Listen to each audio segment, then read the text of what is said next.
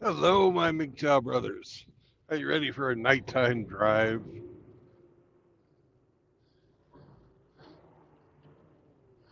We're up in Rochelle, Illinois.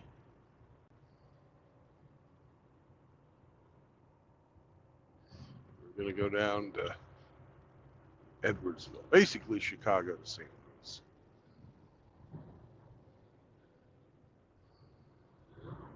Although we're way the fuck outside of Chicago, 50 miles to the west.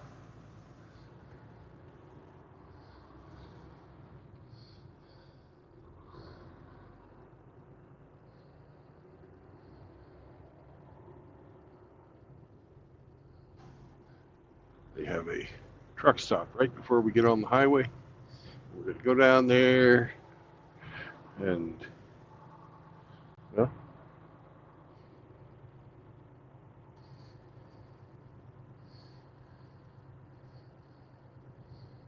weigh the truck and get the truckers some iced tea. Because I need some iced tea.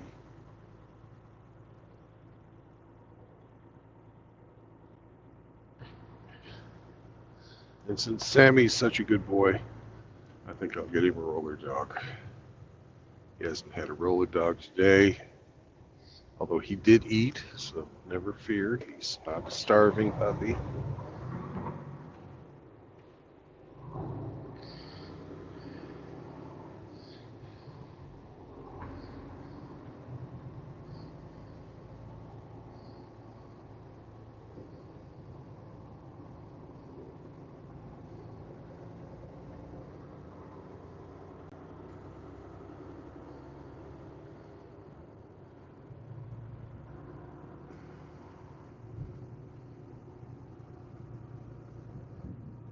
Hello, Hemi.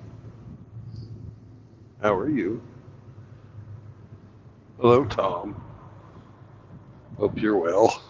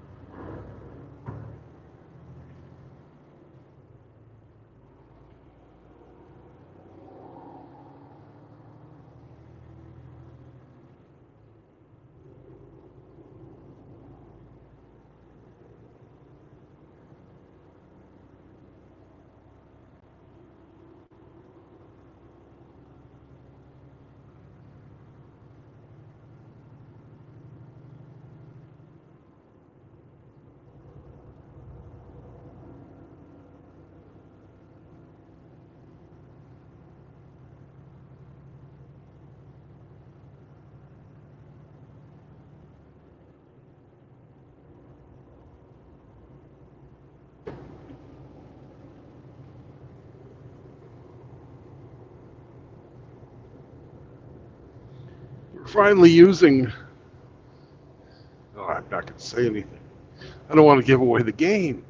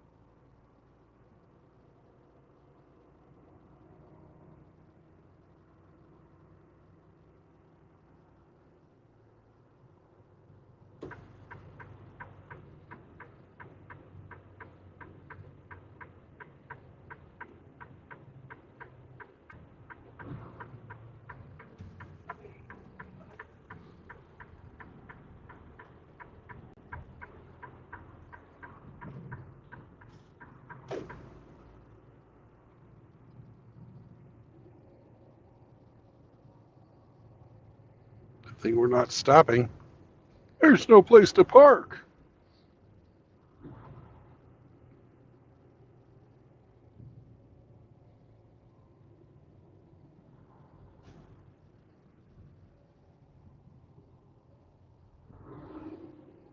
Oh, I take it back. Oh no, there is a place. There's just a bobtail hiding back in there.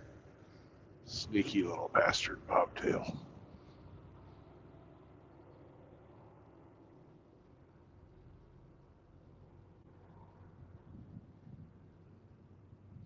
Sneaky little bobtail.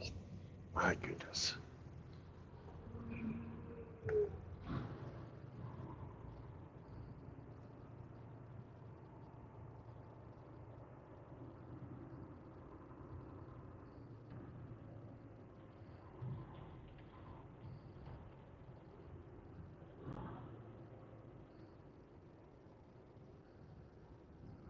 All right. Time to weigh the truck.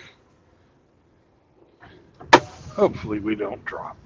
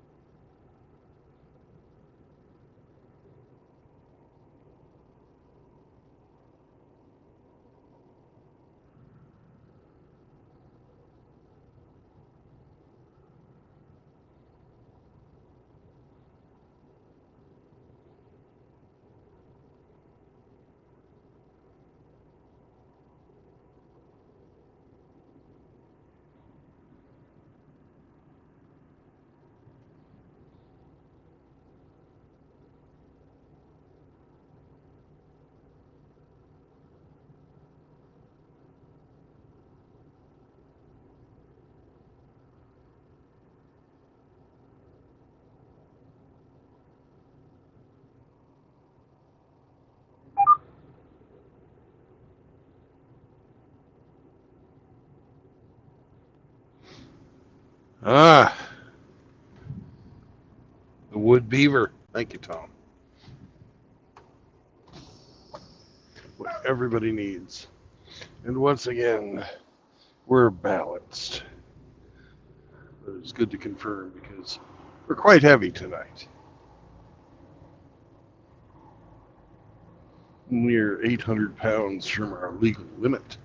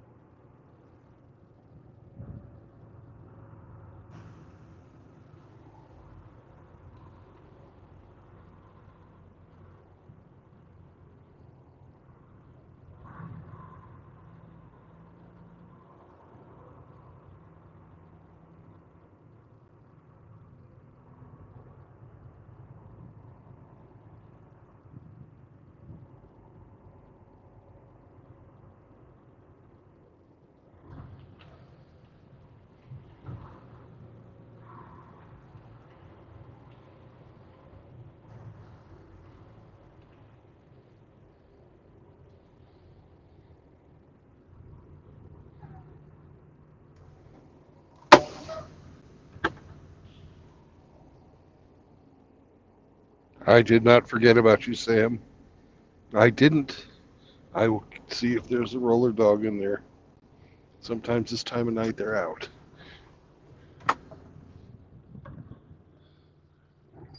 All right, gentlemen, I'll be back shortly.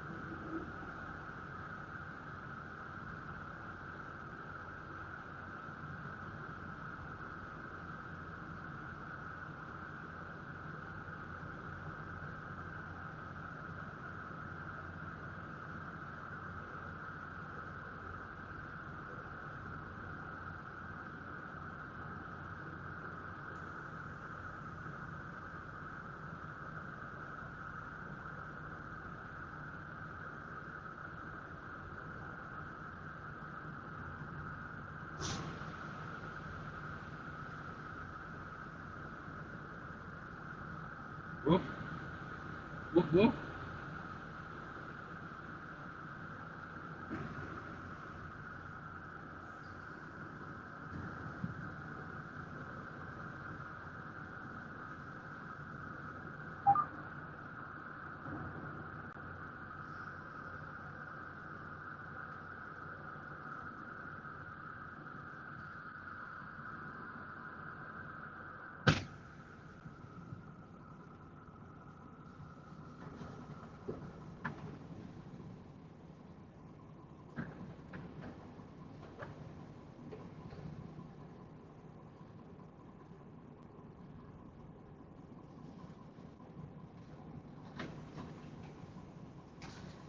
All right. We're set.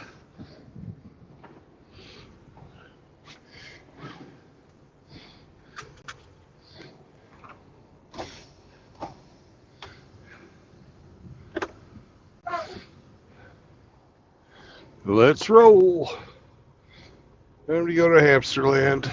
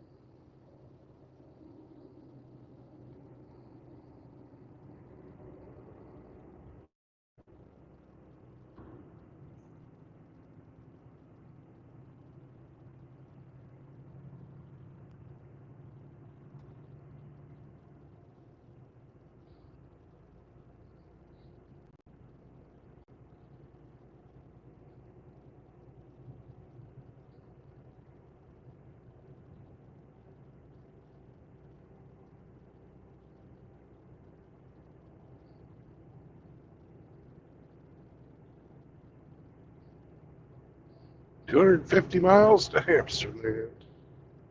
At least the part we're going to stop in.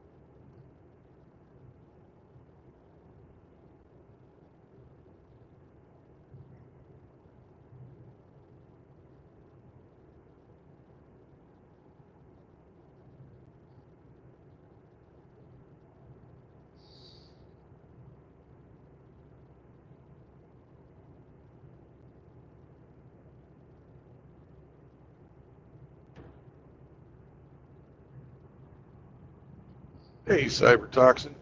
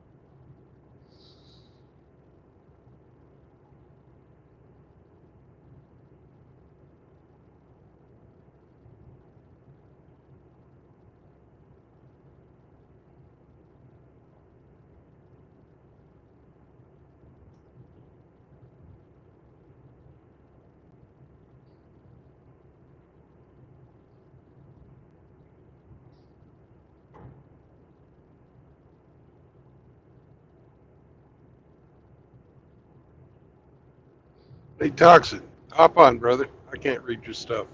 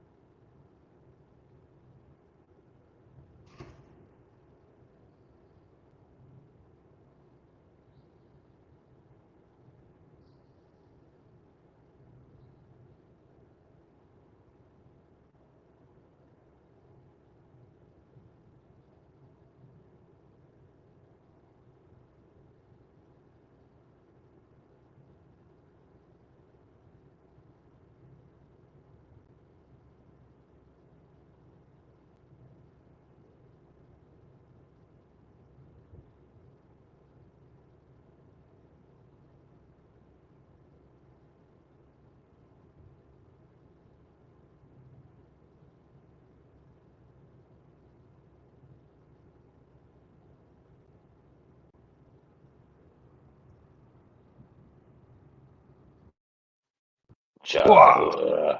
Chihuahua.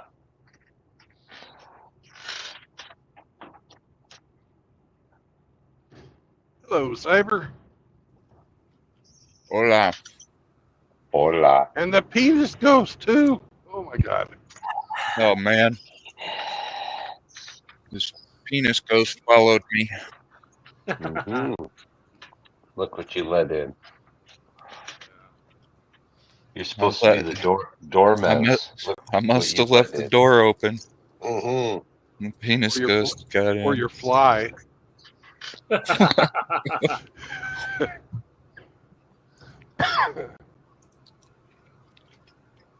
No, my penis is still alive and well. I'm glad to hear that. Mm-hmm. Just thought I'd fill everybody in there. Yeah. It doesn't have a ghost yet. I don't use mine anymore. The ghost of penis past, huh? Yep. I use mine to keep me from rolling off the bed. Is that what the Viagra's for? Yeah, just pop a couple before you go to sleep, and you don't have to worry about ever rolling off the bed. Smart thinking there.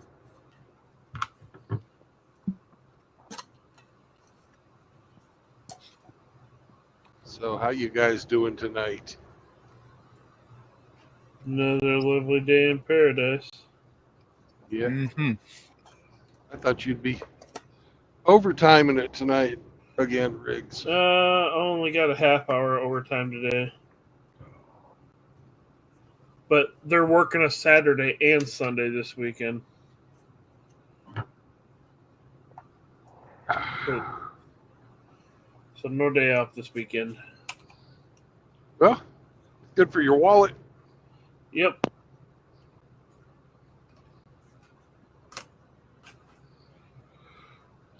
So I worked that and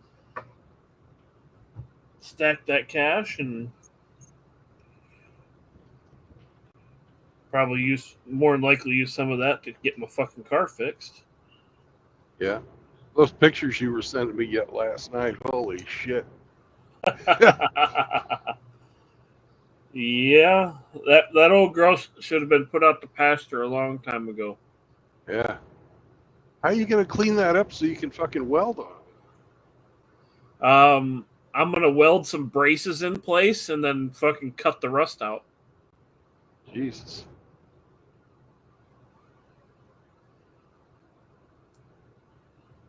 I tried 3 separate times to source another car, and people kept wanting to fuck around. So it's like, all right, well, I guess I got to fix it. Yeah. It's almost like a message. I don't know. If you get it fixed, it'll be better this way. You won't have to drop money that you don't want to spend on a car you don't have to replace here. Well, what I'm looking at is if I can get this to last, and I just buy a car in Hawaii, that saves me the $1,800 in shipping. Oh, yeah. But because from what Frost has been saying about the car market there, I'm probably going to end up with a car payment for a while. Maybe. The car market's kind of shit there, but depends on what you get. He's like, oh, why don't you buy a used car or whatever? I'm like, have you seen how people maintain their cars these days? Well, it's fucking horrendous. You're going to be in a place where it's actually legal to drive one of those $10,000 fucking Toyota trucks. In Hawaii? Yeah. It's a U.S. state, technically. You can't drive it on the highway, the interstate.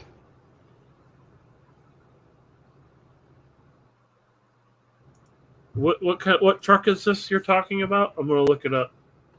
There's an interstate. Look, just Google $10,000 in Hawaii. Google $10,000 Toyota truck. Doesn't an interstate have to go from a state to another state? Well, you would think it would, but they kind of Yep. get around that.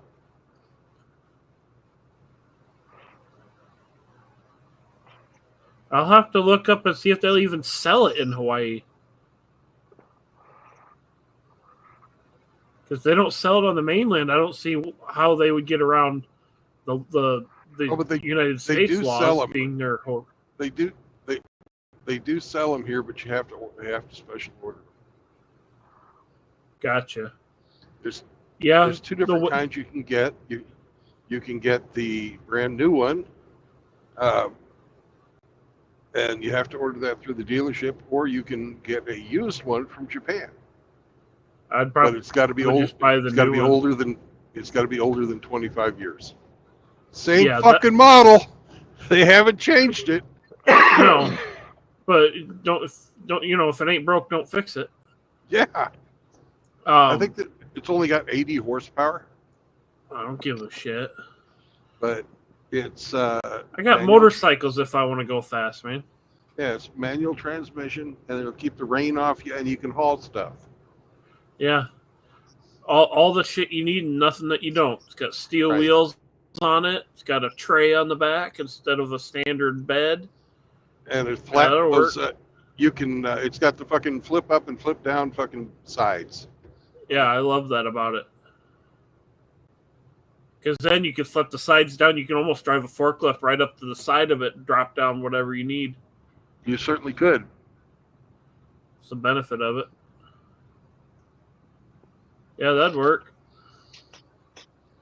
Oh, Hemi, do you have your computer up? No. I need you to change Moki's name. Okay. He needs to become. Okay. Oh, what's this? He needs to become. Big ticks. No. What was it? Fucking Murphy Alex. Jack Moki. Yeah, Jack Moki or Murphy Alex. Funny. Howdy, Moki. How y'all doing? I'm alright. He's talking Texan to you. Hey y'all. Hey, y'all. Now we gotta teach you how to count in Texan as well. How do you do that? Well, repeat after me. 1, 1, 2, 2, 3, 3, 4. 4, 5. 5, 5. 5. That's all through your nose. 5. 5. It's almost like you're saying Brett Favre, but without the R. 5. 5. Uh-huh. I guess so. And on 6, the S at the end is more pronounced than the first one. It's like 6. 6. Yep. 7. 7. 8. 8. 9. 9. Oh, yeah. Stretch 10. that one out. 10. 10. Now you can count like a Texan. Yeehaw! Actually, you can count better than most Texans if you can count to 10. Man, Cool. them boys can count to 11.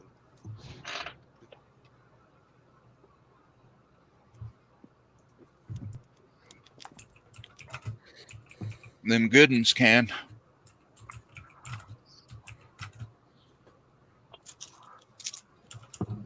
Mm.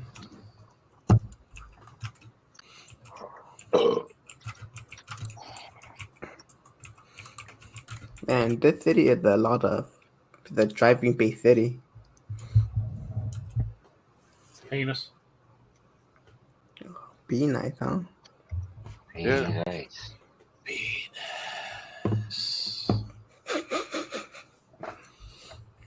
See who that is, Smokey? I think that Rick. That's the penis ghost.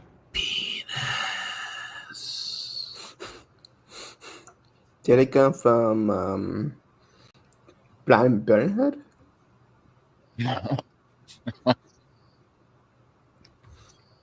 Bingus let it in. Yeah. And it never left. Maybe we're finally gonna.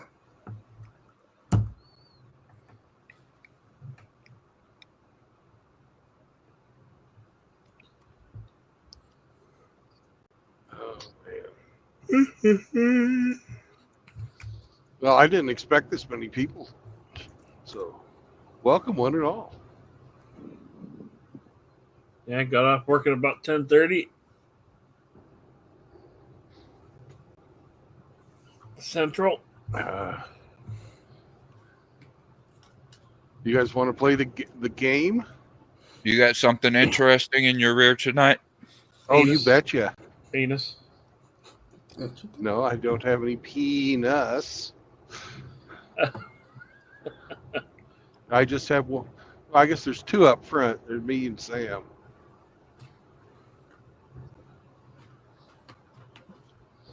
Yeah, sure. Let's play the game. It's not gay. It's not queer. What the fuck's in Brandon's rear? It's not queer. It's not gay.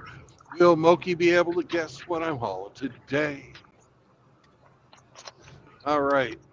We lost somebody. Who'd we lose? The bot. The bot. Ah, I okay. thought we lost the Outlaw again. No. No outlaw tonight. He's off being a stream horse somewhere else. He's over at Ike's Yeah, doing that SWF wrestling. yeah. He's All right. Over there, he's over there going, Having an intellectual conversation with Bob, I'm sure. Oh, yeah. All right. We got Mr. Hemi first, then Cyber, then Moki, and then Riggs. All right. Mr. Hammy. Mr. Hemi. Mr. Hammy, how you doing, Is though? it edible? Yes. You're hauling pork rinds. Nope, I am not. I wish I was, though. I love pork rinds. Okay, cybertoxin. Does it have a fancy cover? What do you mean by fancy cover? Like, are there words and stuff written on the outside of it? Yes. You're hauling edible Jack Murphy cookbooks. No, I am not. Huh. You can't judge a book by its cover. Okay. Moki. Is it edible in a sense of, forget the name of it. In a sense of, it's a solid edible? Is it what? It is a solid edible. Is it a solid edible? Yeah.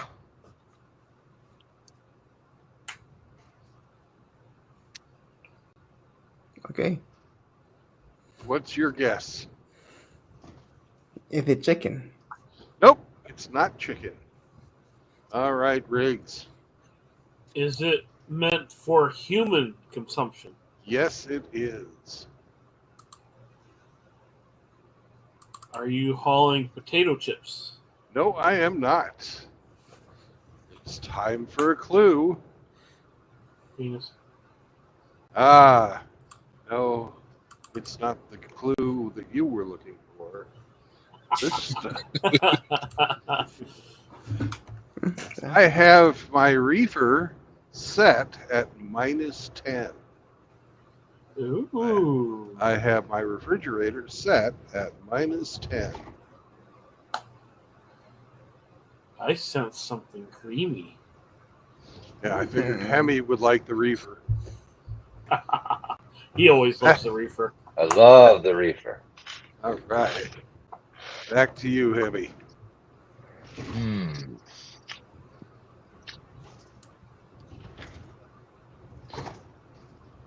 Is it a meat protein you're hauling, Brandon? No, it is not.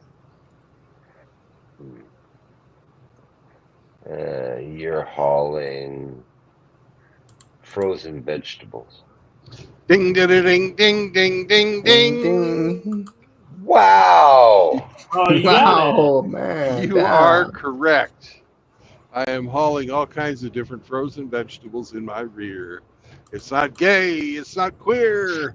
You'd want to meet my friend if you had a vasectomy here. It's not queer. It's not gay. I've got veggies in my rear today. Any frozen carrots? I have frozen carrots, frozen peas, frozen cauliflower, vegetable medley, all kinds of different frozen fucking vegetables. So we got a vegetable at the wheel. I've got. Did you hear I've that, got- Riggs? He's Vegetable. hauling frozen penis. Yes. Peas, frozen peas. What's that one I like to get? I forget. I have 54 different kinds of frozen vegetables, individually You like to packaged and ready to go to Sam's Club. You like to get the Normandy mix, Riggs? Is that what you like? No, I'm trying to look it up. It's bird's eye Southwest style. Ooh. It's got like chilies and beans and stuff mixed into it, but it's Nice. made from what's it called? Cauliflower. Wow. Wow. Cauliflower, yeah. What, the white broccoli? Yep.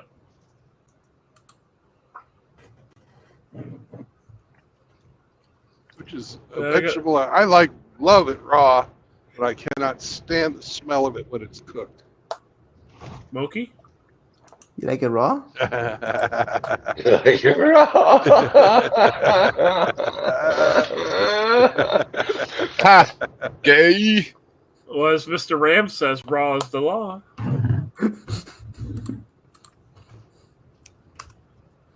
Mm. I think I'm going to try and switch up my diet again and go towards meat and vegetable instead of meat and cheese or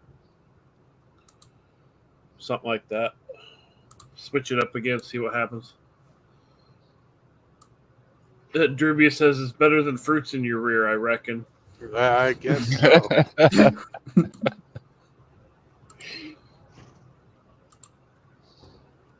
No, the fruits are all on the internet. What are we talking about, Brandon? Well, we got a fruit cake on the panel, Moki. What do you mean, man? Gay. I know, huh? Nah, Moki's not gay. He just likes to add a little something extra to the cookbook. And then you got a twice baked Canuck. Yeah. I mean, this poor doggy looks like it's high too. Yeah, and I got a ham boner. Is that because you were looking at my pussy? Oh, you know it, man. Both of them. Bunch of animals up in here.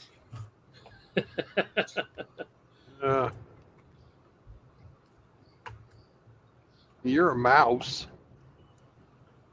That's right. You got penis ghost, and then you got the pussy.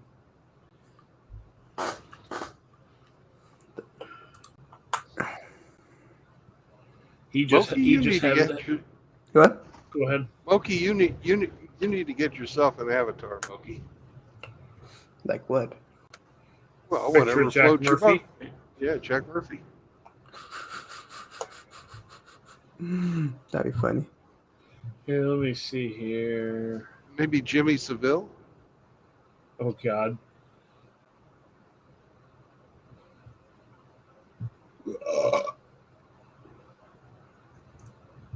Let me see if I can find one to send you there, Moki. Hmm. My Okay. PC. Downloads.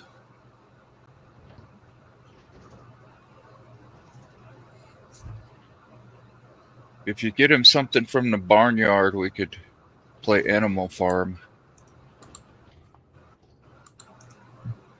Wait, guys. Well, some of us are more equal than others. Yeah. Yeah, they say all men are created equal. Well, they've obviously never walked in a fucking locker room. That's not kind of gay. Hey, everybody compares themselves. I don't blame you, yeah.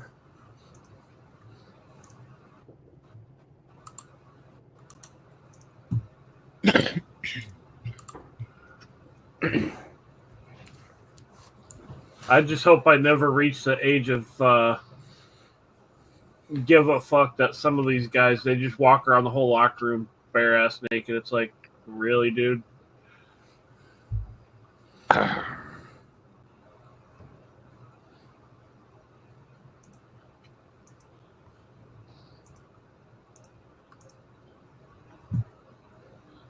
Everyone, that's not email där.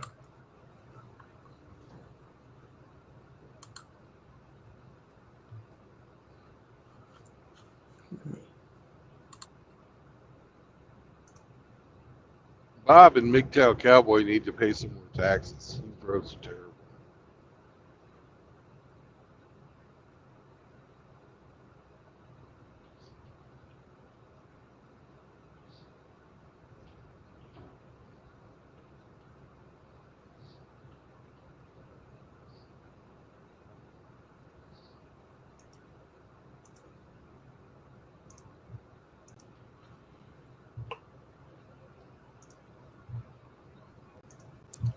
Here, let's see here. Close that out.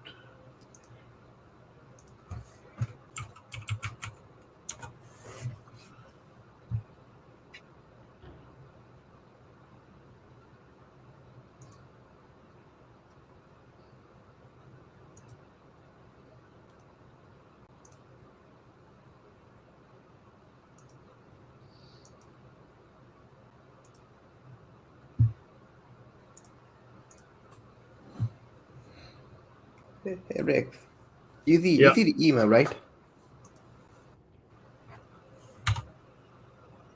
See if you can save that picture for your icon there, Moki. Send through email? I just sent it to you on Discord. Or you could use the picture that I made today for my community post if you want to. Let me check real quick. I'm kind of proud of that picture. I see what you mean, yeah.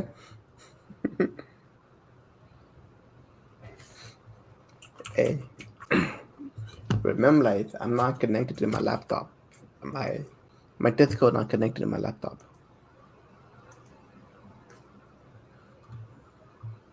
Well, you'll have to send it to yourself in an email or something.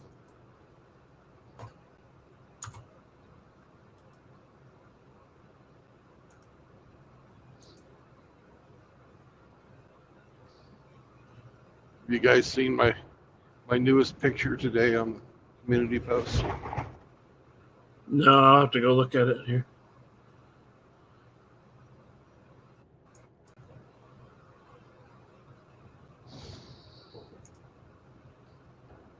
Huh?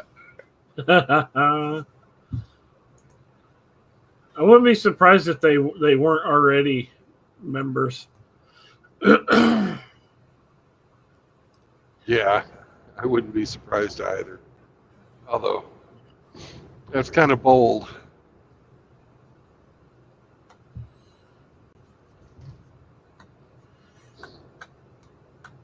Yeah, it's going to be interesting to see what happens with him and good old GM. Yeah. I saw that. I was like, oh, alrighty then. Yeah. Well,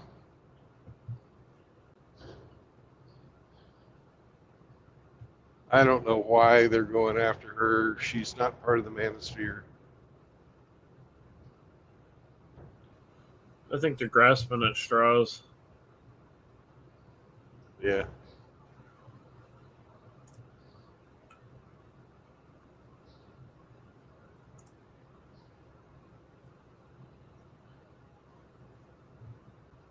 Fucking that video you posted of Bengus's welding school. Yeah. Rusty's comment. Anal beads.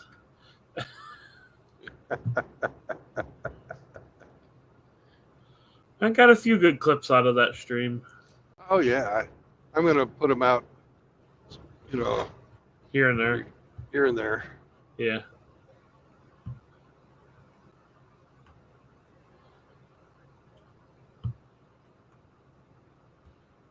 You should try and work into your next picture an Avalon. The car. Yes. Why? Because that's what he drives. Oh. I thought he was a millionaire. Was he driving an Avalon? Oh, it's a Toyota. It's a quality car. Thrifty million.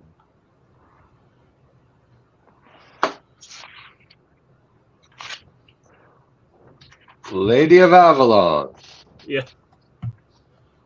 No, if he was driving a Kia, I'd have to give him shit. 'Cause some fucking cars are hot garbage. Kia Hyundai, yeah. Yeah. He at least had the sense to buy a Toyota product.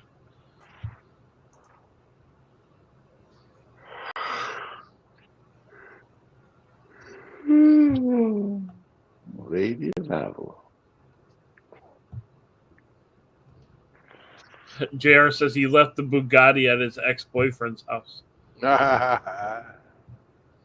Bugatti.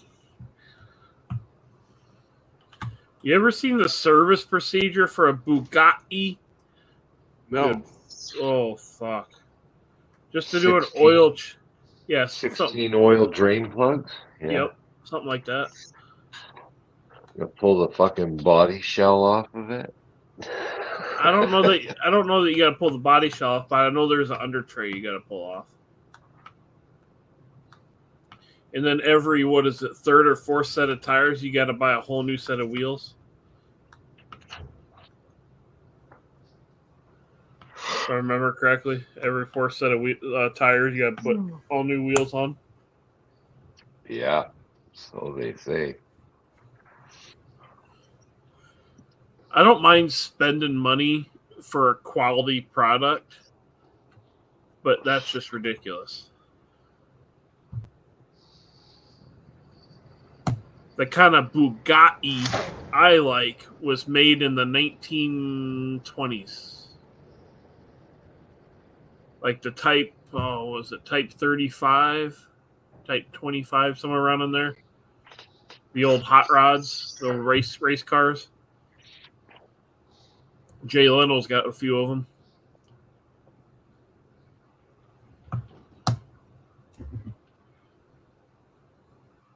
Was it straight 6 or inline 4 or something like that with supercharger? Absolute works of art.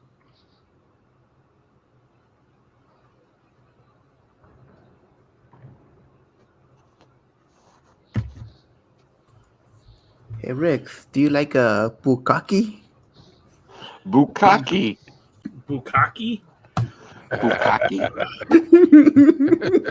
I forget. Is that where you just take turns fucking unloading your baby gravy on her face? Yeah. Yeah. Have you guys seen that one fucking short video called Milwaukee Bukkake? Oh God. It's a song. I don't That's- know. I want. Let's see here. I thought it was a campaign ad for Tim Walz. Oh, Oh, Tim Walz. He made Saunders look straight.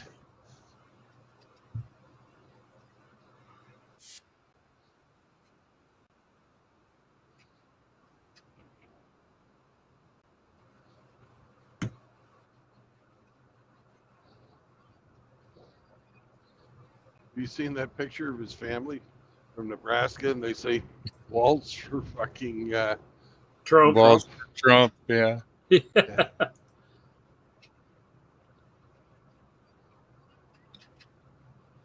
Yeah, it was a bad move for them to try and shame Trump for going to Arlington Cemetery, saying he was making a political stunt out of it.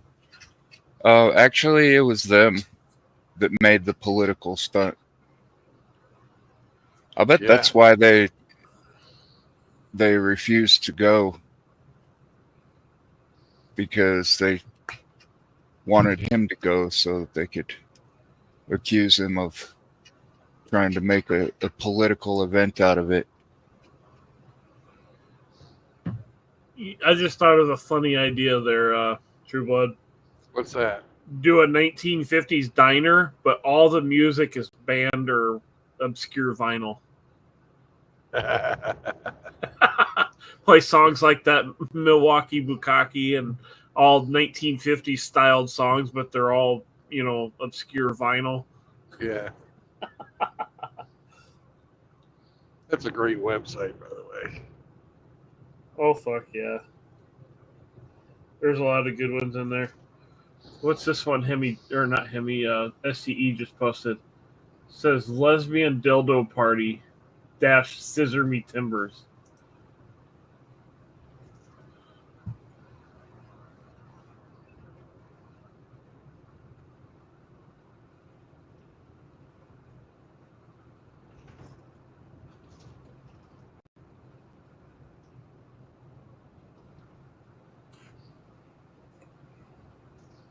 All right, man. What guy doing? I thought in to write my resume. Penis. Oh, be nice. Oh man.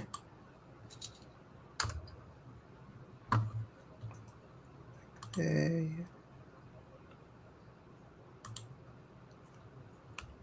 I wonder if Sam's will let me unload early. We do sometimes. Depends on which place you go.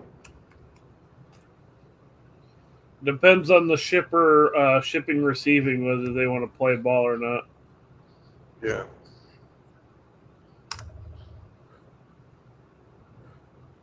Hmm.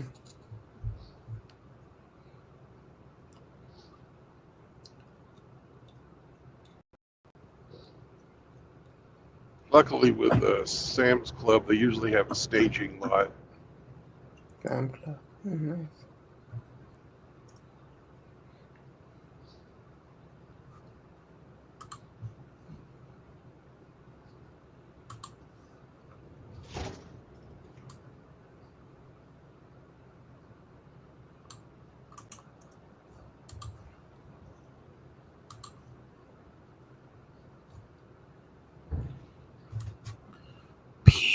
Penis. Mm.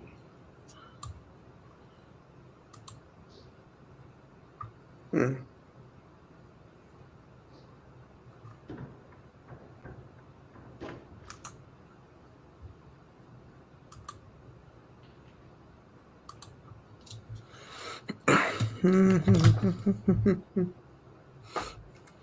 I love Illinois. They have you slow down a mile before you have to shift over into a one-lane road.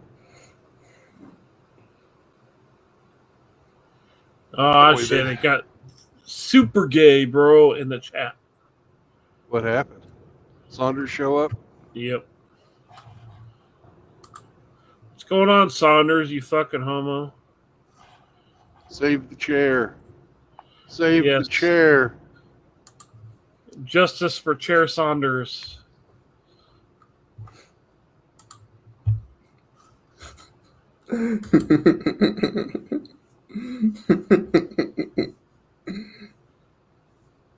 Oh, damn. Man, I wish they had Honda diesels in the United States. 150 horsepower, but 260 pound-feet of torque. Nice. Yeah, that's not bad for a four-banger. I don't fucking pull something. But my question is, can a bully like your woman? Well, some women are easier to pull than others. Don't believe me? Just go to Hooters. Low 17, Whoa. huh? Moki, Yeah. in order for you to pull some of the fatties down there in Texas, you need a diesel pickup truck. Yep. I Gotta can burn believe some- that. You got to burn some coal, baby. Well, you're going to be burning some coal when you go to try and leave away from the stoplight at the bar. Your women down there are so big you can only put them in the bed of the pickup truck and strap them down. Damn. And don't forget to stop at the store on the way home to pick up some flour so you can find the wet spot. Or you just roll her in oil and fuck whatever fucking fold you want. There you go. Let's listen. What was it? Larry the Cable Guy. He was talking about how he was banging a fatty one time, and he apparently stuck it in a fat roll. She's like, you're not anywhere close near the hole, but you're cute. Damn. He's sticking it in a fat roll.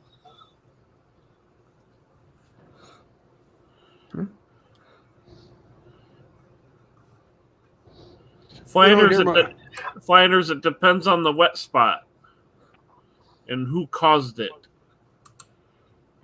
He says, I like wet spots.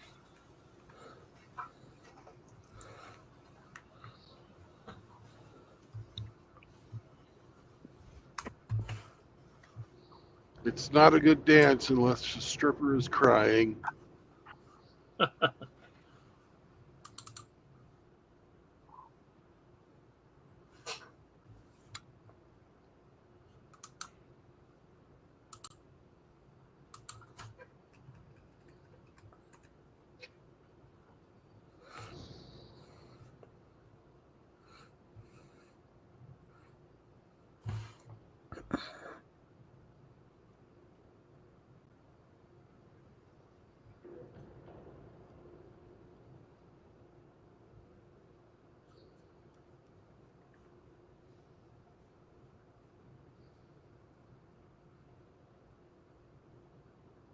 Flanders, why are you gay? What? It's okay.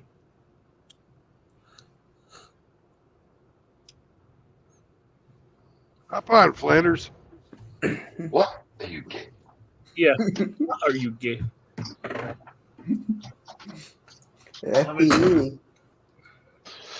Super gay, bro. FDE, man. FDE.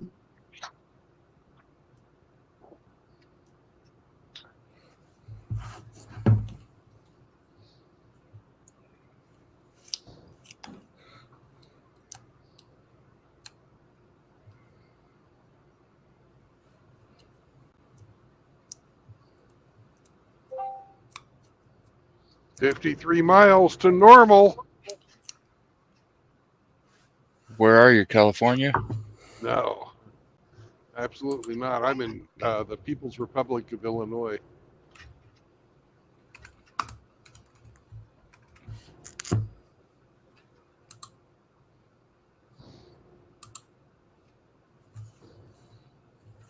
Wanna Want to get high? I can't. I forgot my towel. Why are you gay? Yes. Why are you gay? Why are you gay?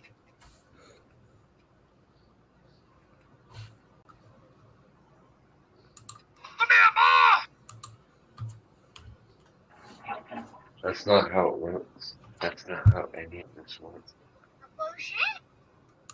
Bullshit. Bullshit. Oh, I got Saunders button. Gay?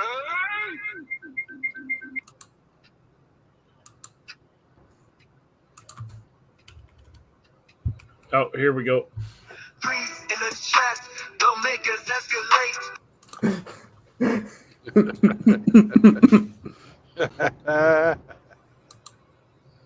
Oh, I never seen two kids do so much damn quacking. Yeah, Saunders, you better come up here, or I have a feeling people are going to start bombing the chat with threes if you don't.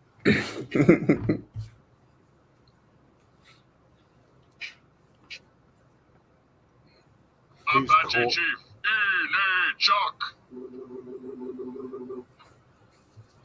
Damn, y'all. Coming after him. Democrat piss me off.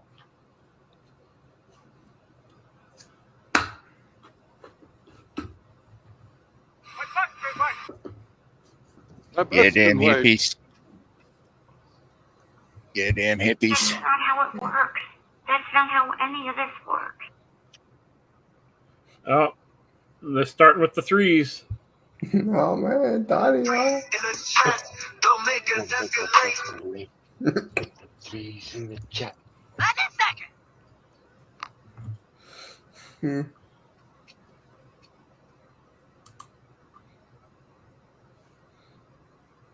Saunders is. Only chat. Where's Mr. Hemi?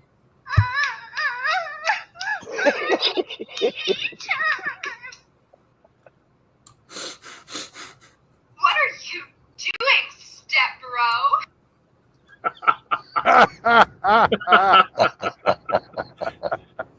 How dare you?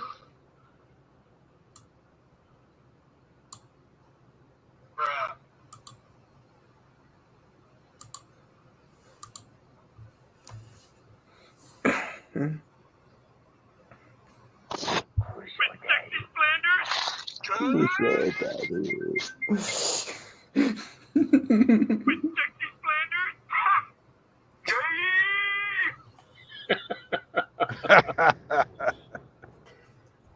You might remember this one, Brandon. The number of mentally retarded is increasing. Yeah. And knowing is half the battle.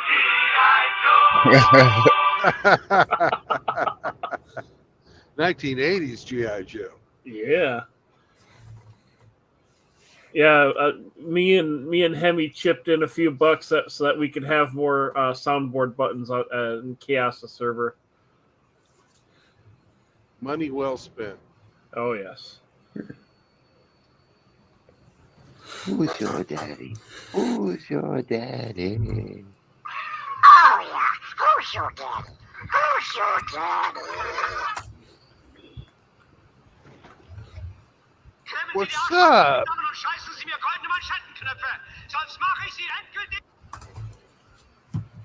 Flanders is gay.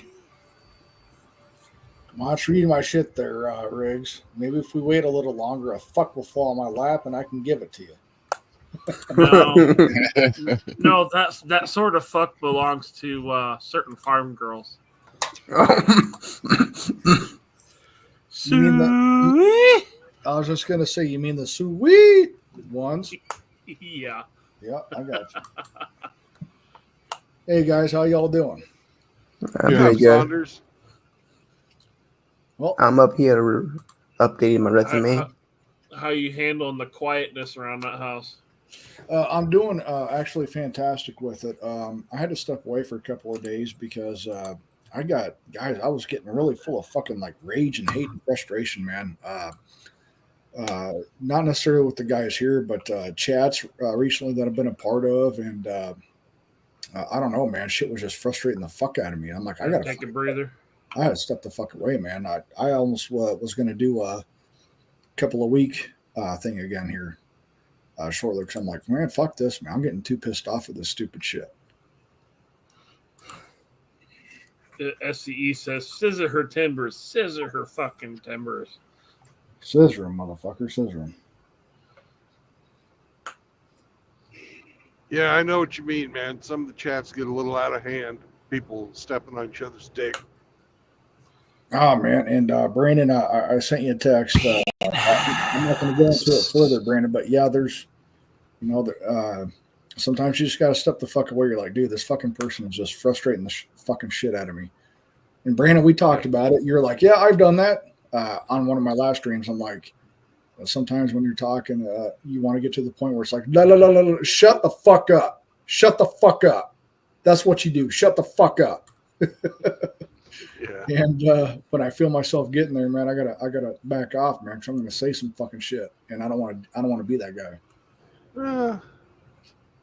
People won't care. Most of the time they understand it. If you've got somebody that's constantly fucking going blah blah blah blah blah blah blah blah. Dude, I fucking blah blah blah blah all the fucking time, man. But I try not to overstep my fucking bounds and shit. And And have you ever been offended when I've told you to shut the fuck up and let somebody else talk? No, I haven't. You don't have to fucking be mean about it. You just say, hey, let somebody else fucking go. And they do. That's coming from someone like me who is guilty of said shit. And if I'm getting tired of it, then there's fucking something going wrong. Well, you can just tell them, say, I don't think you're a bad person. I just really don't want to hear you talking anymore. Yeah. Why are you breathing right now? or you could say, hey, I got a fresh pair of boots here. Why don't you put them on and hike all the way up, shut the fuck up mountain, all the way to the top where there are no more fucks to shut. I want Here, you. I got some cement shoes for you. Yeah, I want you to fall off the shut the fuck up tree and hit every branch on the way for a minute. How about you eat a dick? No, wait, scratch that. Eat the whole fucking truckload. Eat all the dicks. No, I recognize where I get there, and I need to back the fuck off when I get there, man, because I don't want to fucking say shit that I, didn't mean to fucking say. Because as you guys know, sometimes we say shit to people or to people who are the most comfortable with, and they didn't deserve it, type thing, and then you have guilt on top of your frustration. It's never a good fucking thing. Just don't be mean about it when you do it, and it's all right. And if you cross the line, go back and apologize. Yeah, I hear you. No, I'm doing good. It is really quiet though, man. There's a lack of life upstairs right now. Yeah, I was wondering how you're going to handle that. Just going from having all sorts of fluffy friends to fucking straight nothing. Well, I prepared myself mentally for it for months now because I knew it was coming. You guys are not ignorant to what I'm talking about. I'm sure you guys have done it yourself. You prepare yourself for it, and it makes it easier to manage. It doesn't make it easy. It just makes it easier.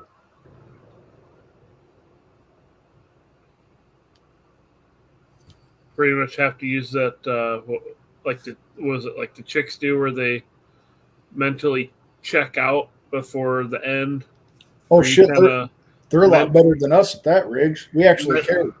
We actually give a fuck. But like, if you know it's coming, you kind of just mentally start the grieving process early because you know what's coming.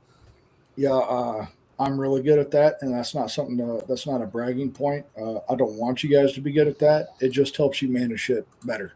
Yeah.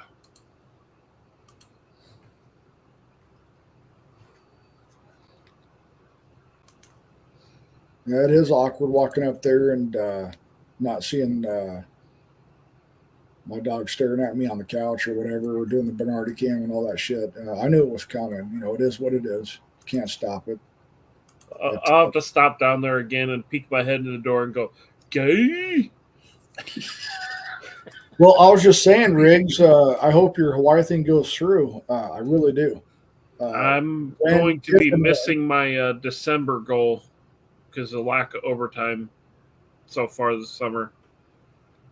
So it's going to be a little bit longer than December. That's fine. Yeah, it's there. I'm 10 grand short of my goal. So Well, your savings right now is actually doing absolutely fucking fantastic, Riggs. I've never. The amount of savings you got right now is something to be commendable. It's 40 actually grand. really- 40 it's- grand. It's really fucking impressive to me. Very impressive. You're on the right track, brother. Yeah, I knew it was aggressive and really pushing a tight schedule, trying to aim for December. So I'm not exactly surprised I'm missing the goal, but it was worth a try. There's a lot of guys, brother, right now, Riggs, who would fucking give both their testicles for what you have in your savings right now. And I'm not even exaggerating because they're not using their fucking testes anyway, myself included. Well, fuck it. There's enough sitting in there. I could go. Granted, it'd be a base model, but I could walk down to the Chevrolet dealer and order a brand new truck with what I got saved. That's fucking awesome, dude. It really is. I'd love a brand new truck. That'd be nice.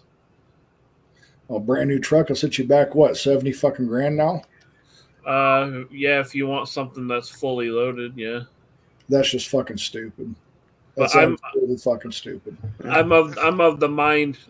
Put a good radio in it, tint the windows, and roll with it. Yeah, I'm actually putting a stereo in my 2011 Buick. It's going to happen next month, brother. I already paid it off since June. So I'm going to have a stereo in my grandpa car that I have in my gray car. Here's what's crazy. A base model truck now costs twice what I paid for my first house. Isn't that insane? That's just stupid. That's just absolutely stupid. The last time I looked, a base model Silverado, white iron special, which is what I want. I don't want the fully loaded shit. A base model Silverado was $38,000. Okay, that's about what I paid for my first house. I paid $35,000 for my first house. Well, shit, you can get a brand new Honda Civic for $36,000, man. That's insane. I have a hard time seeing or accepting that a Civic is worth more than 25, 30 tops. Obviously, it's got more bells and whistles if you do the 36,000 version, but no car should cost that unless it's like, you know what I'm saying, your customized shit, whatever. Give me the old crank windows and air conditioning. That's about it. Okay, a car should not cost more than a house. No, it's just that fucking simple. Absolutely not, Brandon. When my mom and dad bought this house in 1987, they bought this house. Granted, it needed work. In 1987 for $25,000. What the fuck are we talking about here? Let's see. And Riggs, you stayed in this. This house is obviously worth almost $100,000 now, according to taxes, because of all the renovations that have been done. But still, it's also a point of contention, if you will, that this house, though close, fairly close, is not paid off even after almost 40 years of fucking living in it. That's just insane. Okay, so 25,000 in 1987 is worth about just a little bit over 69,000 today. So I'm coming out ahead. About what my mom paid for her house in 2003. Yeah, I'm coming out ahead, but I'm also not selling. So if you're talking about a seller's market, which I know you're not, you're just comparing, which is fine. I'm not looking to sell, so that doesn't benefit someone like me at all. Purchase price. Yep. And I was watching some shit earlier, guys. There was houses in Florida in 2016 going for $200,000. They're now over $400,000. That's just insane to me. That's absolutely insane. Chinga. Yeah, SCE, most trucks are 80 to 100,000. And that's because all these fucking guys, they want their four-door trucks with the big lift kit and the fully fucking loaded this and that and the TV screen on the dash. I don't want that. Give me the old white iron special fleet spec. Fucking truck should be a fucking working machine. That's what I treat mine like. It's a Yeah. fucking truck. Yeah. Fucking, this whole fucking car truck thing. Fuck that. I don't know, man. It fucking blows my mind. It absolutely blows my mind. I mean, kids today, hell, most of us are grown-ass fucking adult men. There's a lot of us that are never going to see retirement or ever own their own home. We might be the Retirement? exception. What's that? We might be the exceptions, guys, but the exception doesn't disprove the fucking majority or the rule. Well, like the only way I'm ever going to be able to afford a house is like doing what I'm doing, buying a fucking raw plot and fucking making something. That's the only way it's going to happen for me. Well, you know, a lot of people also talk about homeschooling, which if you have the proclivities, if that's the right word, if you have the support and the backing and this, that, and the other, hey, go for it. But the absolute vast majority of people will never be able to fucking accommodate homeschooling along with their fucking full-time jobs and shit. It's just not going to happen. It's not going to fucking happen. No, that's what happens when you double the fucking workforce. Thank you, feminism. That's a bunch of different things that fucking happen. It's like a perfect storm to fucking destroy the middle class. Yeah. And without a robust and well taken care of, and I've said this on my stream, without a robust and well taken care of working class, your society's fucked. If your working class is not robust and well taken care of, you have a sick, dying fucking society. And I'll argue that with anybody. It's and more, I hate for you. It's more fucked than Flanders' chair. There you go. It's pretty fucked. From behind with no lube. And I have picture evidence to prove it. Yes, you do. As a matter of fact, I actually posed for you, and then we came up with that picture together. Yep. That was fucking hilarious. How about we do this? I think this will be better. Let's do this. And then I got the picture of you threatening to spoon me. Well, you've got audio of me threatening to fuck you, Riggs. So that's the word. That's the least. No. Well, there's saying something about wanting to fuck me in my fuck hole, and then you said something about coming on my face. Yeah, me spooning That you. sounds pretty fucking gay. Yeah, it's really gay, bro. And then something about wanting to wash my balls.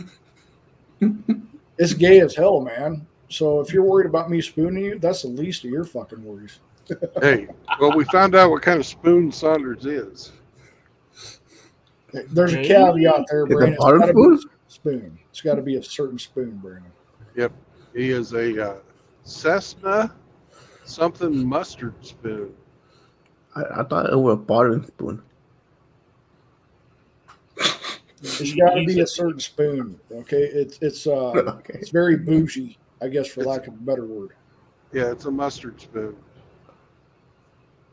Kind of like back in the day, if you asked somebody for Grey Poupon, which you never did, the commercials were just funny. It'd be something kind of like that, kind of bougie. Do you have any Grey Poupon? But of course. But of course, anything less would be uncivilized. The fuck out of here.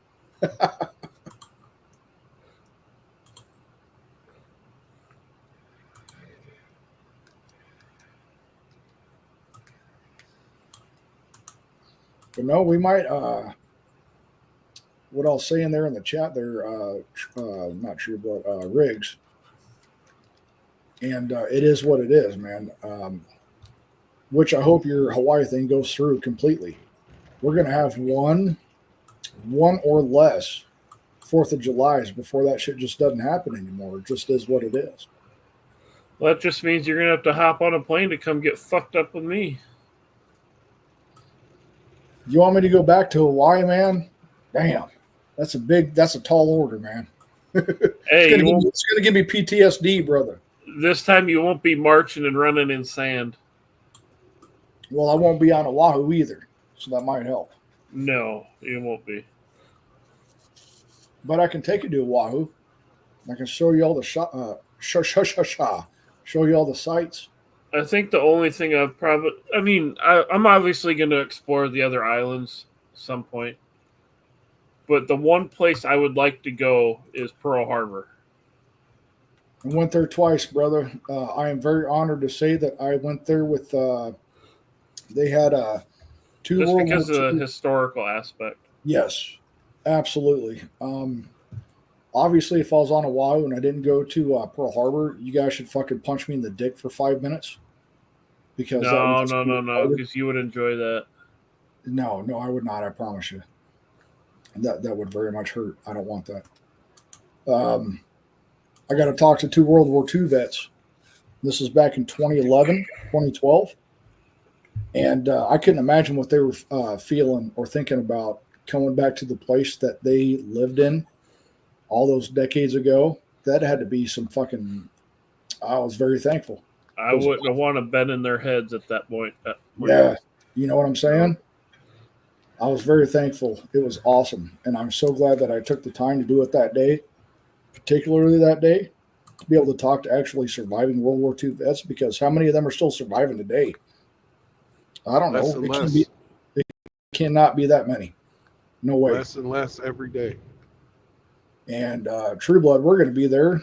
Vietnam's next. Then it's going to be the Gulf. No, Korea. Oh, Korea's Korea. Yeah, I'm so fucking. Oh, yeah, my bad. The Korean War. God dang it. That's one that I forget about all the time. And I hate that I forget about it. But yeah, that was just 10 years later? Not even? Not even. It's in the 50s, right? Yep. Yeah. What was it? The Ho Chi Minh Trail? Is that the right one?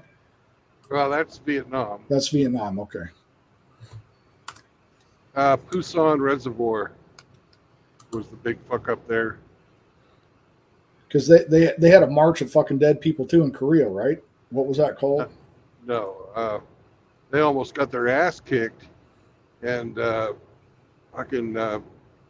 finally got back up to what, 49th parallel? And the Pusan Reservoir was where their big fuck up, the big fucking massacre was. All right, gotcha. But yeah, even us Gulf War fucking Iraq veterans, we're middle aged. We're over middle age now. Yeah. Middle age is what, 6 ish? Well, I treat Iraq as two separate wars. Yeah, because it went on for so fucking long. Well, we had the Gulf War I, where we fought them the first time. And, you're talking about the 90s. Gotcha. Yeah, the one I was in. And then they had the fucking the no-fly zone that they enforced, which was complete fucking bullshit. They should have just said, But they wouldn't let us finish it. Wouldn't let us finish that war, and then you guys had to come back 20 years later and fucking do it again. Oh, man.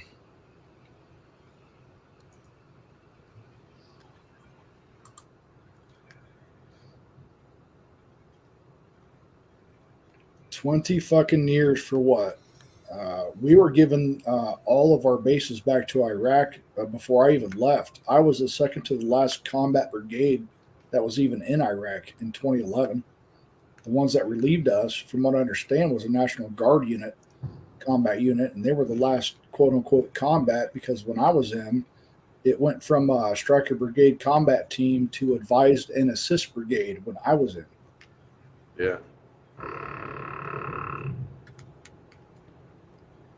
We were still a Stryker Brigade combat team, but they just changed the nomenclature. That's all it was. I just remember the start of the fucking air war. We had 4 fucking carrier battle groups and fucking guys based out of fucking Saudi and fucking Qatar, Air Force guys, and everybody was orbiting back over our fucking territory until it was fucking midnight, and then we just went fucking all those fucking planes, British planes, fucking American planes, fucking guys from Thailand, fucking all kinds of people.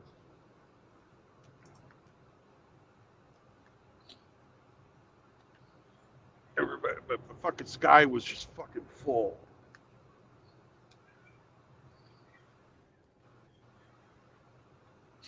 Did you guys hear about the 2 things that I saw? Did you guys hear about the woman who died at Wells Fargo and she was there at her desk for 4 days before anyone found her? I heard that. Yeah, the carry out retirement plan. Dude, when I think about that, guys, and then there was a recent example of 2 coworkers got into a fight in Sarasota, Florida, and they killed each other. 2 coworkers. I don't know if you guys saw that. It's kind of new. No, I haven't seen that one. Yeah, 2 coworkers. I don't know the entire backstory, but they got into it and they fucking ended each other, man.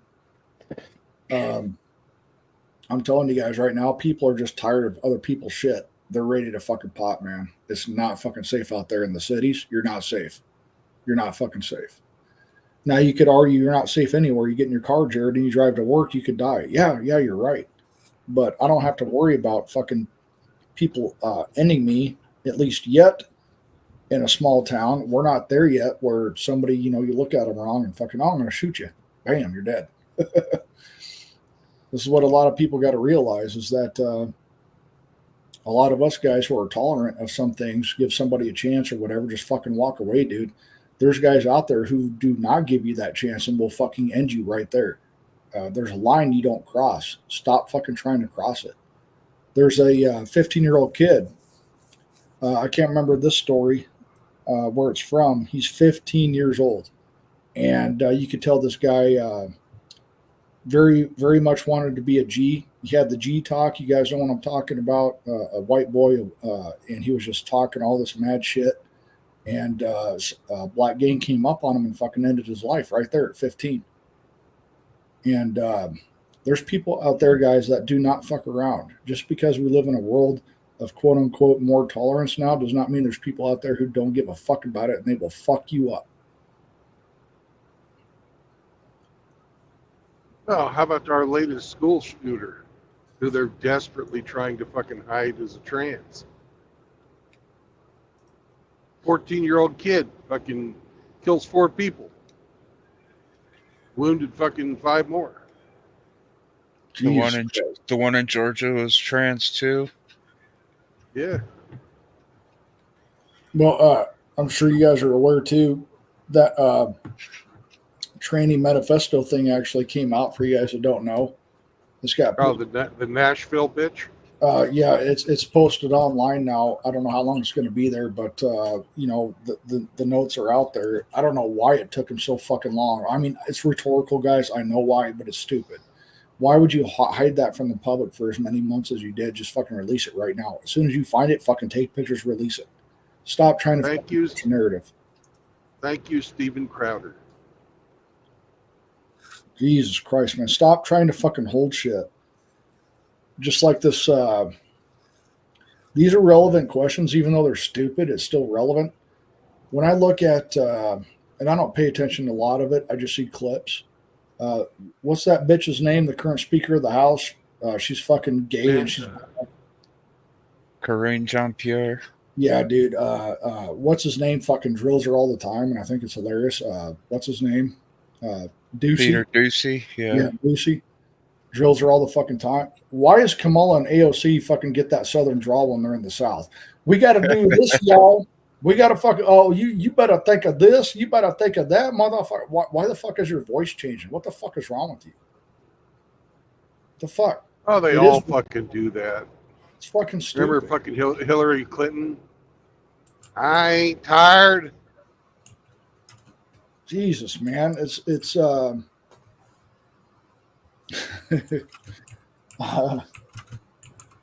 Okay, we talk about it all the time here, guys, right? We don't hate women. We just understand them. Whatever the fucking saying is, the quote is, whatever. Guys, it's getting close to the fact. Close to the fact. It's getting closer to my everyday living where I'm starting to hate people, and I don't want that because it's putting me back in a mental place I don't want to be. But the more I listen to these people talk, read people's comments, which I probably shouldn't do as well, or chat this, that, and the other. I'm starting to lose more and more faith in humanity again. And I'm just like, fuck, man. That's why I had to back off for a couple of days. I'm like, man, these fucking people are pissing me the fuck off. I'm getting to the point where I'm hating people again. Well, that frustration is part of the design. Well, They do it on purpose. They hate and want us to die. It's hard to not want the same. It really is. Well, the thing is they want us to fight each other so that we're not watching what the fucking people that are really our enemies are doing.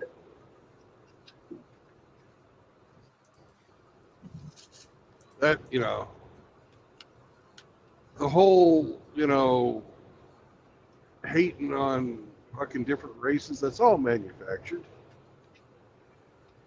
It wasn't like this back in the fucking 80s and 90s.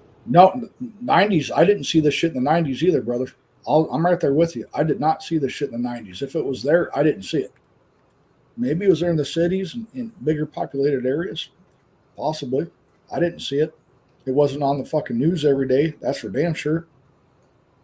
It was a different fucking environment. We're not saying that this generation's better, that generation's better. We just got to know that, hey, this shit did not exist when I was growing up. That is a fact.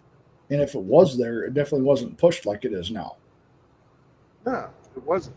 It wasn't there. There was some people who were fucking still doing the race baiting and that. We had Jesse Jackson and Al Sharpton and stuff doing their fucking thing. But they were fucking outliers. Most everybody was just fucking getting on with their lives. Yeah. We didn't think about that shit. That shit just wasn't there. And then you see it all now, and it's just like, fuck, man, everybody's just waiting to pop, man. I'm one of those people, too. I'm holding myself to account. Sometimes I get fucking really pissed off, and I'm waiting to pop. And I need to get the fuck back home because, hey, I'm going to pop off and get myself in trouble here, even if it's justified. Whether it is or not is always going to be up for debate or argument, which I don't do. Just know that men don't wake up, guys, and choose violence. Men are led there. Any of you guys that have hate in your heart or have wanted to be violent or have been violent, you were led there. You didn't choose to just wake up one day and fucking do it. There was a really wise man who, about 100 years ago, said, "I will permit no man to narrow and degrade my soul by making me hate him." Booker T. Washington. Booker T. Washington.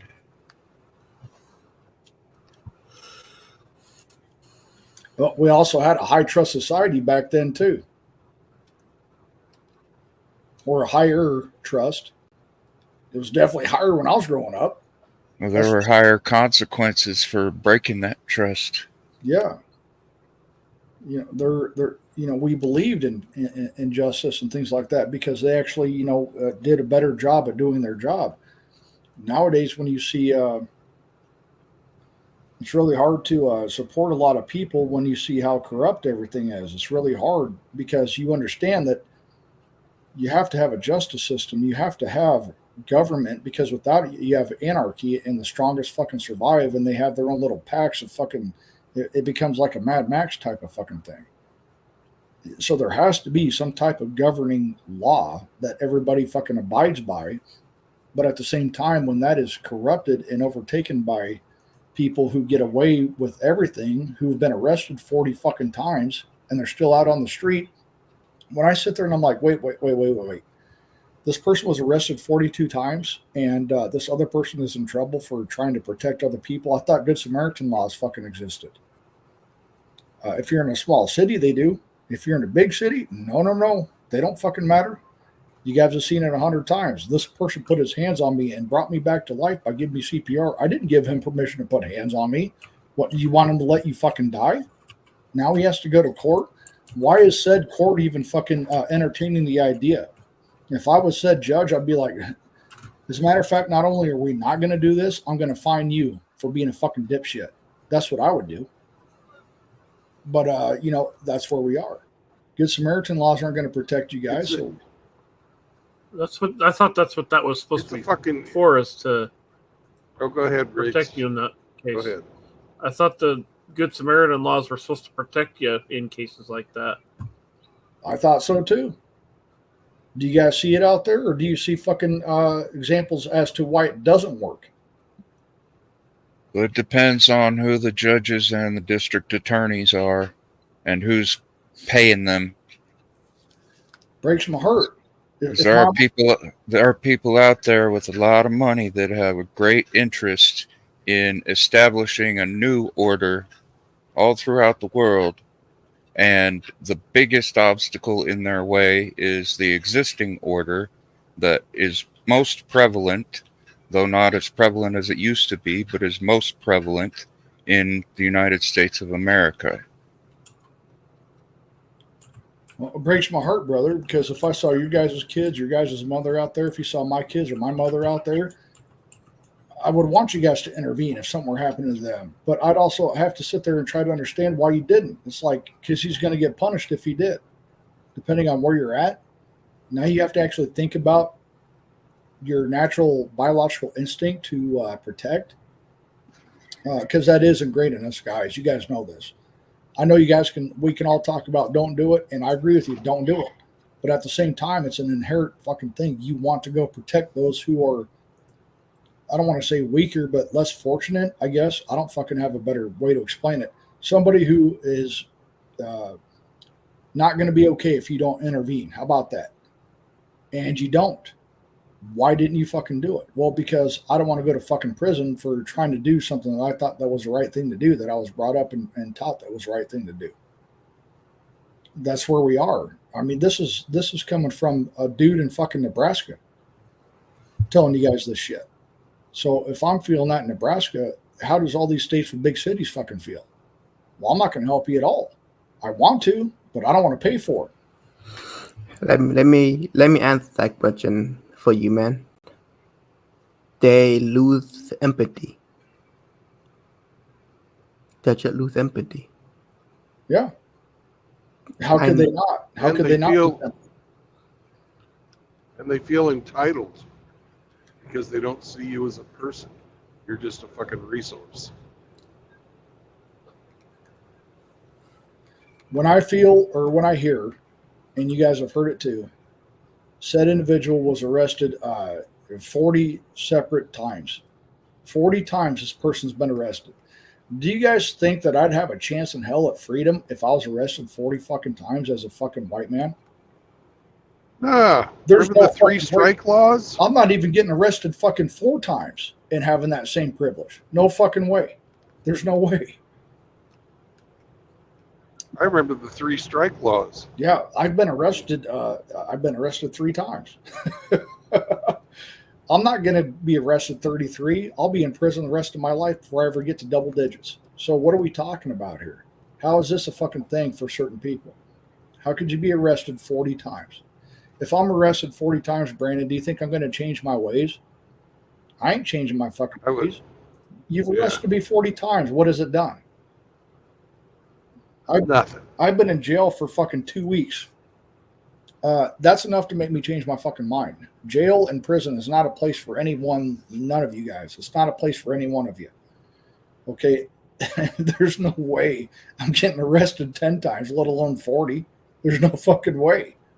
When you sit there and you see that happening, you're like, well, what's the point of, do you understand what I'm saying, guys? It adds to the,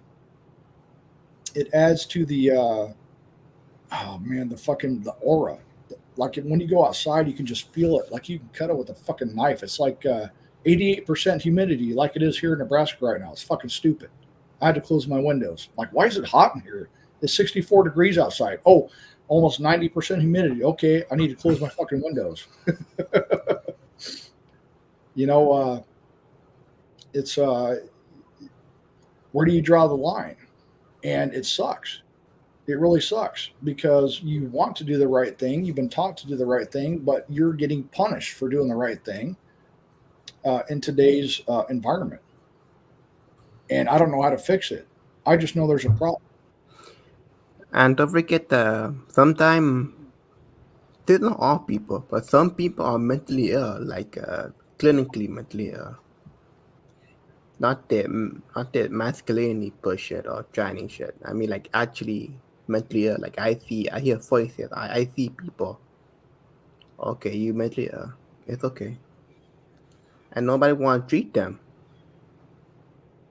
Well, they fucking made us not fucking put people in insane asylums anymore. Make They a said it was silent. unconstitutional. They took one or two examples of bad mental asylums and they fucking blanketed everybody and fucking shut them all down. Brandon knows this. He's the history buff. Let's make asylums great again. We need to make asylums great again. I agree. Let's do it. I'm down. I agree. I absolutely agree. Because the asylum, the people that would be in the asylums right now are the people that have the loudest voice. It's not okay. None of this shit's okay. You know, and a lot of those people are homeless. Trust the current medical system to.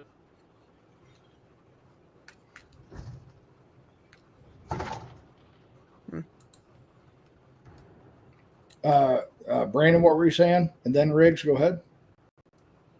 Are you going to run the channel? Cool.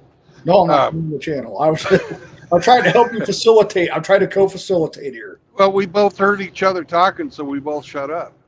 Yeah. So I'm trying to be a co-facilitator. How about that? all right. Well, how about Riggs goes first? So I'm sure his argument is weightier than mine. You're borging out, man. Would you,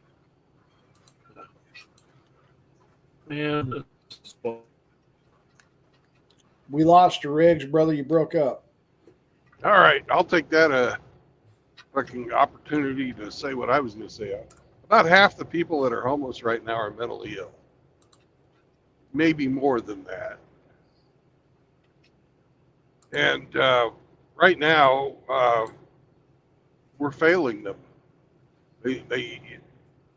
They've made things that used to be fucking considered fucking committable fucking states of mind into fucking political issues.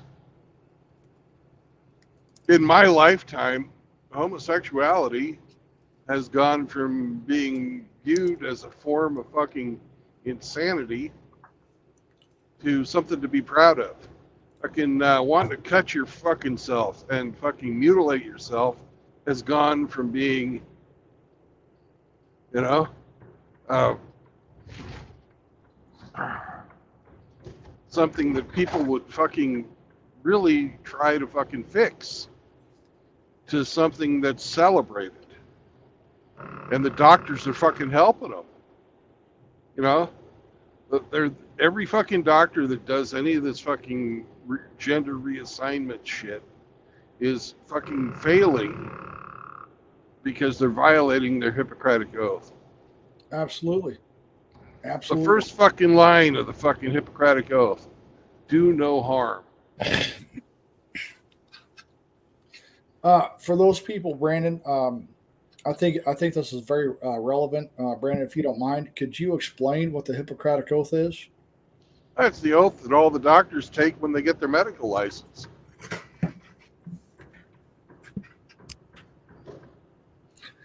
You cannot deny somebody a service based on race, ethnicity, sex, income level.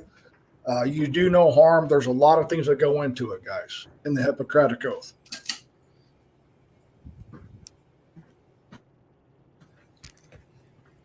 That Hippocratic Oath, as you guys know, in 2020, might as well meant fucking shit like the extra soft Charmin I wipe my ass with. Actually, it's not extra soft. I use 2-ply.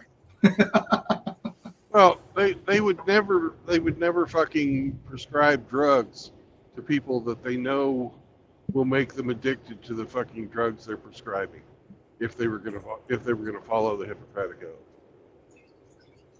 And one of the ways that they do that, guys, is the same as the VA. They track your meds.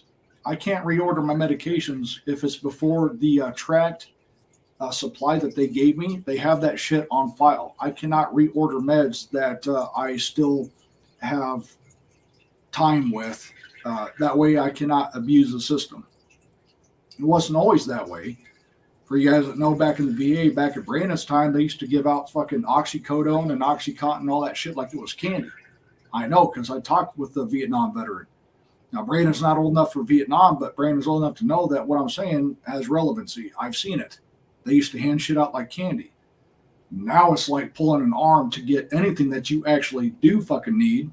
And when they do, at least in my case, in the VA where I'm from, they track that shit. You cannot reorder until your script is up or you see your doctor again.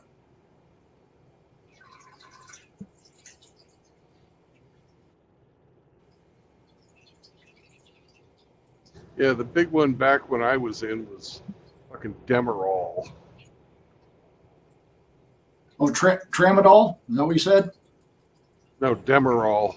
Demerol. Okay. Demerol. I don't think I've ever heard of that one. I think that's before my time, brother. Yeah. Had a buddy fell down a fucking ladder in the ship, fucked up his hip, had to fucking replace his hip, and he had when he was in the hospital on base, he fucking smart guy, so he figured out how to fucking hack his fucking morphine drip. And he was fucking high as fuck. And then they put him on fucking Demerol. And he was higher. He was even higher. Damn. He was even higher than on a morphine drip. Holy shit. Yeah. Damn. It took him, it took him 2 years to fucking beat the fucking drugs. They had him on for the pain, and the pain was probably over in about 3 months.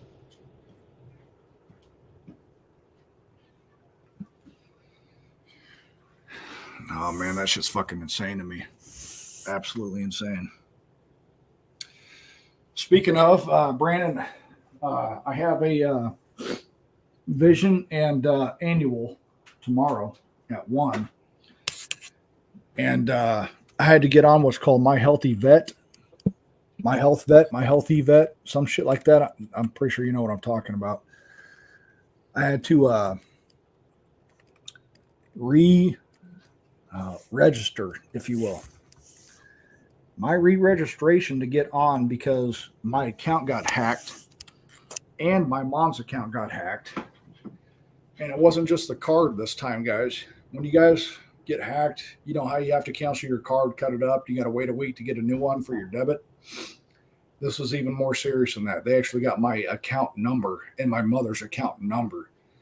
We had to go and change our actual accounts and take each other's off of each other's so that we didn't get affected by one another. So these guys are getting even more sophisticated. So my cards were good, but I actually had to go and change account numbers. Account number that I've had since 1989. I had to change in the last month because I had $6,000 fucking dollars transferred from my account to another, and I had to fucking catch it. Thank God I did. $6,000 fucking dollars, guys. And you have to redo anything that you have coming out automatically, or redo accounts so that your government pension for injury sustained and all that shit goes into the right account. You have to redo everything. It's a fucking nightmare. And where the fuck was I going with this? No idea. I was going somewhere with this, Brandon. It had relevance to what we're talking about, damn it. The hackers getting more sophisticated. Yeah, they definitely are. They definitely are. So Oh, that's what I was going to get, Brandon. Was I have a VA appointment tomorrow for a vision and my annual. They'll take your blood. They'll do your. They'll dilate your eyes. All that shit, right? Right. I didn't know this, Brandon. But in my state, if you don't go to your annual for 2 years straight, they will purge you from the system. You have to re-enter all your fucking information when you go back again. I didn't know this. I didn't know that. Hey, Farthon. Hey, Saunders. Yeah. They hack you with your email? No. They hacked my bank accounts. They use the email, right? It was on my mother's side. So my mother does a lot of purchasing online, but my mother is going to be 70 years old.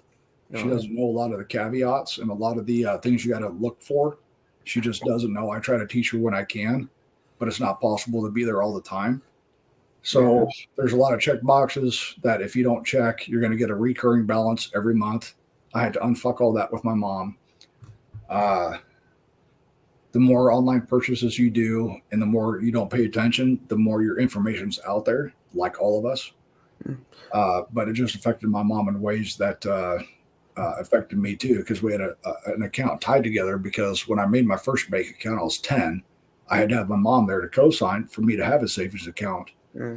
And since it was tied to her name, I'm guessing that's where it came from. I don't know.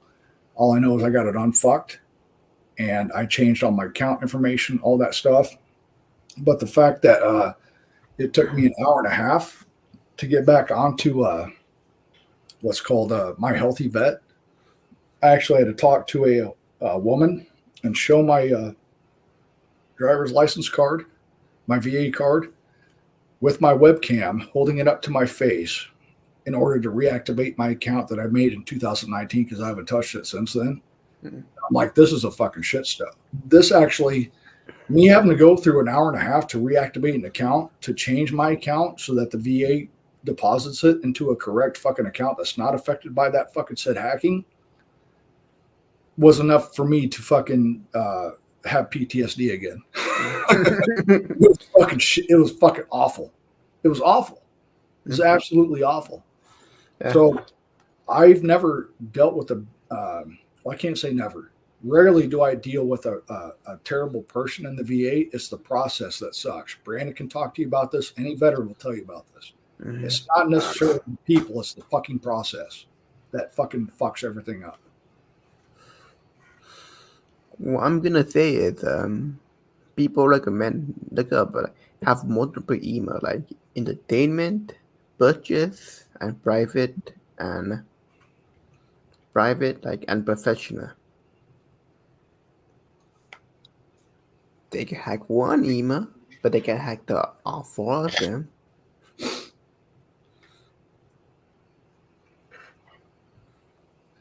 I don't agree with that, guys. Brandon, have you heard that, Brandon, in your state, where if you don't do your annual, if you go for 2 years without, they'll purge your all your information from the system? I don't doubt it, but I'm actually not signed up with the VA. Okay.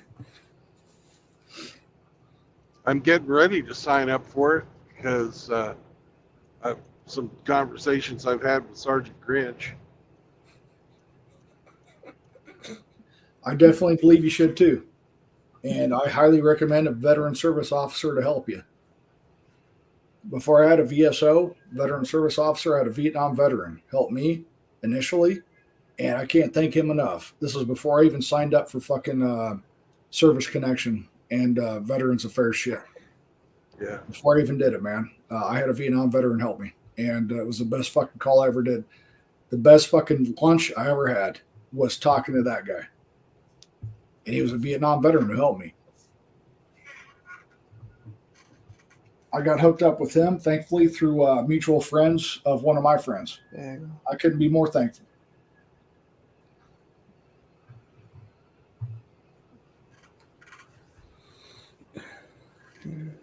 But if you guys don't, just like your regular doctor, I'm sure it's pretty similar, because a lot of medical doctors and a lot of medical facilities adopt military fucking style nomenclature,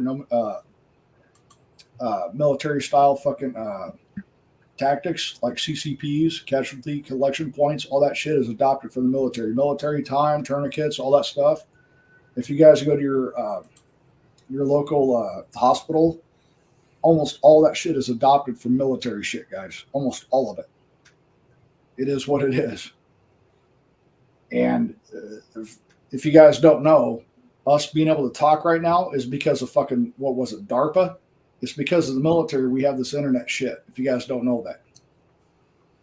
Google made from the military technology.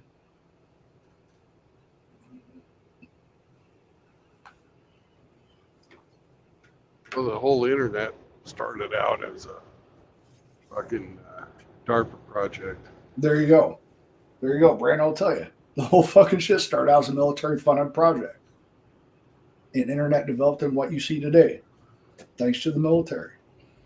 So, as much as the military is fucked up on so many things, it's provided a fucking progress in ways that we could have never imagined, or we wouldn't be able to fucking celebrate right now and fucking use right now without. So you guys got to understand that shit too.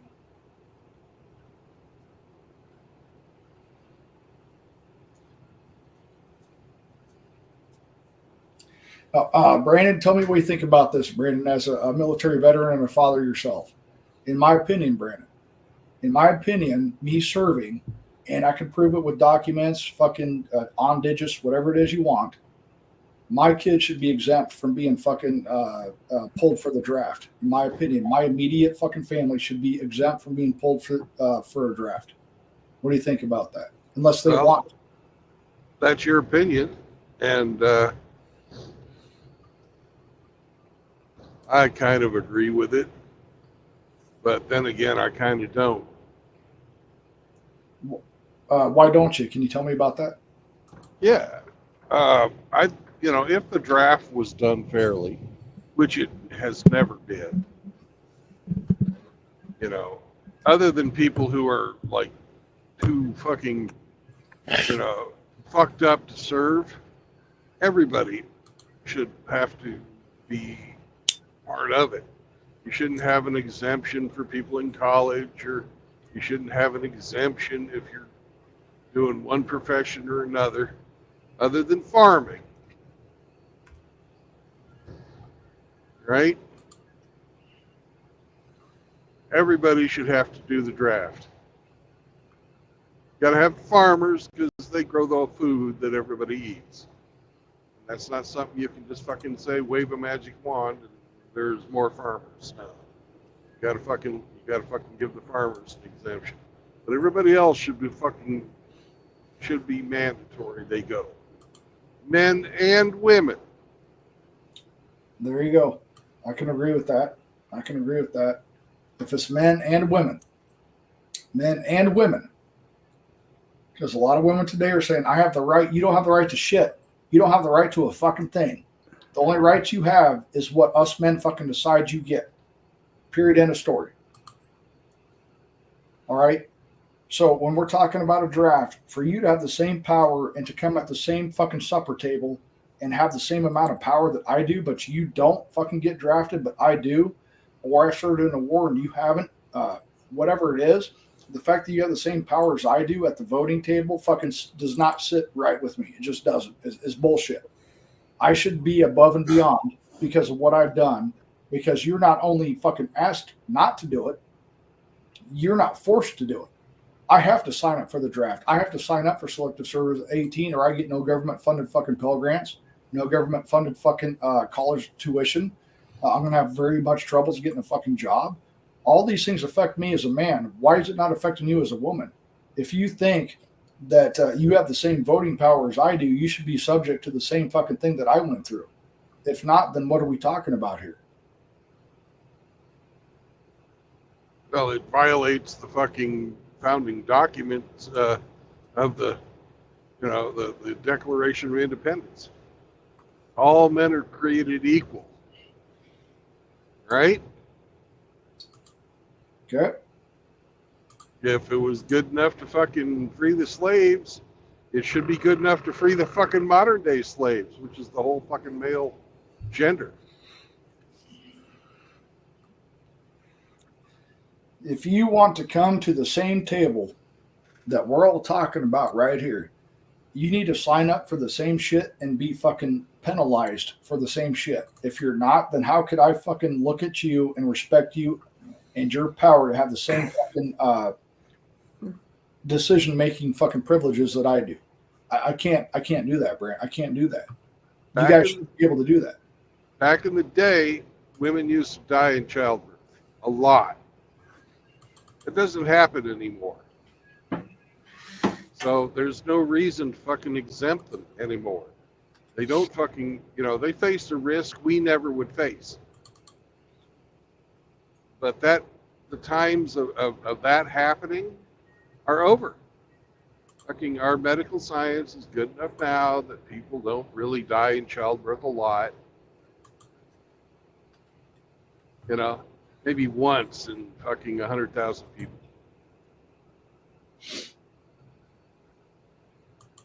No, man, I agree about all this stuff, what we're talking about here, man. I see it eye to eye.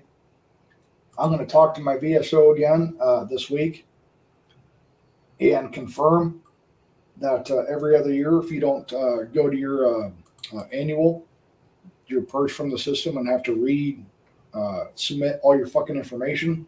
I don't know if that affects. Well, you might as well just go every year. I know you like the, prostate exam. No, I hate that shit. I hate all of it, man. Why do I got to go every year if nothing's changed? If nothing's changed, why do I got to go? I should only have to go if something's changed. Maybe you'll get a doctor you really like, and he's got just the right size fingers. Well, I can, Brandon. I can, because I'm 100%. I can use my civilian doctor as long as I get it approved through my VA fucking provider. I can do that. But not everybody's 100% in the military. So a lot of people aren't going to be privy to that. Yeah. Well, due to curing the community that Trump signed in, I don't know if you have to be 100%. The last time that I remember you had to, but I also remember under curing the community, the mission you could get your civilian doctors if you're service connected. And that helped a lot because here in my state, if I'm not service connected and I got to go to polytrauma, I got to travel 3 hours one way just to fucking get something done. I don't want that. Who the fuck wants to travel 6 hours? That's a whole day. That's a whole work day. Every time you got an appointment, well, how's your job going to handle that? I got an appointment today. I got an appointment today. I got an appointment this week. How many of those are you going to get before they're like, we're just going to let you go? Well, it's against the law for them to do that, though. It is, but it doesn't stop them fucking trying. Maybe they'll give you, if they don't fire you, Brandon, they'll do it another way. We're going to give you less hours. We're going to give you write-ups for shit that we let everybody else get through. They're going to fucking get their fucking pound of flesh from you. That's why I hate these fucking corporations, because they don't give a fuck. Like I've said 100 times, guys, coworkers, they're not your fucking friends. They're not your fucking friends. HR, it might as well be anti-human resources. It's not human resources. It's anti-human resources. They're there for the company. They're not there for you.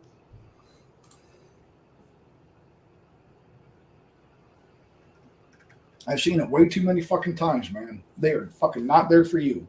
The couple that I have had that were really good to go, man, I'll talk them up till the day I die. They went out of their way. They made sure I was taken care of. My vacation time was used. Take all the time you need. Take time for, what is it called? It's not called grief time. What is it called? Bereavement. Bereavement. There you go. They were good to go on all that stuff. I can name 2 companies out of all the companies I've worked for that actually did that and were actually about it and went out of their way to help me. 2. I've worked out a lot more than 2 companies, guys. A lot fucking more. I can only name 1. There you go. Brandon's got 1. I got 2. That's it. That's it. Brandon's 10 years my senior. You know how many companies we've worked for in our life? That's not a good fucking percentage, man. That's not okay. And it was none of the ones that I worked for as any type of a profession. I was just a fucking schmuck. I was an electrician's apprentice.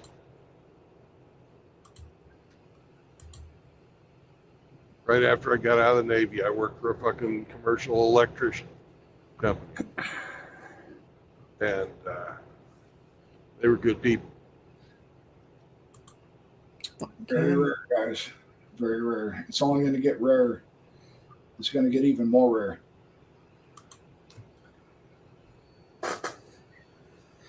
Coworkers are off on themselves, guys. They're tired of each other's shit. They don't want to fucking deal with each other no more.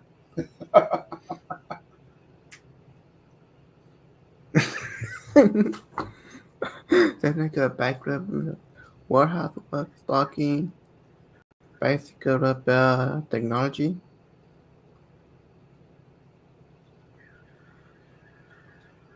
I have no idea what you just said. Can you repeat that, brother? Who are you talking to? You. You. Oh. The AI there, warehouse job, warehouse work, bike repair, maintenance work, janitor, and entry-level mechanic, delivery driver, hydration, laborer, general laborer. Yep. Which one do you want? Want or need? Which fucking one do you want to do? Bicycle repair. I don't think couch potatoes on there. Yeah, bicycle repair. Well, that's not fucking offered in the list you gave. No, bicycle repair. Yeah, that is off on the list. Bicycle repair. Yeah, bicycle repair technician. Have you applied for it? No. Do they have warehouse jobs for bicycle repair? I don't know. Probably at Schwinn. Schwinn. Oh, Schwinn. I remember Schwinn. I remember Schwinn. Schwinn was like the top of the line when I was a kid. If you had a Schwinn, you were well off, man. You had fucking money. Yeah, but back in the day, man, the Schwinns were made out of fucking steel. They were heavy as fuck, but, you know, they lasted. They didn't fucking break. No, you're right. Their suspension lasted, their tires lasted, their gears lasted, all of it. I know, because I was a Huffy guy. I used to have the Huffies. Remember the Huffies? Yeah. That was me. My friend who was well off had Schwinns. I'm like, fuck you, dude. He had his own personalized bat for baseball. His own personalized bat was made. I'm like, God dang, man. What the fuck? What's it like to not be poor? You know, I was the middle son, right? Everything I owned, my brother had fucking used before I did. Until I got bigger than him. Well, shit, Brandon, back in our day, if you had a 32-inch fucking television, you were well-to-do. You were well off. 32-inch was not the norm when we were growing up. If you had a 32-inch screen, you had money. Yeah, we never had that. We never had that. As a matter of fact, I think our biggest was like 22, and it was part of the fucking living room furniture. Yeah, we had the fucking, it was a combination fucking radio, record player, television, and storage for all your fucking records. There you go. This thing, it was like fucking 10 feet long and 1,000 pounds. It was a fucking... This shit was like half a fucking ton, dude. It was half a ton. And you had a brown box. That was your cable box. And there was no remote. If you had cable, we didn't ever have fucking cable. We eventually got it. I fucking left the house before we got cable. Oh shit. I'm privileged. We had cable. and our HBO was Channel 7, and it came in snowy. We didn't pay for it, but every once in a while it came in snowy. So if you were to get it on the right day, you could watch HBO for free.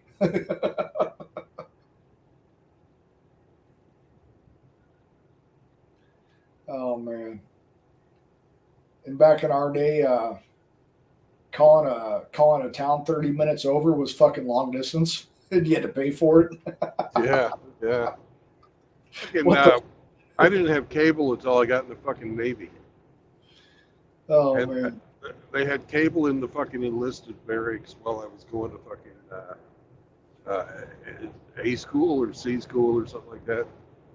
Hey, Brandon, was the Navy like when I was growing up, where they had officers' quarters and enlisted quarters, and they were both separate? Oh yeah, Okay. So that's the same for fucking Navy as well. Gotcha. yeah. Yeah, even the fucking most junior officers, they were only fucking 6 to a room.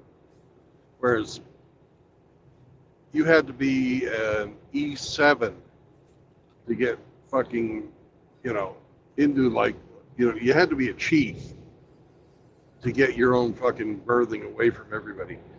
We had fucking 120 people in my fucking berthing.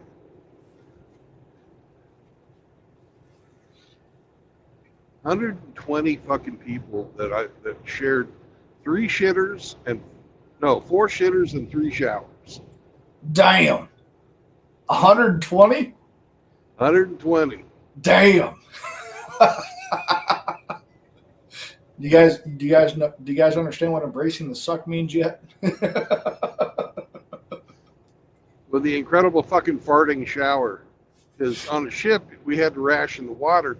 So you had these fucking showers. They were push button showers, and they were handheld fucking water wand kind of things. What Brandon's talking about is akin to what a lot of jail cells have. You have a push button fucking shower. There is no privacy, and you got a push button. It'll last for about 10 seconds. You got to push it again, 15 seconds, something like that. Yeah, and the whole time you're fucking pushing on it, it's going.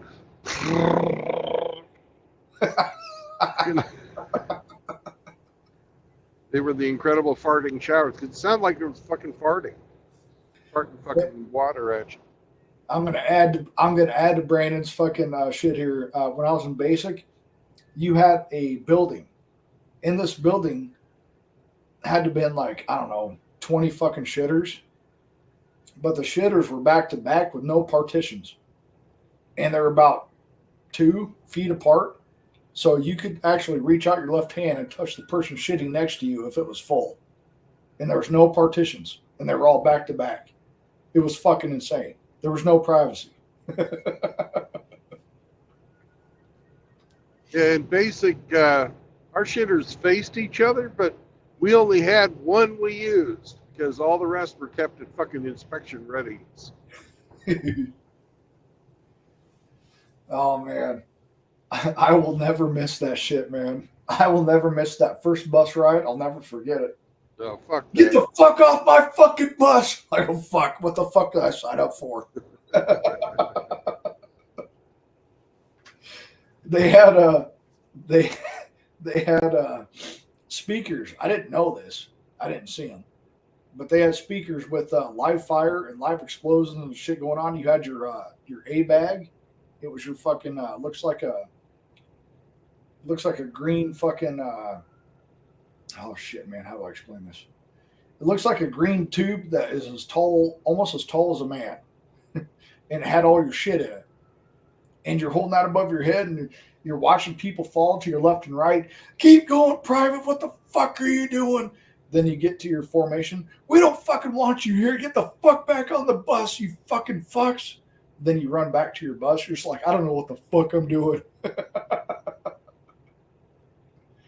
Oh, man, that shit was fucking insane. I'm so glad I don't have to do that shit again. Brandon, I hated, I'm not going to say hate. I disliked, for sure, my service to the point where I counted down how many days I had left based on how many fucking loads of laundry I had left. because I did laundry once a week. And I'm like, oh, 40 more fucking loads of laundry and I'm out of this bitch. Like, man, I can't wait. Well, I was fucking 20 when I went through basic, because I graduated in high school in '85. I didn't go in the Navy until '88. Damn, 88. And I qualified for the military in 98, just 10 years 10 years later than you, and I didn't join until 2009. I turned 30 in fucking basic, man. I was way late. I was way fucking late. But it's funny with my fucking basic training photo. Everybody's like trying to look all mean and serious and shit. And I'm fucking smiling. You smiled in your fucking pic, man. That's awesome. Nobody does that. Nobody does that, by the way, guys. Yeah. Nobody does that. But I realized it was kind of a fucking joke.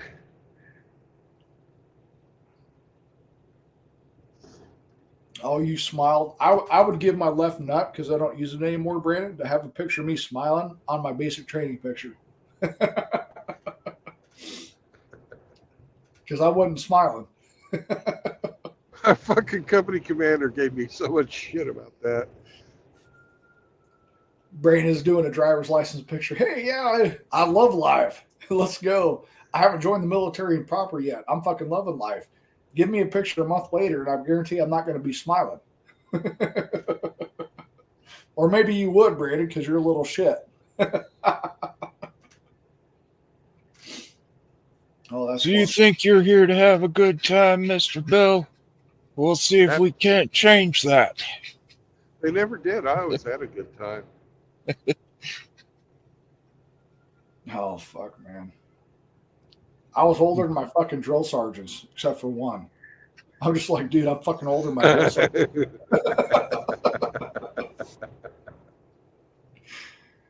Man, those fuckers would fuck with me all the time, too. It's like, Saunders, what the fuck? I'm still trying to figure out what I want to be when I grow up, drill sergeant.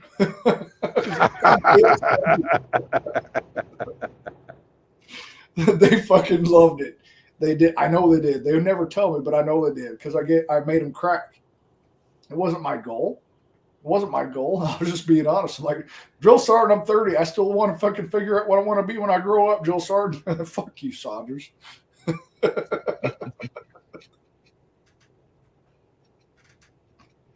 Oh, man. God, that sucked. That probably interpreted to them something like, I'm still waiting for you to turn me into a man, sir.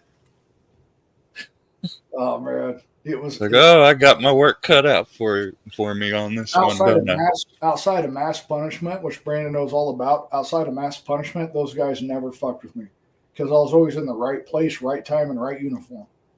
If you guys are in the right place, right time, right uniform, and you're good at PT, you're not going to get fucked with unless you have a piece of shit fucking squad leader, team leader, platoon sergeant, all that shit. You're not going to get fucked with. Or you told them no. There you go. I don't know how the fuck. I've already talked with you guys about this. And Brandon, I don't know if they have the same thing in the Navy, but they have what's called a Good Soldier Conduct Award, where you have no negative counselings, no write-ups, no articles, no nothing. I don't know how the fuck I got there, because I had to hold my tongue. We called it good conduct, but yeah. Yeah, Good Conduct Award. They call it a Good Cookie Award. I don't know how I got it, guys, because I had to bite my tongue so many fucking times. Because when you got someone 10 years younger than you fucking telling you what to do, and you know they're wrong, you really have to bite down. You really have to be like, oh, motherfucker, you're lucky your rank fucking... I know you wouldn't talk to me like that if it wasn't for your rank right now. And Brandon, I'm sure Brandon has fucking seen that 100 times, because I know I did. And you're like, your rank right now is fucking saving you. Your rank is fucking saving your ass right now. Yeah, there was a little of that.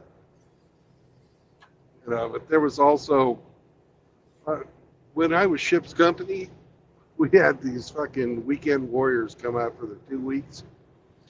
And they general quarters is serious fucking business, right?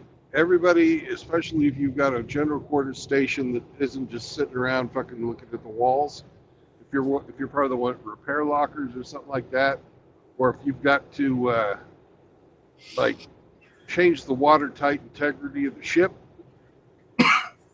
you've got to fucking haul ass to your fucking, grab your gear and then go fucking, like I was part of the dogging crew, which means we would go and shut these fucking watertight hatches all over the fucking place.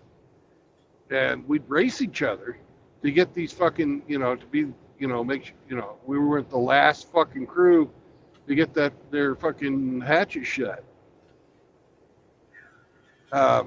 And one time I bumped this fucking first class, and he followed me into my fucking shop. And I worked in a fucking classified shop, and he just fucking followed me in through the door. And he all of a sudden, every swinging dick in that shop, all fucking 33 guys, fucking converge on this motherfucker and just start beating the fucking shit out of him. I grabbed my fucking gear and jumped over the top of the fucking dog pile and went and with set condition dog zebra.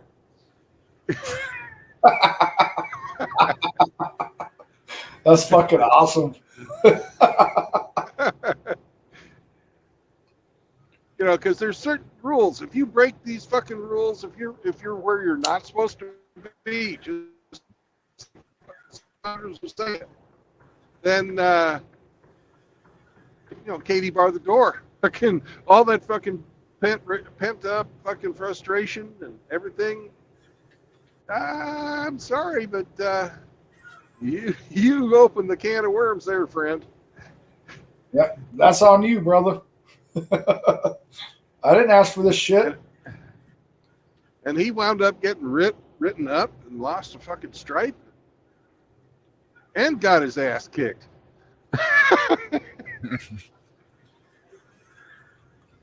Dude, I want you guys to know, if you do join the military, guys, do not fuck up when it comes to drugs or drinking, anything like that. Any type of civilian fucking charge that you guys have. If you're in the military, you're going to get fucked twice. You're going to have to deal with the civilian side and the military side. You're going to get fucked. Don't fucking ever get married in the military. Don't do it, because they're going to go against you. Even if you're deployed, if you come back to a fucking empty an empty house, an empty on-post housing, whatever it is that you guys got, they're going to favor the women every fucking time. Yep. Every time. It's not even a point of contention. The woman will be favored every time. If you've been out to sea for fucking 11 months and you come home and you have a fucking month-old fucking baby, you're gonna have your name. They signed your name in absentia on that birth certificate. You're a fucking, yeah. And I saw it happen. So they don't even ask who's the father. They ask who's your man. Who's your husband? Oh, well, you're living in base housing because you're married to this guy. That must be his kid. And, the guy was like, do the math. Do the math. I was at sea. I was in the fucking Middle East, you sons of bitches. Well, we're just going to write it up as if you had a really long dick. You're not gonna come out ahead. If you guys think you don't come out ahead in civilian court, you're not gonna come out ahead in military court. And all the lawyers are officers. Yeah. And you're not. It's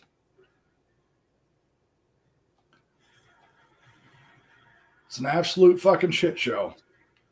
When I seen guys come back from a year of being fucking overseas, or like Brandon's talking about, 11 months on the seas, and you're not getting any representation. Everything that you sacrifice doesn't fucking matter, guys. Look, there's a reason why what we talk about. It's not a hatred of women, even though I fucking teeter-totter on the cusp of fucking hate and indifference. I teeter-totter on hate and indifference all the fucking time. I really do, guys. I struggle with it all the fucking time. Well, this might fucking help you out, Saunders. Women will take advantage of the system. Men put that system in place. Women will follow their nature. It's their nature. You know, Burfeld's law is fucking absolute. You know, that's just how they are. That's who they are. And you can't, you know, would you get angry at a dog for acting like a dog?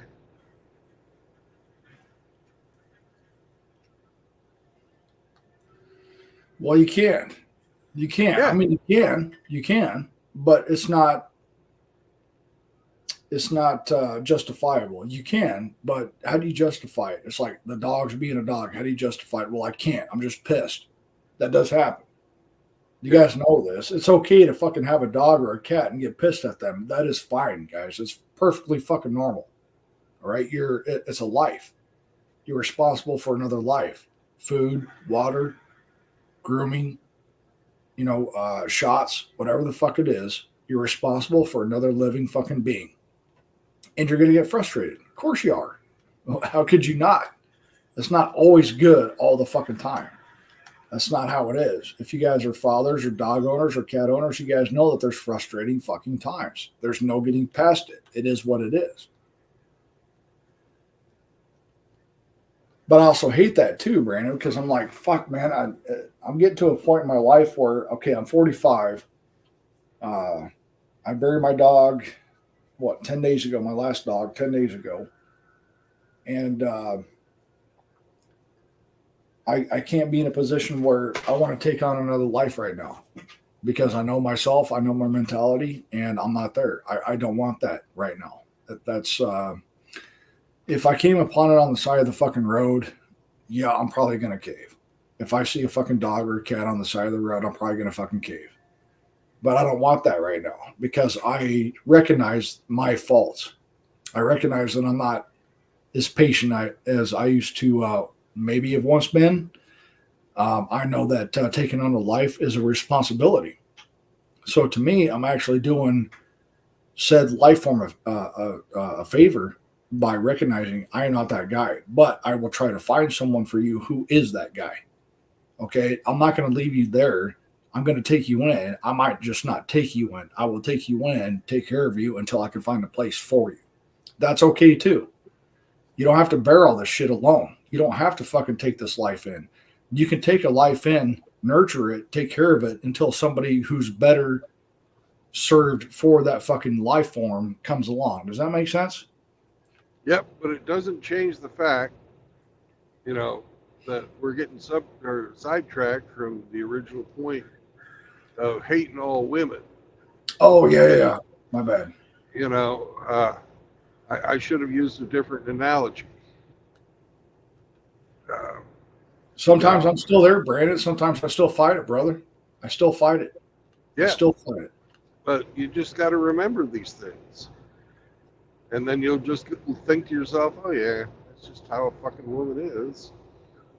Still no marriage, no cohabitation, no system, or no new children, because you don't want to get caught up in usury and fucking indentured servitude. And as Hemi would also add to that, don't bring your fucking girlfriend around here. Yeah, don't do that. Don't do that. That'll protect you. But it doesn't mean that you have to be angry at them. Because they're just who they are. Now, there's certain females out there who deserve hatred. People like my first ex-wife. That was you, though, Brandon. How dare you? I'm not going to take account for anything I did, but how dare you, Brandon? How dare you? I can fucking discriminate between her and the rest of female in the world. I know there's a difference because she fucked me over and pissed me off and stole my children and took away my time to be a dad. So, fuck her. But I'm not going to fucking hate on the rest of the women because she did those fucking horrible things. Hell, I don't even hate my second wife. She tried to fucking open me up. I know it's not funny. I'm going to laugh, but it's not funny. I'm going to laugh, but it's not funny, Brandon. I want you to know that. Yeah, there is a pretty widely, broadly applicable fact that's not necessarily universal, but if something is tragic when it happens, it's funny when you tell it. And if it's funny when it happens, it's tragic when you tell it. Generally speaking. Well, it is. If you guys fall down, I'm going to help you up. I'm going to laugh my ass off while you're falling down and getting hurt. It is what it is. I'd expect you guys to laugh at me too. Help me the fuck up, but laugh while you're doing it.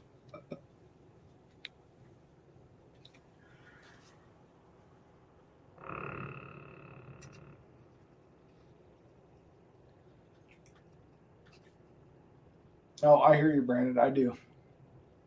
But I still struggle with that shit because sometimes I do. Sometimes I do because it's justified. Sometimes I do want to hate because that hate is justified. If I were to give you guys examples, you guys would be like, look, I don't agree with you, but what you're saying makes sense. So I can't say it's not justified. I don't agree with it, but what you're saying makes sense. So you can't prove that it's not justified too. It sucks. It really does because I don't want to be that way. But it's the truth. And it doesn't just go for women, guys. It goes for some of the guys too. You guys have seen it. You've seen it in chats. You've seen it in discords. You've seen it in fucking a lot of different scenarios where it's just like, all right, okay, a lot of women deserve this. Are there exceptions? Yes, blah, blah, blah, blah, blah. But men do too, because there's a lot of men who are fucking weak fucks too. Maybe I'm one of those weak fucks to some of you guys. I don't know. I don't think I am, but maybe I am. I don't know. The fact that I think that about some of the guys, you guys have seen it too, where it's like, fuck, man, what the fuck? What the fuck are you saying? No, this is not okay. You guys know what I'm talking about. Does that make sense? Oh, yeah. Sometimes you just need a break from shit, break from people, break from certain people. It's not that certain people wronged you, okay? Because a lot of people that I need a break from haven't personally wronged me, but I still have to have that break. I know you guys know what I'm talking about.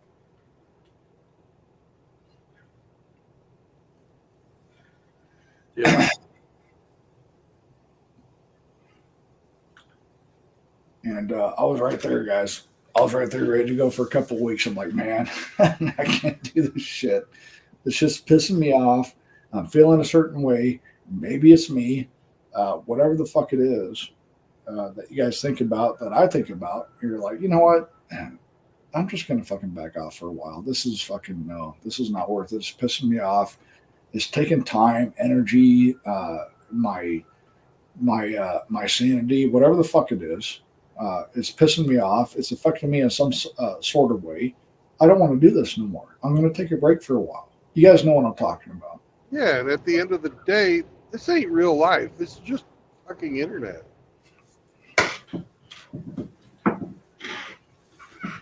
If I was to quit fucking broadcasting tomorrow, it wouldn't affect my fucking real life. It would make the drives a lot more boring. But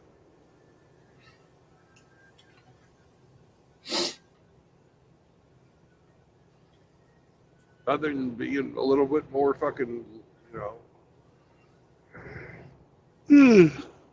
bored, I wouldn't fucking, it wouldn't affect me at all. There's some of y'all like this. Are you doing a late night stream, Brandon? Did you have a late run or an early run? I had a midday delivery. I drove all night last night to get to where I needed to go so I could go to sleep in their parking lot for 10 hours. And then I fucking delivered. and then it took them fucking 6 hours to unload my truck, which is unexcusable, by the way. Damn, 6 hours? Yeah. Can I get that job?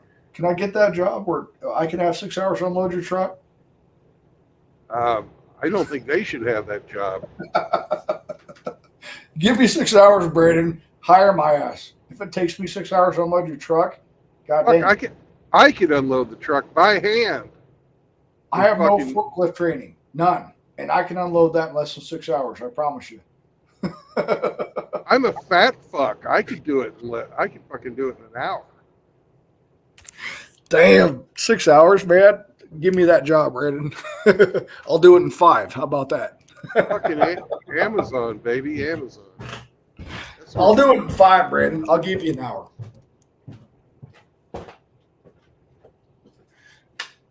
And I was cussing them. I was fucking. It's like, what the fuck is taking so long? Yeah, I would be too. Then they got done, and they didn't fucking tell me they were done. 6 hours, and they didn't tell you that they were done. Jesus, tits.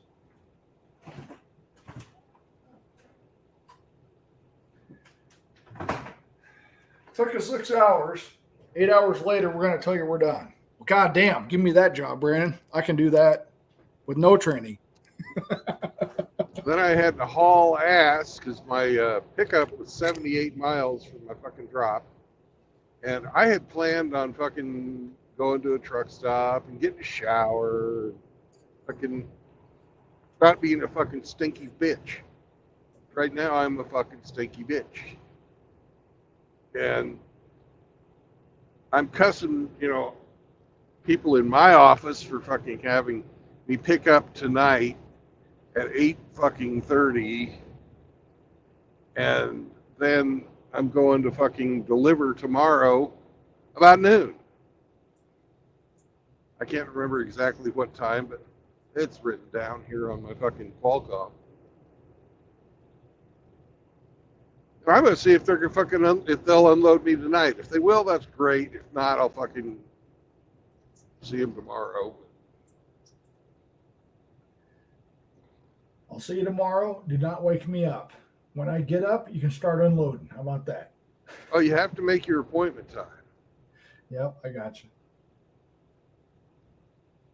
That's if you're not early, you're late. If you're on time, if you're early, you're on time. If you're on time, you're late. If you're late, you better not show up, but you better show up anyway. Otherwise, you'll get failure to adapt to a military lifestyle. That's how it was. If you're early, you're on time. If you're on time, you're late, right, Brandon? Yep. That's actually a thing in the military. That's actually a thing. So you want to know how I beat it? I beat it because I went to off-post housing, because you have barracks, on-post housing, officers' quarters, and all that shit. I'm like, if I go to on-base housing, they're going to take all my BAH. They take all your BAH. Even if you're living with another roommate, they'll take all of his BAH too for a basic 2-bedroom, 1 kitchenette, 1 bathroom apartment, duplex, whatever the fuck. That's not okay. Go to off-base housing. In my case, off-base housing was 5 minutes away from the fucking from formation, from the base. I did that. You got lucky. Yeah. Well, I was also what's considered geographical bachelor, Brandon. So I had more privileges. Like I could do that because I was married, but they were back stateside. So I was what was considered geographical bachelor. I don't know if they have that in the Navy. Do they have that there too? Yeah,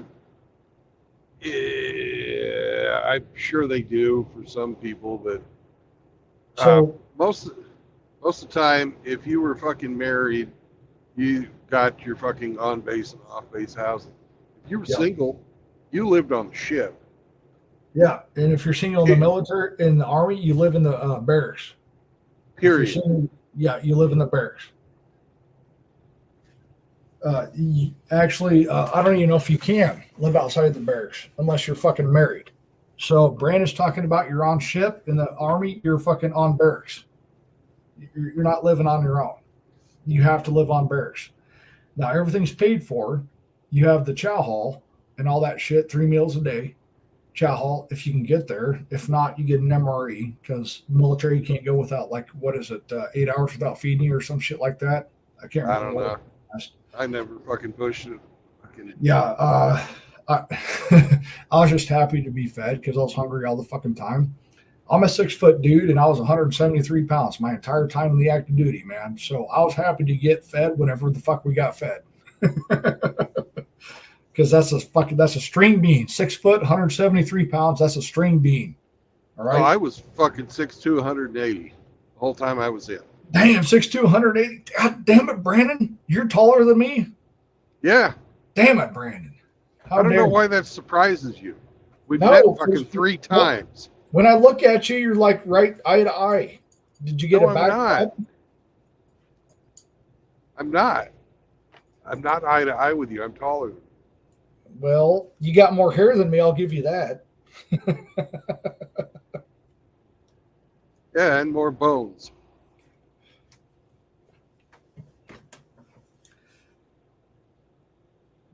But getting back to that, we're not gonna fucking compare dick sizes though. Well, no, we're not doing that. I'm not going to whip my dick out for you, and I don't want you to do that for me either. Don't do it. I just told you we're not. I just told you it's never going to happen. So don't worry about it. Well, if I ask, just be like, no, sir, no. We're not doing that. I wouldn't do it. We're not doing that, Jared. We're not doing that. Okay, we're just going to fucking not do that and keep it moving. That's what we're going to do, Jared.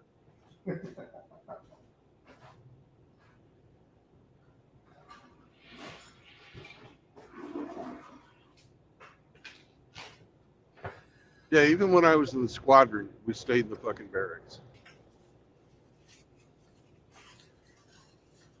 So when I was in the barracks at Whidbey Island were fucking great. I had no problem fucking living there. Dude, some of 3rd Brigade, when I was in 2nd Brigade, when I was in Hawaii at 25th ID, some of the 3rd Brigade had the older barracks that had fucking bullet holes through them and shit, dude, from World War II. Yeah. Dude, I was like, what the fuck, dude? I'm so glad I'm in 2nd Brigade. I'm so fucking happy. Because some of these guys had 3 to 1 bedroom, and then they'd have a bathroom in between, and then it was like the room over had the same, so you'd have all of them sharing one bathroom. I'm like, oh, our barracks in Whidbey were fucking awesome. We each had our own little room, our own little bedroom, and we had a common fucking kitchenette and fucking living room, and we shared a bathroom with the next 2 guys over. There was just 4 of us for the fucking toilet. That was all right. We could do that, no problem. Dude, when I was in 2nd Brigade, we had 2 bedrooms, a little kitchenette, and a tiny ass bathroom. Very, very, very compact. So the rooms were like back to back, and then if you open up your door, there was a kitchenette and there was a bathroom. That was all the room you had. But we still had our own rooms with 1 bathroom and 1 kitchenette for 2 people when I was in 2nd Brigade. So I was very fucking happy with that. Yeah, same deal. Must be like a standardized military design. And then they're like, first sergeant was like, you can't be a geographical bachelor. You're double dipping. You can't be living in the barracks right now. After 4 months there, I'm like, I didn't know any better. I've never been in the fucking military before. I didn't know I was double dipping on nothing. I just thought I was living. And we can't have that. You got to go to on-base housing. I'm like, fuck. Okay, what's on-base housing? I had to go to the on-base housing fucking officers and all that shit. I had to relay what they said to my first sergeant, who was on my ass to fucking get out of the barracks because he said I was double dipping. And once you go to on-base housing, for those of you guys that are married, you get what's called BAH, basic allowance for housing, and BAS, SEPARAS, basic allowance for subsistence. You get more money. And so if you're in the barracks, you're keeping all of that, plus your room and board is paid for and your food, they think you're double dipping. So when you go to on-base housing, they take all of your BAH, all of it. No matter how much you're getting, they take all of it. Even if you're living with another person. I'm like, no, this is not okay. Can I go to off-base housing? So I went to off-base housing and saved $800 a month and had a roommate, so I'm saving even more now. And we paid for what we paid, and we got up 45 minutes early to go to on base to beat the line because you have to show your fucking CAC card. Yeah, I'm going to show you my CAC, bitch. You guys remember the common access card? Yeah, the green one. You show your fucking CAC. You're in a line, but it's not too big of a line because you beat the fucking rush, right? You get in, you go to your formation fucking area. It's usually within about 100 yards. Park your car. We'd sleep for another 15 minutes. Hey, man, we got to get to first formation. Let's go. That's what we did, man. It fucking worked out perfect. You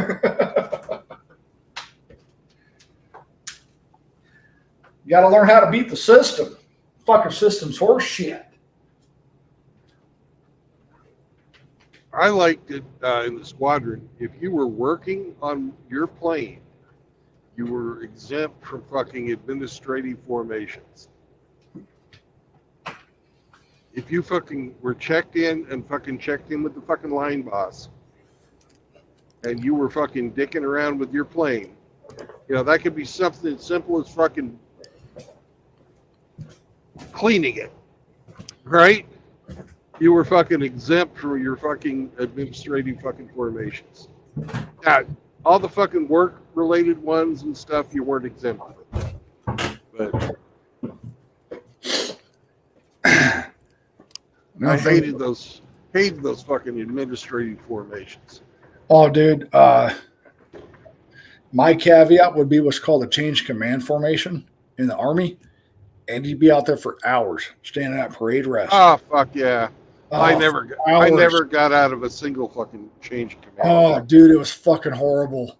Hours. We're talking hours, guys. Oh, yeah. Hours of sitting at fucking parade rest or attention or both. It's fucking horrible.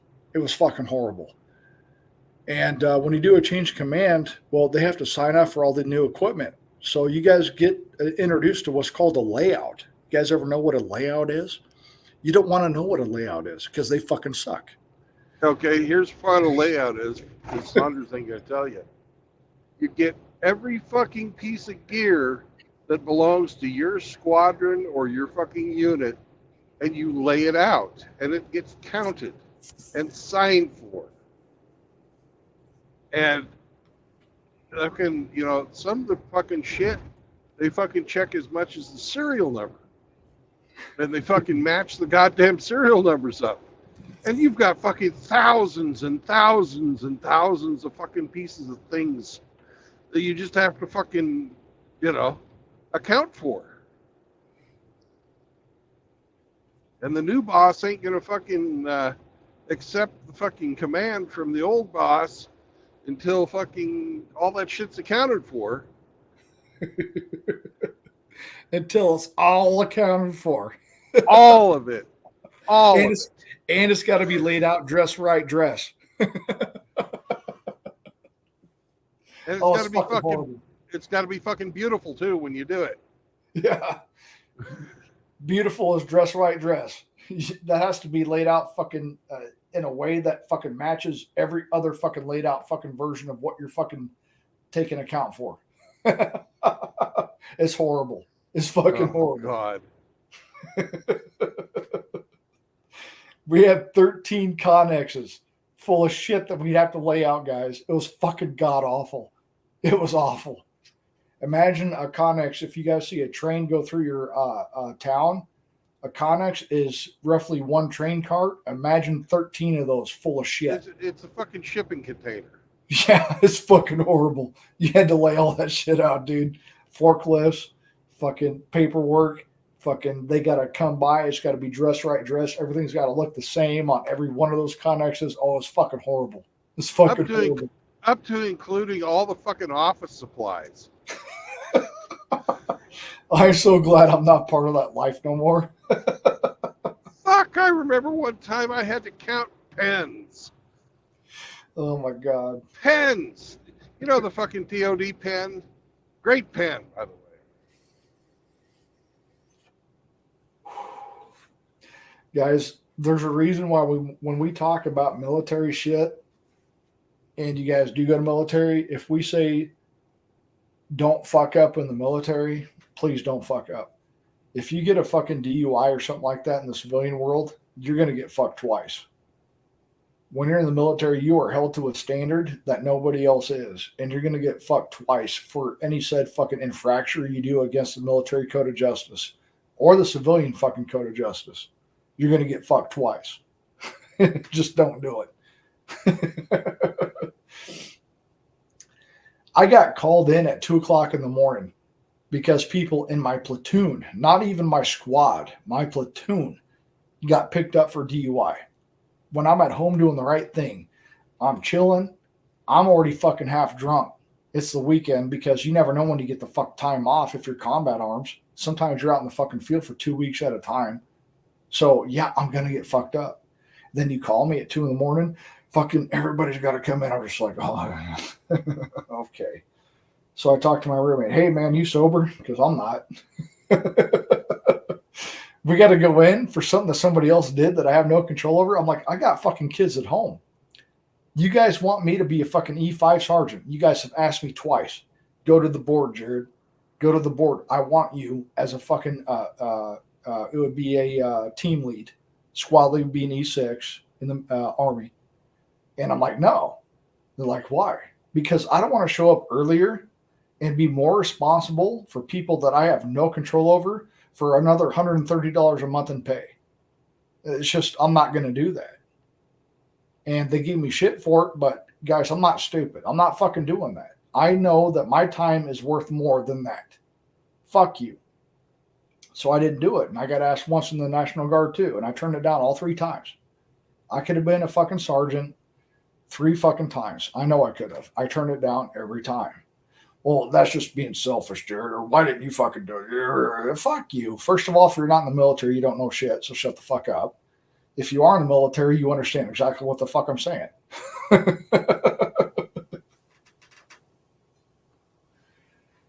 Well, guys, I'm falling asleep, and I'm still not sure if I got to work tomorrow or not. But I'm going to head out. And have a great night, man. Well, have a Yes, good sir. night, man. Have a great night. Yes, sir. I'm going to. Have a fantastic night before you have to go and wake up for the shit show tomorrow. Yeah. Yeah, I'm going to get some good sleep. It's not the job, guys. It's the fucking people you work with that make or break your fucking job. The job can suck day to day. It's going to be variable. But the vast majority of the reason why people don't want to go to work the next day is because they got to deal with certain said fucking individuals. And not me. About 70% of the time I'm working, I'm by myself. There you go. I love it. I There you fucking love it. There you go, guys. Coworkers are not your fucking friends, guys. Remember that. Coworkers are not your fucking friends. The only time I'm really bothered while I'm at work is if my boss and I go to a place where there's a customer there, and about 90% of our customers are women, because we do painting, residential painting. And if my boss leaves and the customer is there and it's just the 2 of us there at the job, it can sometimes get a little aggravating, especially if they have questions. And I'll try and just pawn it off, be like, I just get paid by the hour, or like he doesn't tell me anything. I'm just here painting the room, or just trying to brush it off instead of saying leave me alone. I'm here to do the work according to the decisions you've made. I'm not here to help you make decisions. So, do I look like an interior decorator to you? Fuck off. I'm usually pretty nice until they're insistent. Well, that's damn good. If you got But my boss is a pretty cool dude, so I haven't been fired yet. good. Man, there was this one guy, this old man. He wanted to talk to me at the Brandon? end of the job. Was it Brandon? No, he wanted to talk to me, and at the end of the job, I'm pulling paper off of the side of his house, right? Because we masked the brick walls and we sprayed the soffit and fascia around his house. Okay. While I'm rolling up paper that I pulled off the side of his house, he asks me what it would take to get the paint off of the bricks. And I said to him, well, have you talked to my boss about, arranging for that? I don't know what he would charge you. And he just was looking at me. And he's like, you're not going to get the paint off of the bricks? I was like, we didn't put the paint on the bricks. Right? And he's over there with his boomer, I know everything fucking attitude. Like he's got me in some kind of stranglehold, and he's going to guilt trip me into making a commitment to scrubbing dried years old paint off his fucking bricks. And I look at him, I say, if you don't believe me, I can show you the pictures that I took before we started working. And he's like, what do you mean pictures? I said, well, I noticed the paint on your bricks before we even had our paint here. I took pictures of it. And those pictures have a date, a timestamp on them. My boss also has the receipts for when he bought the paint that we put on your house. And the pictures I have of your house with brick all over the paint, the dates on those pictures are almost 48 hours prior to him purchasing the paint that we put up. So, and I'm telling him this while I'm going through my phone, pulling up my gallery, and I said, so I want you to look at these pictures and look at these dates. And I turned my phone to him, and he's like, no, I don't need to look at those. I was like, why not? You're so convinced that we got this paint on your bricks that you're trying to finagle me. I said manipulate. You're trying to manipulate me into making some kind of commitment to getting the paint off. But you don't want to see the proof? Well, I said, you did it. I told him, I said, you did everything just now except for call me a liar when I told you that the paint was already on there when we got here. And right then, my boss arrived at the job, because he knew that I was wrapping up and I was cleaning up and just about done. And he told me, he's like, Steven, I got it. And I just said my name. Anyway, he's like, I got it. I'll take care of it. And he started talking to the guy and told me to go to the truck. And I mean, he didn't give me any he didn't give me any attitude. He wasn't mad at me, nothing. Because he basically knew that there are people out there like that. And I was pissed. If it had been someone more my own age, it could have got nasty. Well, brother, that's the point I think we're getting at, where it's going to get nasty. Because I'm not even in the workforce right now. I was able to retire at 40, and I'm thankful to God. I had to earn it, obviously, in Iraq. But I am thankful to God that I don't have to go and do the corporate shit that you guys do right now, because my mentality right now, when I feel my patience slip, when I feel my weaknesses fucking come to fruition, I'm like, can I still hold back? Or would I get physical with someone, even a customer at one time, because they just got me on the wrong fucking date? That's going to be more and more common. because you were right there. You were saying, like, I wanted to fuck this person up. I'd be right there with you. There's going to be a day where maybe I don't hold back no more. And that scares me. That scares me. I don't want to be that guy. If he was closer to my age, I would have wanted to. I didn't want to fuck him up. I wanted to humiliate him. I wanted him to face facts that he's a low-life swindler, and he didn't want to look at the facts. Yeah, I get you. Crotchety old fart, trying to make it off his fixed income. Well, how I mean, about I get it, but if you can't afford shit, don't ask for it, you know? Well, how about this? What we were talking about earlier, when you're working for said company or whatever, fucking decades, whatnot, you put in the time. You put in time that you should have never been asked to do. Maybe your supervisor at the time, maybe you've had 5 supervisors in that fucking 20 years, maybe 6, maybe 7, who knows? But that one supervisor that actually went above and beyond and thanked you and told you, he's like, thank you so much. That made shit worth it because you felt like what you were doing actually meant something to somebody, even if it didn't mean shit to the said company. It was like your immediate supervisor. And I've had like 3 of these in my life, maybe 3, which is a terrible fucking ratio compared to how many different jobs I've had, where you felt like, okay, I can do this. Okay, because this person right here, is appreciative of it. He says it in actions and words, not just one or the other, both. And when you start realizing how more rare that is, when you think about it, it's like you say you want to humiliate him, and I agree with you.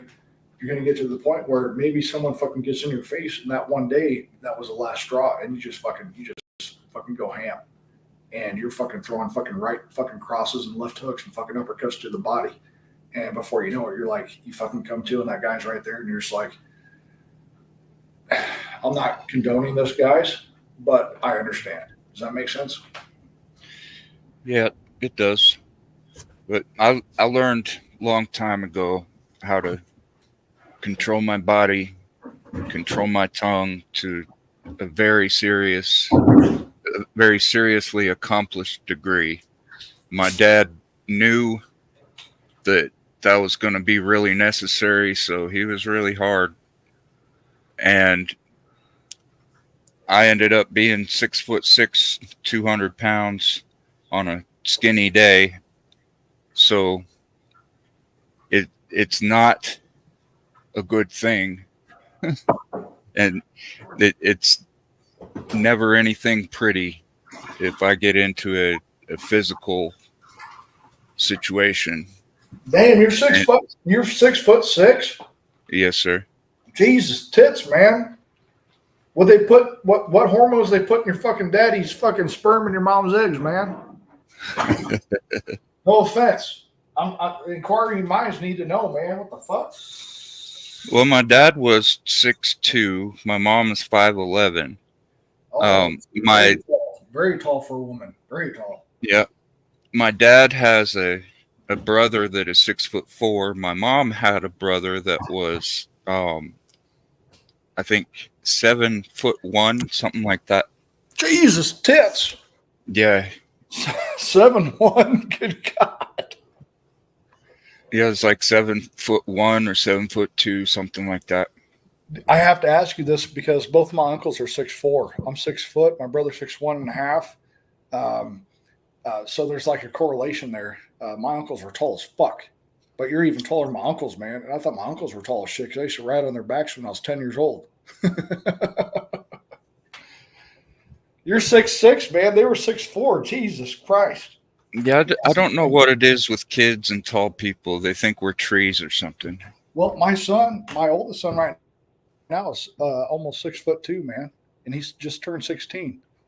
So Damn. This is very, very intriguing to me. Very intriguing. Yeah, he's has he gone through 2 growth spurts yet or just one? Well, I can tell you, looking at it right now, he's got size 15 shoes, which is insane because my shoes are 11.5. So when I'm looking at my son Sage, I started recording my son's growth in January of 2020. So I have 3 biological sons. I've got them all since 2020, January of 2020. Every year I measure them. My son grew 9 inches in fucking 3 years. Man. Well, my feet aren't even that big, so there's a good probability he'll be about 6'6", maybe more. Well, my guess, and I'm going to tell you why. It's my guess. My guess is my son will end up being 6'4". Here's why I tell you. My son's 16 years old, 6'2", right? From July 15th of 2023 to January of 2024, that's 6 months, right? He grew about a half an inch. Every year before that, or every half year before that, has been at least double. So when I have my son here in January, when I measure him, it's going to be really close to his propensity because it's gotten so much fucking slower. And that's okay. Because I talked to my son, I'm like, son, if you stop growing right now, would you be happy? He's like, yeah, Dad. I'm like, that's the perfect answer. You're 6'2". You should be fucking very happy. Well, I was 6'2" when I was 16, and I grew 4 more inches between ages 16 to 20. So That's right now, about when I stopped. Was when I was about 20s when I stopped. well, I started recording my son January 4th of 2020. The last one I have is January 12th of 2024. Now, hold on. Let me get a fucking tape measure here. I'll show you how much you've grown in that year, in those years. I'll show you how much you've grown. I know you want to get off because you got to go to work. My bad. Bear with me. Give me 1 second. I might not have to. I didn't hear from him today, so I don't know. Oh, I got the roly-poly. Hold on here. From January of 2020 to January of 2024, I'll show you how much he's grown. And then I'll give you an update this January of 2025. How about that? Hold on.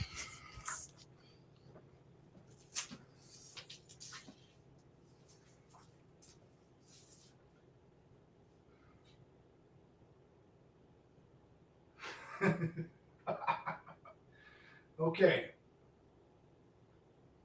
Almost exactly, just shy.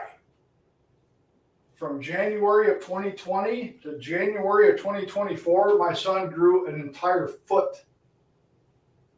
Just shy of an entire foot. Yeah. Just shy of an entire foot in 4 years. A fucking foot, guys. A foot.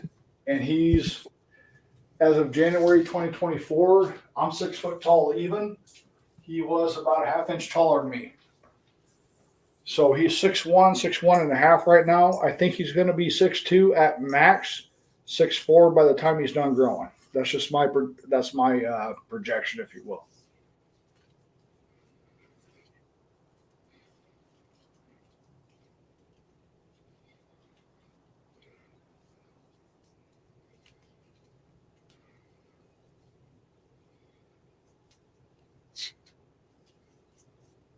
Yeah, some good stuff, man.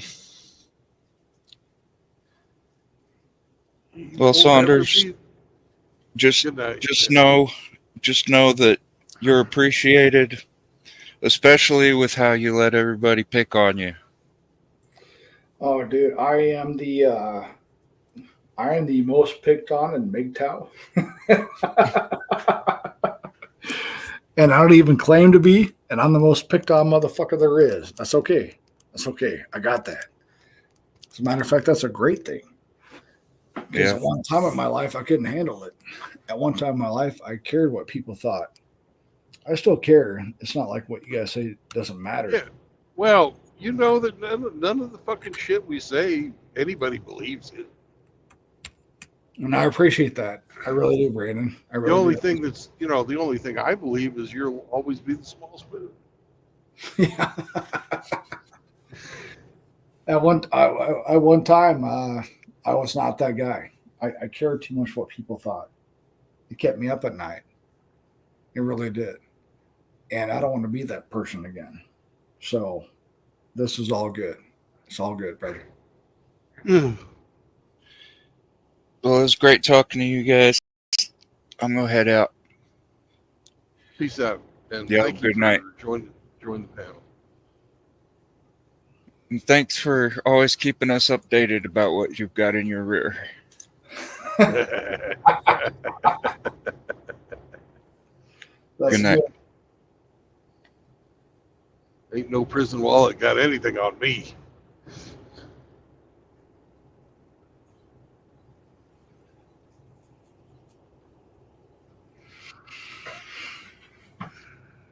Look, Saunders, it's almost 3 in the morning.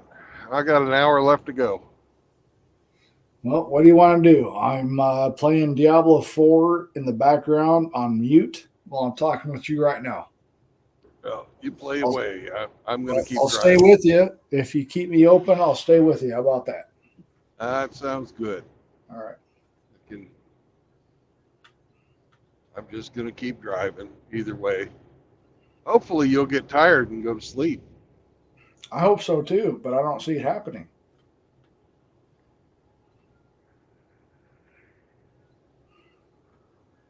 You ever talk to Tim Elgato? Tim Elgato. He's the guy from Denmark, or not Denmark, but Holland. The Netherlands. There's a chance that I have, Brandon, and I don't remember because my memory is shit. So I can't tell you for sure. Okay. Yeah, he's got pretty bad insomnia as well. I don't want this. I don't want it to be like this. I wish I was asleep right now. I wish I had been asleep for 2 hours by now. And this shit sucks because I've done this since I was a high schooler. Back in the fucking late 90s, it was 1:30, 2 o'clock before I went to bed. I used to work at a Good Time Inn. Good Time Inn. We don't have like prostitution or anything.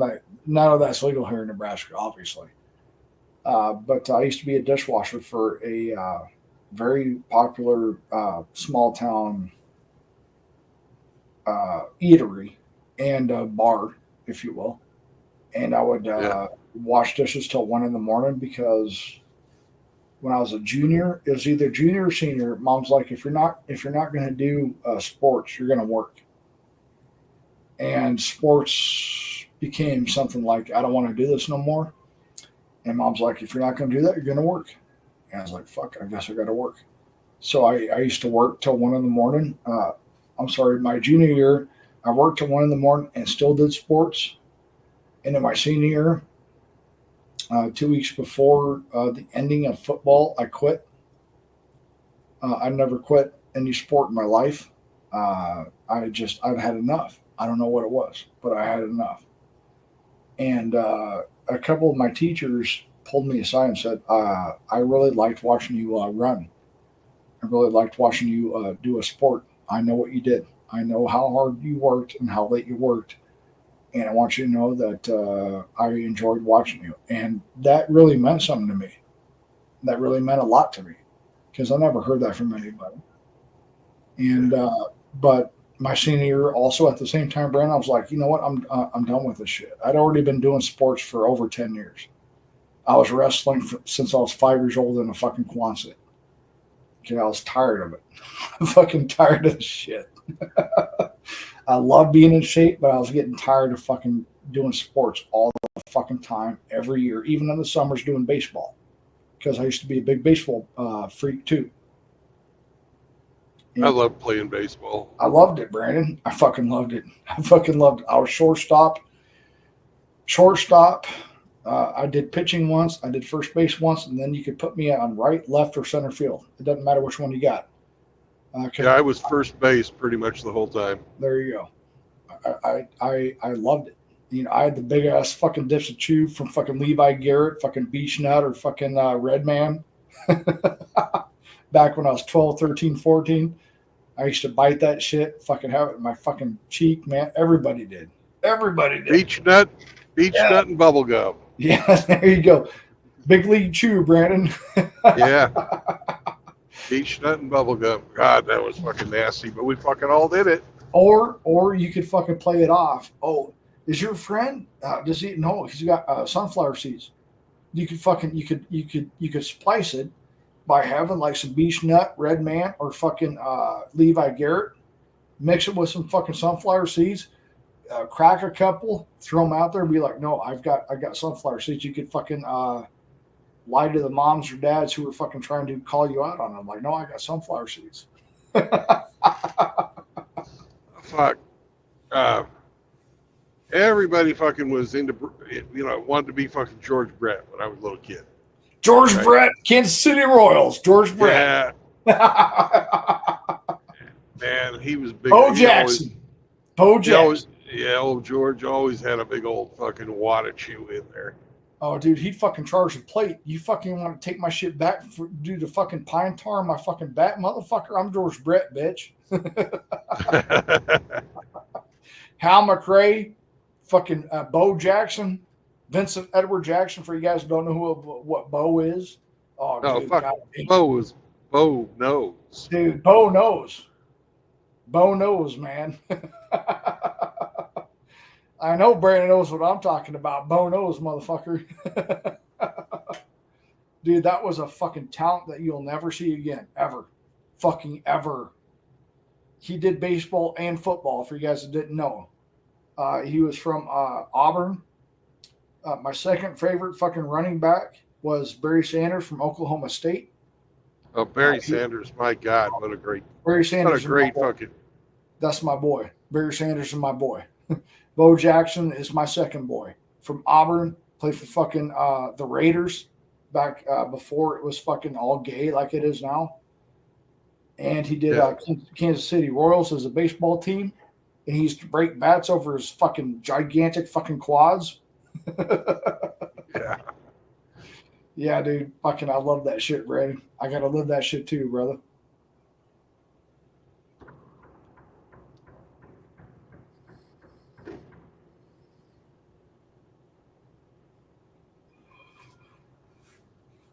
And not, my town was fucking, tiny.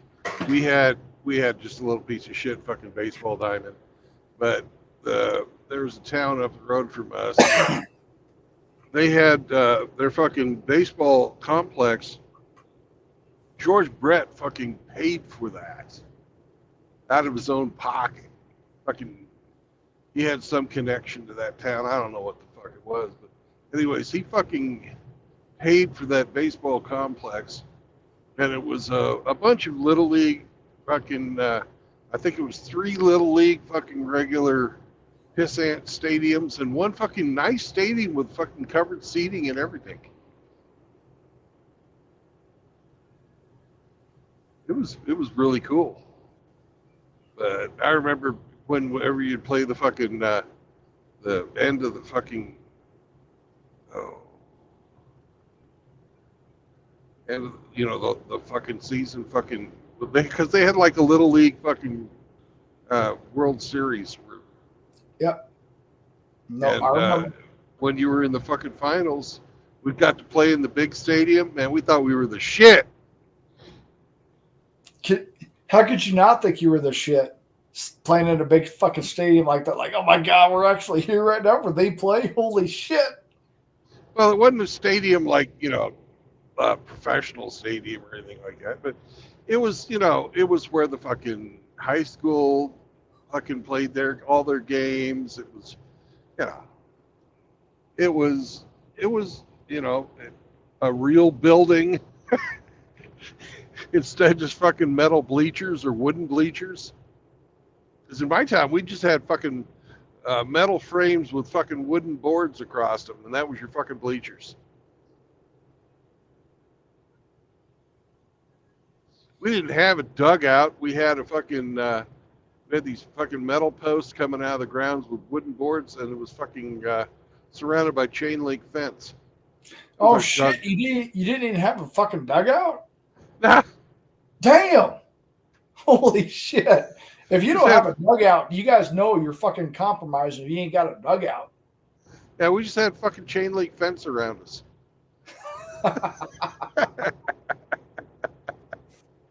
He didn't even have a fucking dugout. That was our fucking. Crazy.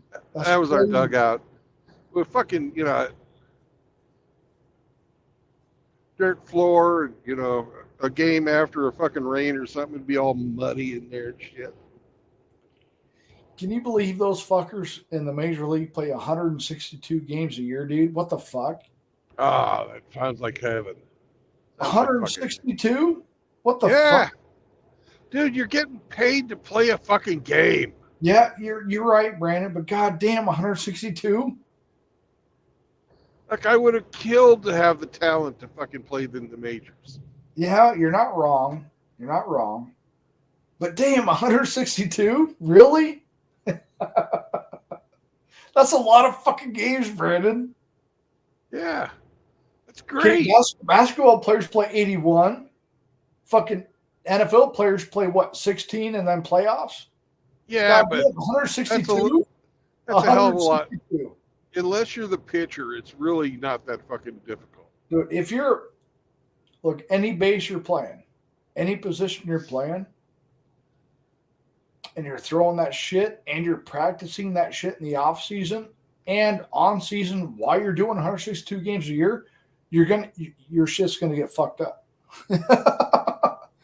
Brandon, your shit's gonna get, whether you're a pitcher or not. Pitcher is probably the most likely. Yeah, you're not wrong. You're gonna get that fucking your elbow shit. That elbow shit's no fucking joke. Yeah. But the people that are fucking batting every fucking day, playing positions every fucking day, training on off season, and then playing 162 fucking games, all of you are fucked up. You're all fucked up because if you're not swinging for the fences every time, if you're just trying to fucking get on base, I don't know. Batting's not really that hard on you. well, What I found was fucking hard on me was fucking catching. Somebody Yeah. fucking do a line drive up at you and you fucking catch that fucker. Man, my hands would hurt. dude, Brandon, you're not lying. He's catching 80, 90 plus mile an hour fastballs, curveballs, outside pitches, fucking change ups, and he's got to throw people Oh, out. you're first. talking about the catcher, yeah. Yeah.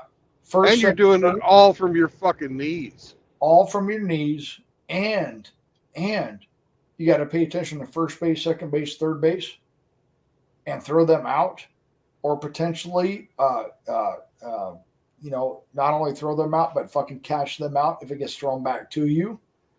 There's a lot of shit that's going on that the catcher's got to be aware of. The pitcher's got to be aware of. All the basemen, all the fucking outside fieldmen. Everybody has a fucking part to play in every sport that you're talking about.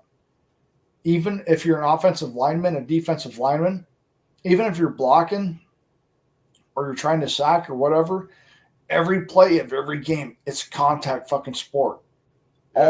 All fucking day, every day. You're going to fuck your body up. All right. Yeah. You're a lineman. You're a fucking defensive lineman. You're a quarterback. You're a running back. You are a tight end. You are a defensive end. You're a linebacker. You're a safety. There's a reason why your prime is about 10 years. Can you go longer? Many people have. Yes. Can you go shorter? Many people have. Yes. It's because your body's going to get fucked. Your body's going to get fucked up. There is no if, ands, or buts. It's just a matter of when. Now, some people can last into their 40s. Those are what we call fucking legends. The fact that you can still do that in your 40s, you are a legend. If you can still do it in your 30s, that's already fucking amazing. I don't know what the nomenclature name for that would be. 40s is fucking legendary, in my opinion. 30s is still fucking almost as much as a legendary. It's just a different name.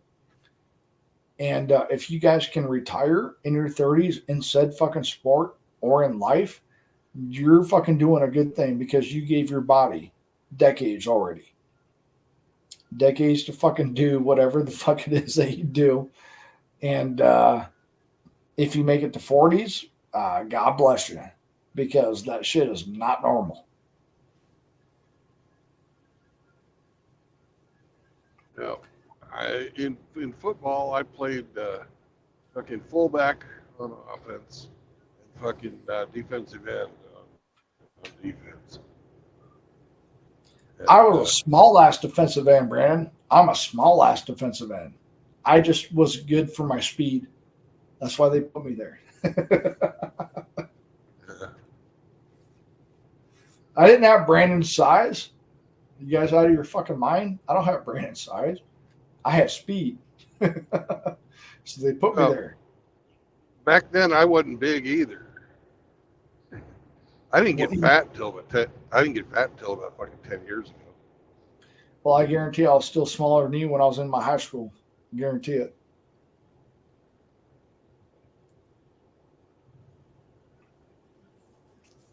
I was a string bean, man.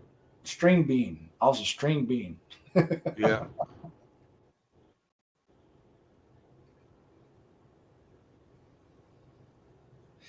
You think Well, I'm going to for go the against summer?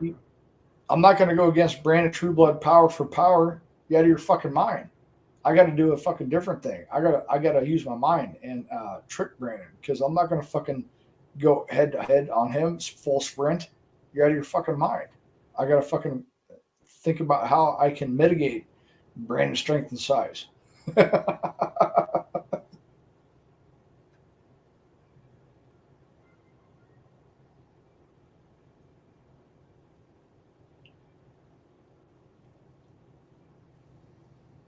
Yeah, we did the Newt Rockby thing. That was our fucking coach. Loved doing that fucking shit. Where you have the fucking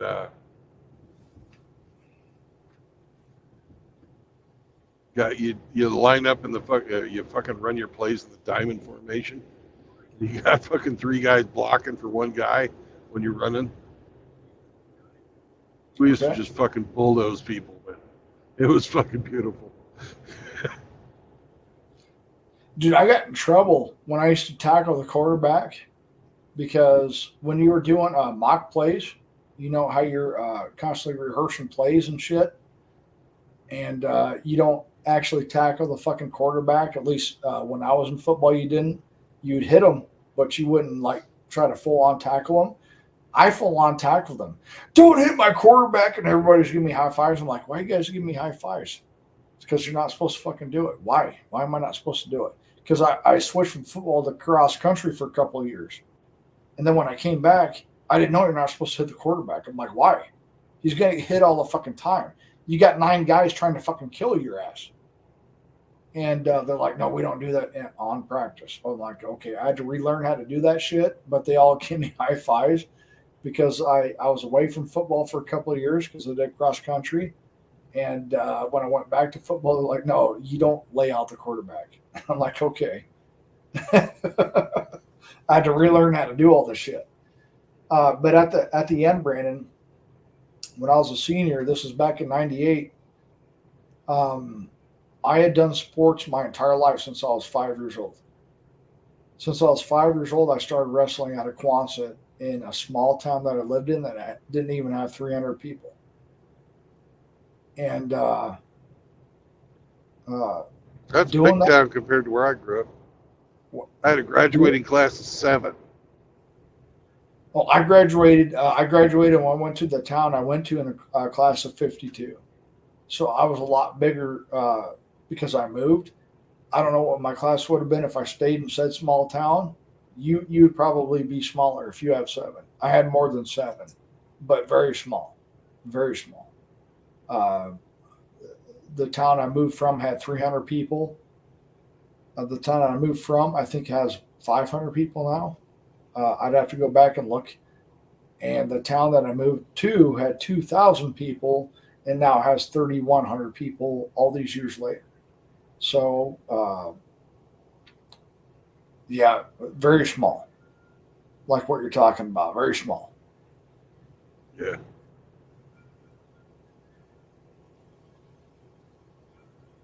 I don't know where I was going with that. I lost my train of thought, but there you go. Well, when they passed the EPA, they shut down the coal mines around where I live. And we were bigger when I was in grade school, but a lot of people fucking moved away when those mining jobs went away. So my town fucking shrunk the whole time I was there.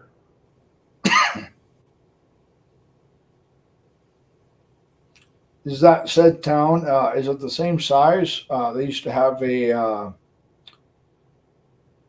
coal mine, like you just said. Is a coal mine shut down now? What? How Yeah. did that?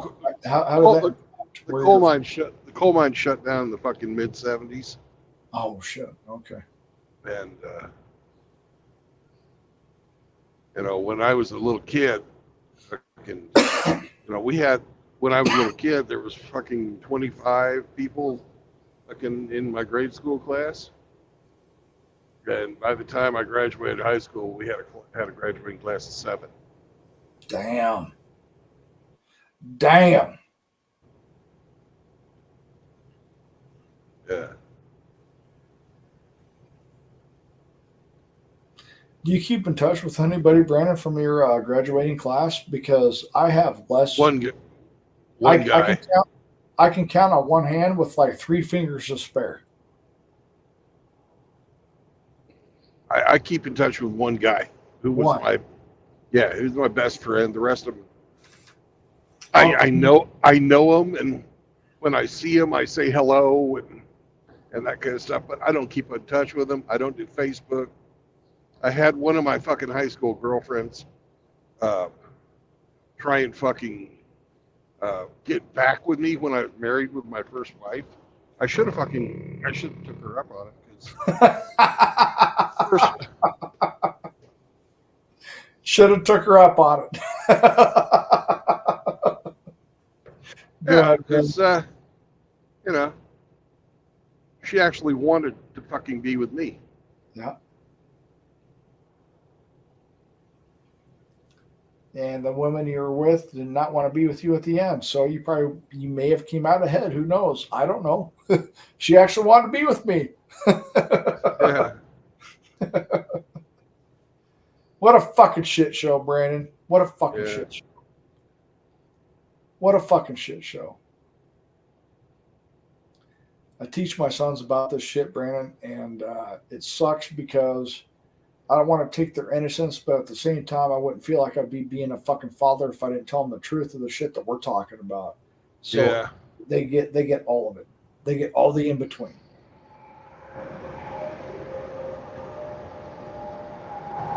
Yeah, well, she wanted to fucking get married and stuff when we were just fucking graduating high school, and I wasn't into that. I went and did my own thing for, 2 decades, 3 decades. I don't remember when. I had And to then find myself for about 2 or 3 decades. I fucking went out and saw the world, man. Oh, that's fucking awesome. Brandon had to find himself, guys. It took 3 decades. Eat a dick. I wasn't trying to find myself. I just fucking was, living life. I was trying to be Brandon. I was having a good time. Fuck you. Took I 3 was. decades. Fuck you. Most of my life has been a pretty good fucking time. Mine too, Brandon. Mine too. You're more tolerant, if that's the right word, than I am. I get really, I have to backtrack more often. I think you're a lot more fucking, you're able to control your emotions better than me, which is very feasible because you're 10 years my senior. But you're able to better do that shit than me. I'm still like, I want to hate this person or do this and that. And you're like, well, yeah, but I don't. And I'm like, okay, I'm going to be there one day. I'll be there one day. But that's what I notice. You got a better grasp on the shit than I got yet. And I got a good grasp. But I'm not there yet. that Well, make sense? you got a much better fucking situation with your family than I do. So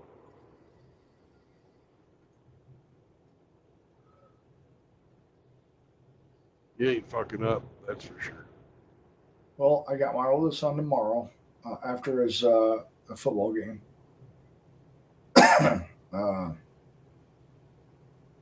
The youngest is coming over now. He started coming over in April. I told you guys about that. He's not staying the whole weekend, but he's here at least for a night. My middle son, I still can't reach. I told you guys about that, my 14-year-old. The only time I spend is when I go visit him for lunch, which I do about 4 times a year. So roughly September, October, November, December, February, March, April, or May. He's been allowed, obviously, to come over every time that my oldest son is here. And he's been invited every time, but I can't make that time happen. I hear you. Yeah, there's going to be a time, Brandon. I think I've talked to you, Brandon, where the things that I do with my oldest son that you guys have been a part of, I'm going to stop asking my middle son after the next year. And it's not going to be because of my lack of trying. I've tried every time my oldest son has done boxing, weight training, staying over with me, whatever. It's been open to every son. And the fact that you didn't take advantage of that, I have to come to a point where I've got to let it go. I've got to let it go, guys. I don't want to. Brandon didn't want to. People that Brandon knows didn't want to. Brandon, when I think about the shit that I went through, and I think about how you've went through that, but even longer, I really respect that, and I'm very saddened by that.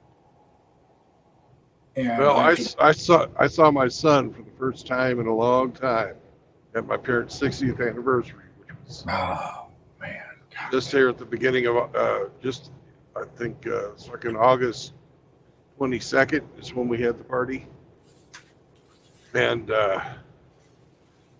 he called me by my first name, and I dressed him down for it. I said, "Who are you talking to?" He goes, "You." That's not what you call me. And he goes, "Well, it's your name, isn't it?" And I'm like, "You call Grandpa? You call him by his first name? No.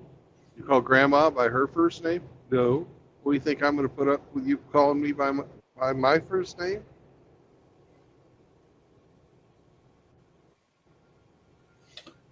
Very good point. You made a very good fucking point there. Did he? Was he receptive to that? Nope. Okay. He just shut up. I'm not going to put up with it. I don't care. When he turned, 18, and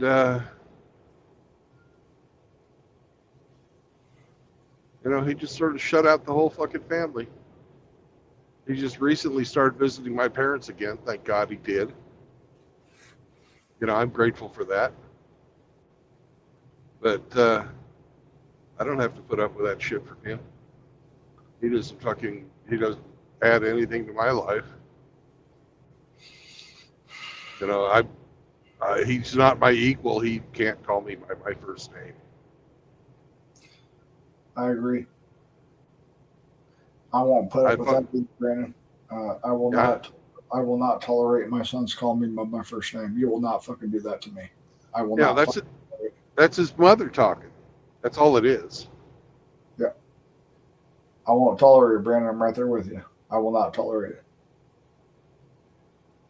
You ever call me by my fucking first name, we got fucking problems. If you're my son, we got fucking problems. You're never going to call me by my fucking first name. That's not going to happen. Never once in my life, outside of jokingly in my late 30s or 40s, have I ever called my parents by their first name ever in my life. Ever. Not once. Not once. You just don't do that. And when I went to my friend's house, I never once called their parents by their first name. They were always Mr. and Mrs. course, Mr. and sir. Mrs. fucking said last name every time. Every time. Never once have I ever called my elder by their first name. Not once in my fucking life have I ever done that. Ever. I don't do that. And if I do, it's because I'm giving shit. Like my mom. My mom's first name is Betty. I would have got backhanded to the fucking moon if I were to call my mom by her first name growing up my entire life. The only reason I do it now is just out of jest. It's not out of any disrespect. I don't do that to my teachers, my peers, my elders, my parents, my grandparents, my uncles, my aunts. It's always Mr. or Mrs. So-and-so, period. Or sir. Yeah. Or ma'am. Sir or ma'am. That's it. That's just how it was. You guys don't have to do that. That's just how I am and how I was raised. That's just the way it is. Period. End of story. That's just the way it is. That's why I still call Brandon and fucking SE and all them sir. I got to respect my elders, Brandon. Yeah, especially when we got more hair. Yeah, You know, you got more hair. Son of a bitch. SCE's older than me, and he's got more hair than you too. It's bullshit. How dare you? So does Hamster. Yeah, I know. And you guys are my elders. So I have to respect the fact that you guys got more hair than me, and I got to fucking placate and concede to you guys because you guys are my elders. So what am I going to do? I don't know, but Hamster's taller than you. Oh, he's taller than me too? Son of a bitch. Yeah, he's my size. Well, if you're my size, you're right on my height. We're all the fucking same height. You're not my height. You're shorter. We're going to have to go back to back next time, Brandon, when we see each other. All right. All right. I'll concede that you're taller than me, but right now, when I'm seeing you, I shake your hand. I give you a best friend hug. He's got to have a best friend hug. I feel like I'm right there. I'm right at your height. I'm right at Riggs's height. I'm right at your guys' height.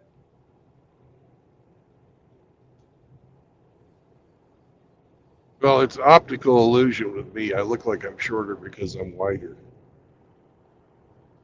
Or because you're older and you've lost a little bit of size. We all do that. I've looked at my mom and dad. God rest his soul. Dad's gone. But with my mom, you lose at least an inch by the time you turn 70, if not more, if you don't take care of yourself. Well, I'm fucking 20 years away from being 70. Actually, no, I'm fucking... oh, hell. I'm 13 years away from being 70. I'll be 70. I'll be 70 in 13 years. There you go. Brandon had to check himself. No, in 20 years, I'll be fuck. In 13, I'll be 70. Oh, that's fucking hilarious. Oh, man. God damn, you guys are fucking funny. Yeah, but fuck you because I lived. Wait a second. Hold on, Jared. I thought you were wrong, but you're not wrong. Actually, in 13, I'll be 70, so you're right. That's hilarious. You know what's fucking funny about that, Brandon, is I'm going to be there too one day. Yeah. Oh, eventually, what you're telling me right now is what I'm going to be telling people who are my age right now.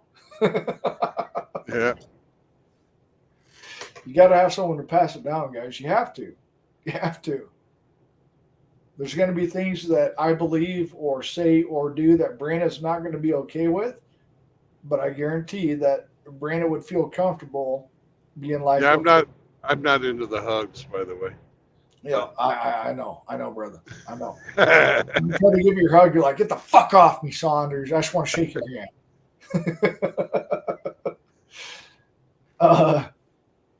You know, we keep passing this down. Like, I'm in the middle of the shit. I've got a generation or two below me.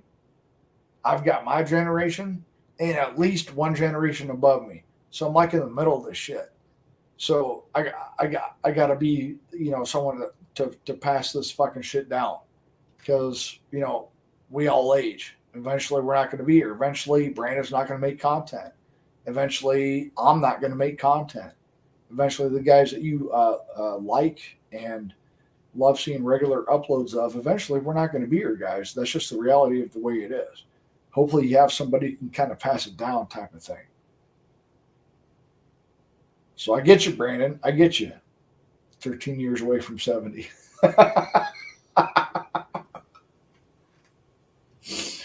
Hey, Chaos.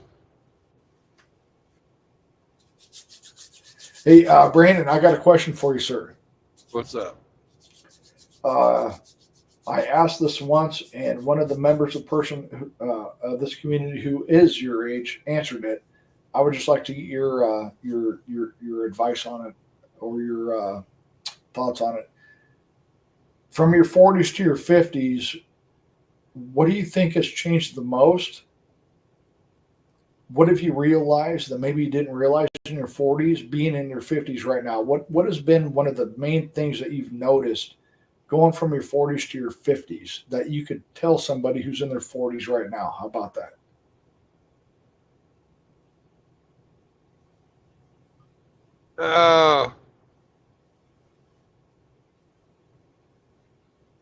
You're going to lose your fucking patience more, but you just fucking don't care more, if that makes any sense.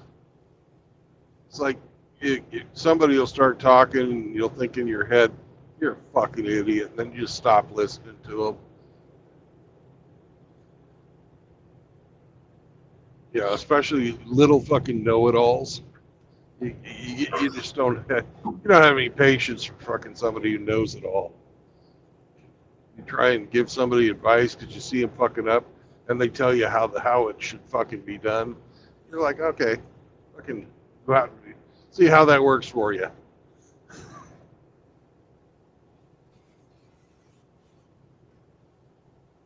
So your patience goes down, but your giving a fuck goes down. I'm feeling a lot of that in my even in my early 40s, let alone my mid 40s, where I am right now, Brandon. I feel a lot of that, and I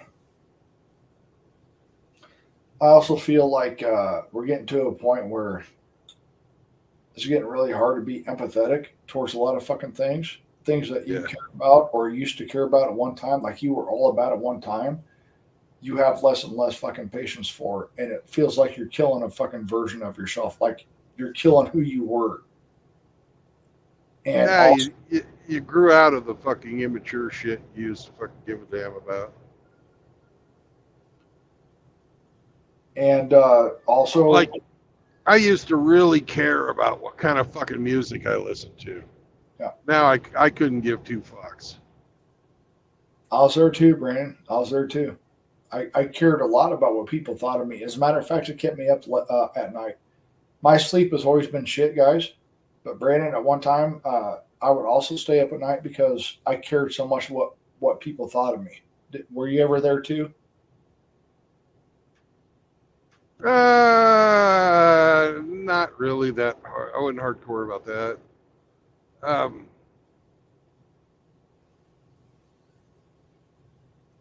I did, man. At one time, I cared a lot about what people thought about me. I want you guys to pay attention to what Brandon's talking about too, because also in your 50s, which is where Brandon is, you guys are going to really feel like what alone is. Because in your 50s, your parents are passing, your uncles, your aunts, your grandparents, they're almost all gone. Some of your friends are gone. My friends are gone in my 40s. You're going to really feel like what it's like to be more and more alone as you get into your 50s. That was told to me by another person in their 50s, and I agree with that. You're going to lose more and more people, and you're going to get more selective with your time. Your time is going to mean a lot more to you. And Brandon, correct me if I'm wrong, because I'm not in my 50s. I feel this in my 40s. You're going to be a lot more selective with who you give your time to. Well, that's true. And another thing I was just thinking about, you stop being, worrying about death, because you realize you're going to die, and it's not too far off, and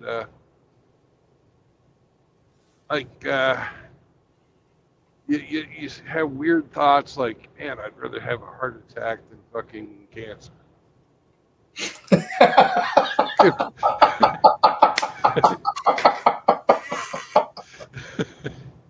I'd rather have a heart attack than cancer. This is your 50s, guys. I'd rather have a heart attack than cancer. Well, think about it. But that's fucking hilarious. Well, think about it. You get one little and then you're gone. Whereas fucking cancer, you got to fucking suffer for months or years. Yep. I understand. I don't know why that was so fucking funny, but that was fucking hilarious. I'd rather have a heart attack than cancer. That's when you know you're in your 50s, guys.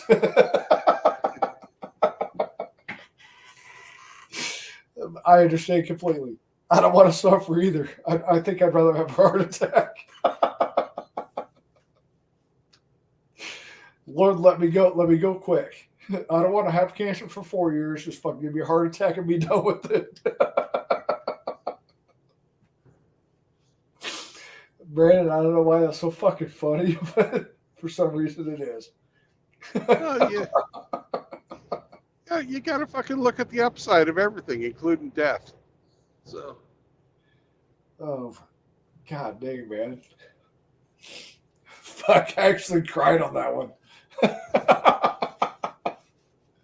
Oh, that's fucking hilarious. Holy shit.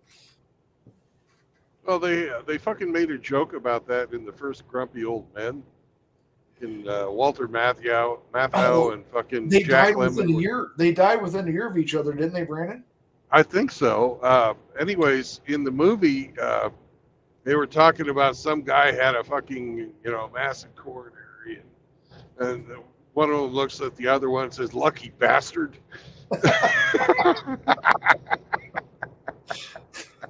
Morning, dickhead.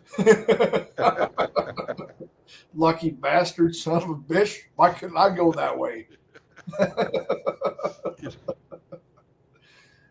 Oh man, that's another reason why I really do like this community. Even though sometimes I'm like, you know what, guys, I gotta take a fucking 3-week break because you're fucking pissing me the fuck off.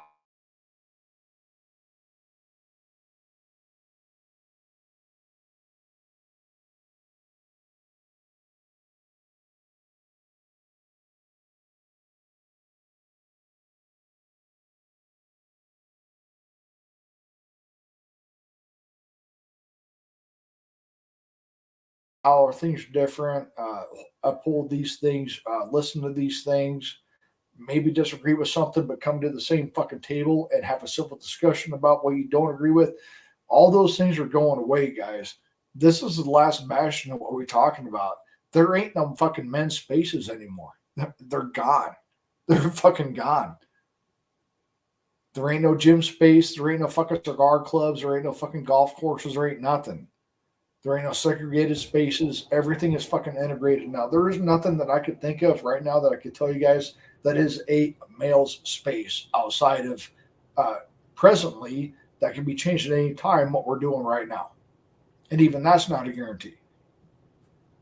That's not a guarantee. There is no men's spaces no more. They're all gone. Every one of them are fucking gone. And they've been ruined. This is a male space. I don't allow any fucking women in here. Well, you know what I mean, though, when it comes to like what YouTube can do to you, or what mass reporting can do to you, because Brandon's hateful. We can't have Brandon talking about shit or Brandon having a fucking chat. Can't have that. What you're doing is righteous and perfectly okay, but that's not what mainstream fucking society is. Mainstream society could shut all of us down at any given time. And that really sucks to know. That really sucks to know that could happen. I never thought, for sure, Brandon never thought. For sure, me, and I'm 10 years Brandon's junior, thought that we'd be in the position that we are right now thinking about what life would be back in the 80s and 90s. I never thought we'd be here right now. And if I never thought that, I guarantee sure Brandon didn't think of this. Well, Here we are. we used to make fun of fucking political correctness. We used to fucking make fun of it. Anybody who fucking demanded that kind of stuff, we used to laugh at them. Well, it was never a point of fucking contention to begin with. It was never a point of anything. It was laughed at or talked about in passing at best. Now here we are. It's everything we're talking about has infected everything. Yeah, the whiny little bitches are running the fucking show now. Yeah. Entertainment mediums. Did you guys see the GDC? No, I don't pay attention to this anymore, but I pay attention to it in passing. Gamers, what is it? Gamers something conference, GDC. Back in 2016, it had about making the cis white male less and less prevalent in fucking video games, and they were teaching this to their up and coming video game developers and shit. I don't know if you guys saw that. I was just like, wait a second, cis white. Okay, first of all, it's normal white people. There's no cis. No. It's a normal white fucking dude, which is what the video game. If you take away normal white fucking dudes from video games, you're going under. Normal white dudes is what made this shit happen. Same with the entertainment medium. Same with what you guys have today. Same with civilized fucking country or said society. It is what it is. Get pissed. I don't care. But without the white male, the white European male sustaining, maintaining, and inventing this shit, we are not where we are today. Period. End of fucking story. And you guys want to sit there and talk about, video games or movies or TV series and all that. And we want to be more inclusive. And your inclusiveness just means anti-white. It means everybody but white. Surely we used to be fucking inclusive. The number one show on television was fucking the Cosbys. You know? There you go. We had, we didn't fucking think a thing about it. Bill Cosby was funny. You know? I didn't think a thing about it, man. I didn't think a thing about any of the shit until everybody made it a fucking point to fucking be taught or to be talked about or thought of. And it's like, no, I'm not going there. Fucking gay people and lesbians and stuff, sure, they existed, but they didn't fucking, they weren't the focus of society. The focus Exactly. of society was the fucking family. Yeah. Exactly, Brandon. If anybody was what we're talking about now, you didn't know it. They didn't make it their point of fucking identity. They did their job, whether it was acting or if it was truck driving, if it was bartending, if it was waitering, waitressing, if it was factory work, if it was garbage, all that stuff. Nobody made it a point like this is who I am. No, they showed up, did their fucking thing, didn't let anybody know. They didn't make the fact that they were not like that. Well, they'd let fucking people know, but it wasn't who they were. Nobody gave a fuck who you stuck your dick in. No. You just you didn't talk about your sex life, period. We almost had that eradicated in the 90s. Brandon, correct me if I'm wrong. That shit was almost eradicated in the fucking 90s. Nobody talked about it. It was not a point of contention. It was not a point of controversy. It was nothing. Yeah, it was nothing. You didn't talk about your fucking sex life. It was nothing. Why the fuck would a guy that's paying you to fucking mow his lawn give a damn if you fucking take a dick in the ass? Your bosses didn't need to know who you were fucking. And they didn't ask. They didn't ask. Don't ask, don't tell. Stay in the fucking closet. Nobody need to fucking know. As long as you did your job, as long as you were respectful of other people, no one cared. Nobody cared. Nobody cared. Nobody gave a fuck.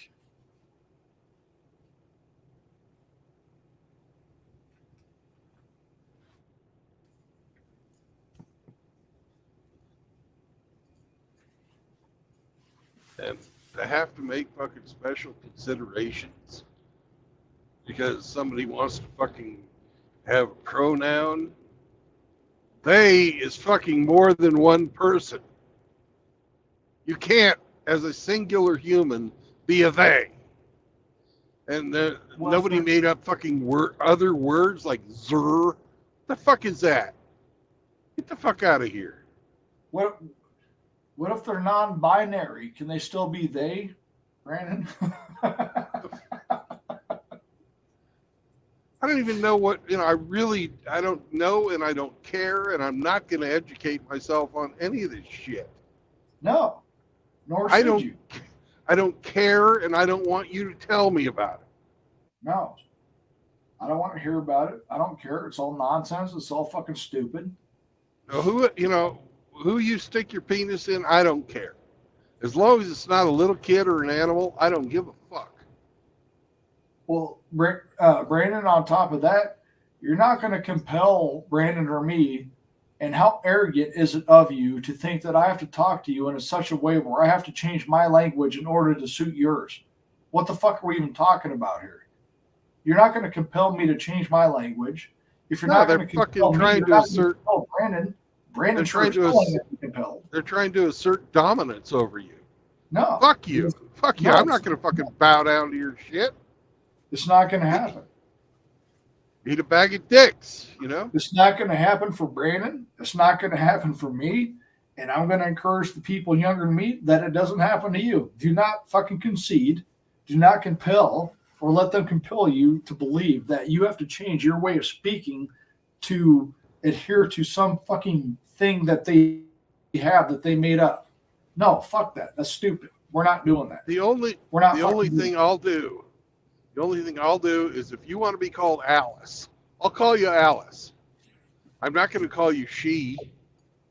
You're still fucking a he. But if you want to fucking, if I've got to fucking be around you or work with you or fucking talk to you, and you're a guy and you think your name's Alice, I'll call you Alice. I don't care. Fucking Alice Cooper. He's called Alice. Whatever. I don't care. That's your name. You want to be called that? That's your fucking name. Okay. Fine. Well, Brandon, at one time I agree with you 100%. Here's the only caveat I got, brother, is if you were to call me Alice right now, I'm Alice Saunders now. Don't clip that. Don't fucking clip it. Riggs went to bed. Yeah. It's where do we stop? Where do we stop from there? If someone demands, if I demand you call me this, and I understand exactly where you're coming from, we're almost to the point where you can't even do that no more, because if you even give them that little 1 inch, they're going to take you for a mile, Brandon. And now we're going to demand everything that we're talking against about right now, because you can see it on that one little fucking thing. You fucking set the limits on how you behave. They don't set the limits for you.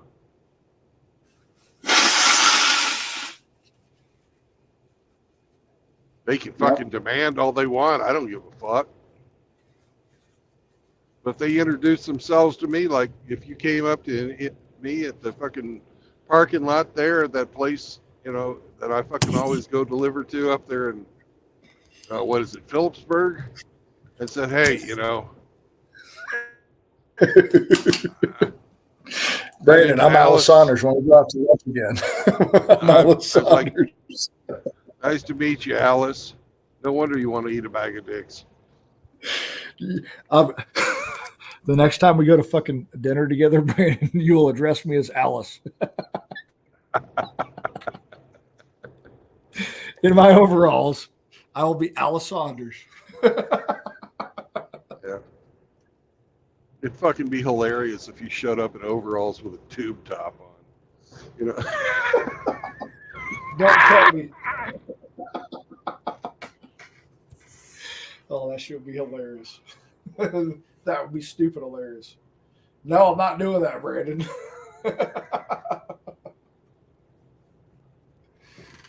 I wouldn't even allow you to let me go with you into a restaurant wearing a fucking halter top or a fucking with the fucking overalls, dude. No, we're not doing that.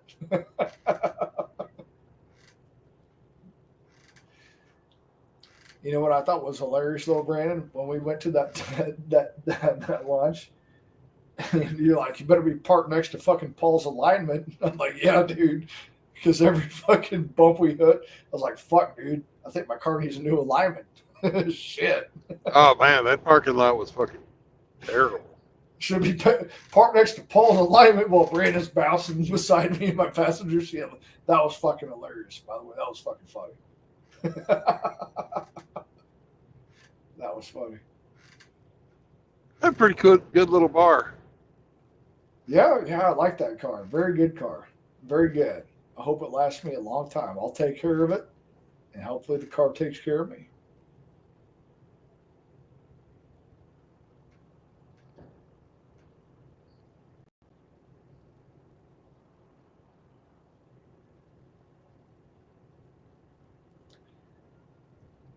Brandon, I think I'm going to call it a night, brother. It's 3:40 in the morning. I think I'm going to go ahead and try to pass out, brother. All right. Well, I am 1.8 miles away from where I'm going to stop. Well, I'll just hang with you till you stop. Then I'll just bounce from there. How about that? All right. 3:40 in the morning. Holy shit. Had a good laugh, though, man.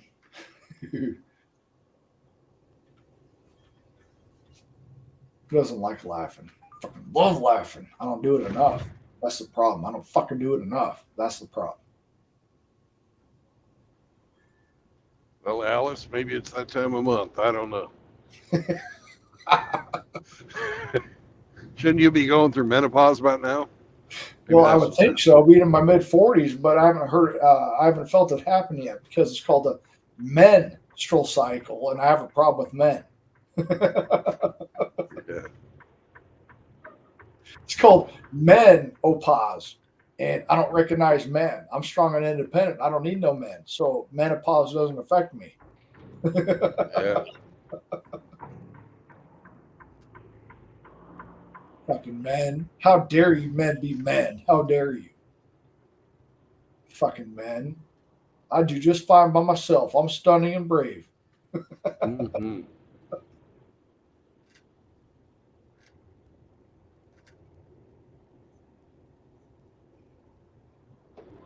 I can change my own tire. I can charge my own battery. I can pay for my own shit. I don't need no man. They don't need to fix my cars and my plumbing, my electrical, and build my cars and, farm the shit that I fucking buy at the fucking produce section at the stores. No, that just shows up. We don't need farmers. It just shows up at the grocery store. You guys don't know that? Produce just shows up. We don't need truckers to haul that shit. It just shows up. All the farmers got to do is fucking farm it and crop it. It just shows up. It's like the Jetsons. I can push a button on a microwave and I got a turkey fucking dinner in 5 minutes. Fucking, it was quicker than that. Yeah, it was quicker than that. You're right, Brandon. I can put a pill in the fucking little thing, looks like a microwave. Out comes a goddamn whole Thanksgiving dinner. If I know what the Jetsons are, you guys know I'm old school.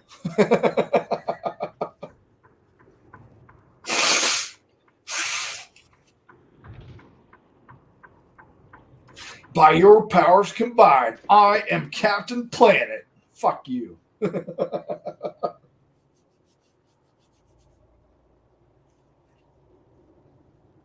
By your powers combined, Brandon, I am Generation X. Yeah.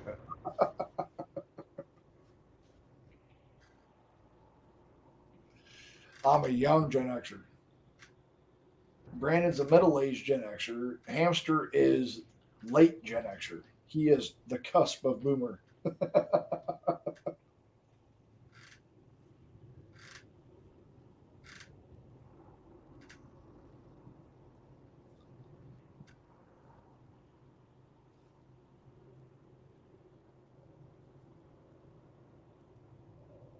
All right, Brandon. Hey, thank you very much for having me, man. Appreciate you. I'm going to go ahead and pop off, brother. All right, later. All right, have a good one.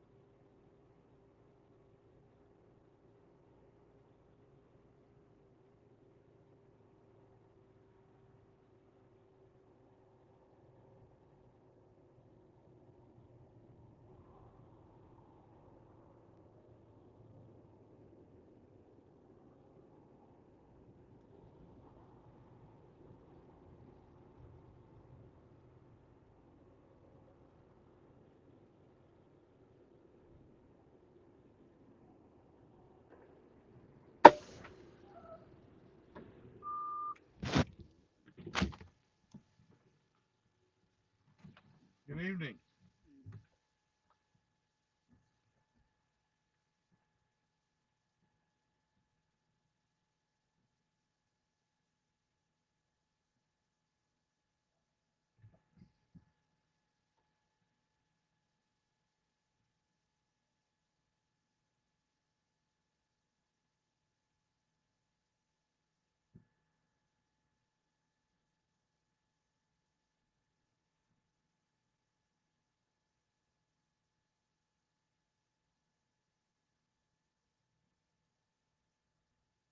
Thank you. Your appointment was to be at 12:45. Yeah. Want me to come back? I have to. Okay. Yeah, it's at 12:45, so we'll have to come back around like 11. All right. Have a good night.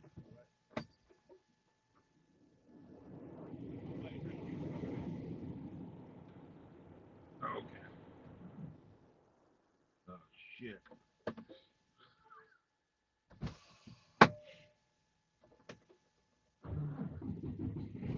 Woo!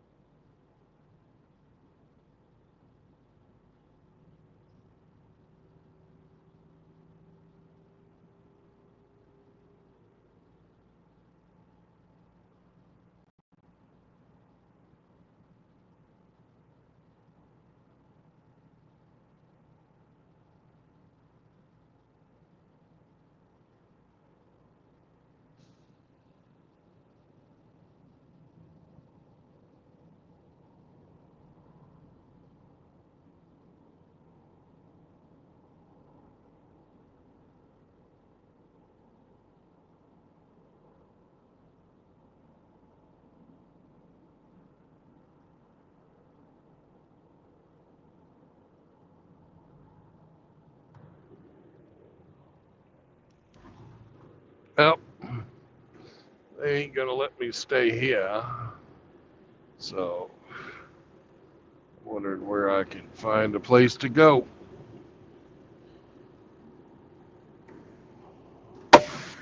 I'm gonna look at my map.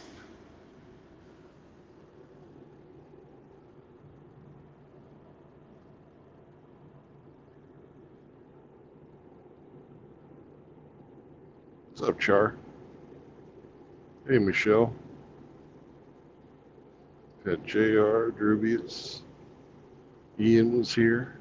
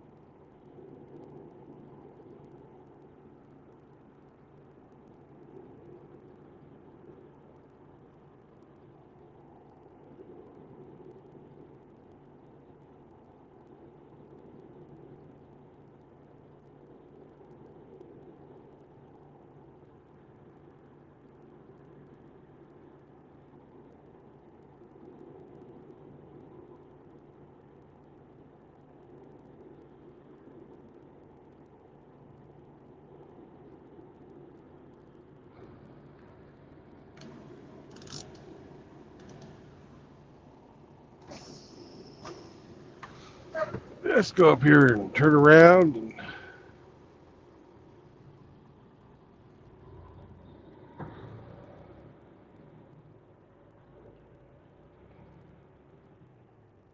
we can squeeze ourselves in.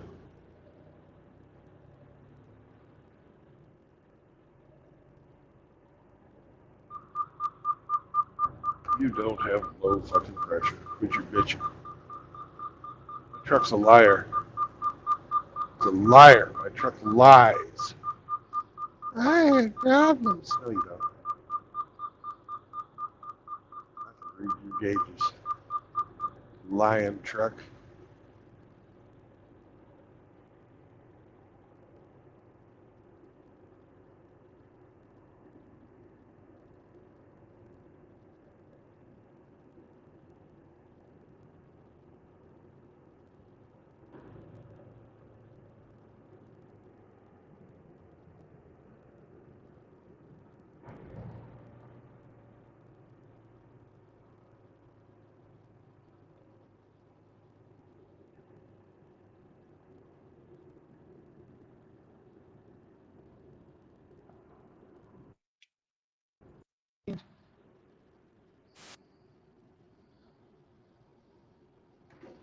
How you doing? Hello.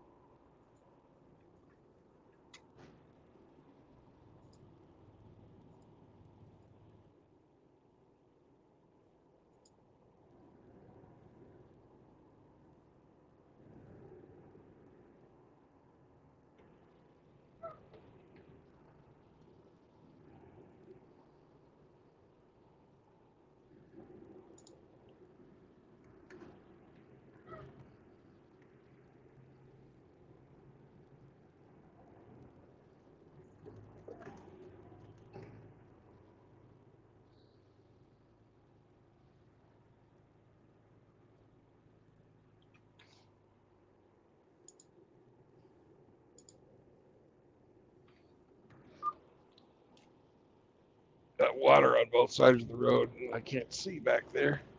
I don't want to back my truck into the pond. So how you doing, Constantine? Hello, I'm fine, I just don't want to disrupt you till you drive in here.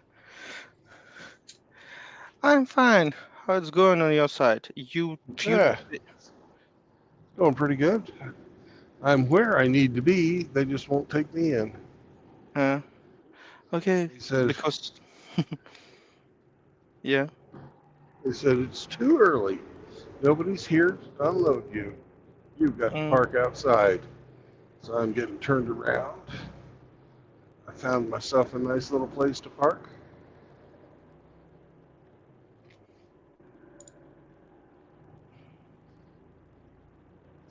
Okay. Why are you driving so late? Few days I saw that you just was early even for my time zone. Well, it's just the nature of this week's schedule. Dang it. It's the way it is.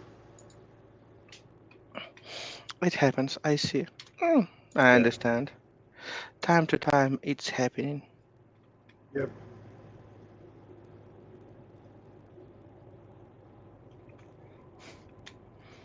It's better than nothing. Yeah, I'd much rather have work than not work. Yeah.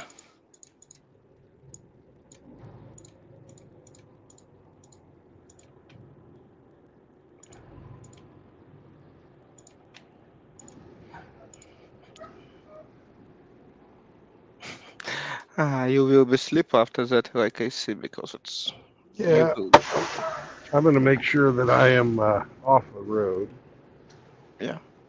Okay, then I And don't feel disrupt no, you. no, no. We can talk. Okay.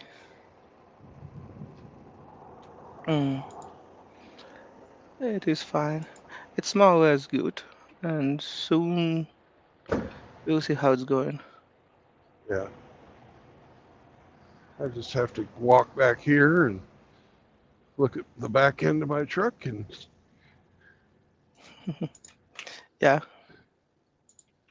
that you will block somebody who can unload you.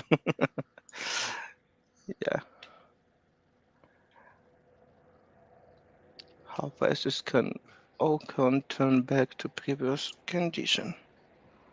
see how much further I can go because I'm just right on the edge of sticking out into traffic.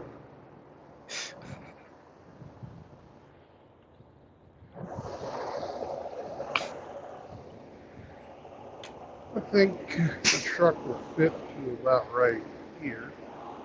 So that's 2 meters. That'll work. We found a place to sleep. Woo! Hmm. All the You walk, comforts of home. yeah. You walking with the semi before sleep, or how it's usual Ah, procedure going? well, I'm Or bringing it's, Sammy out right now because after I pull forward, I'm going to be close enough to this guy next to me. I won't be able to open my easy to open door. Yep. So Sammy's going to go potty and do his thing.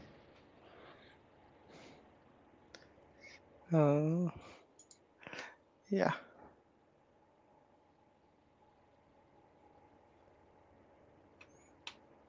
He's not need to walk a lot, like I understand. Well, he's not going to walk a lot tonight because I'm not going to walk a lot tonight. I just don't know. He need to few kilometers a day or less. Or We try and walk in the mornings because that's when I feel like it. But just tonight, it's almost 4 o'clock in the morning, and I've been up all day and all night. yeah, it was a long day, like I see. Yeah, not a long drive, but a long day. Yeah, sure. Tell me, man. Yeah, I understand still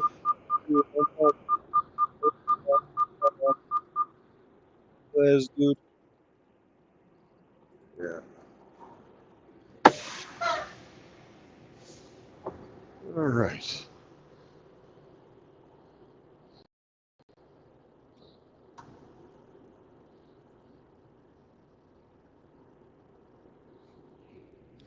Okay. No, I can't really hear you. Do you hear me now? Yeah, I hear you now. Oh, sure. Where are you, man? At least, in which? I'm in St. Louis, but on the Illinois side.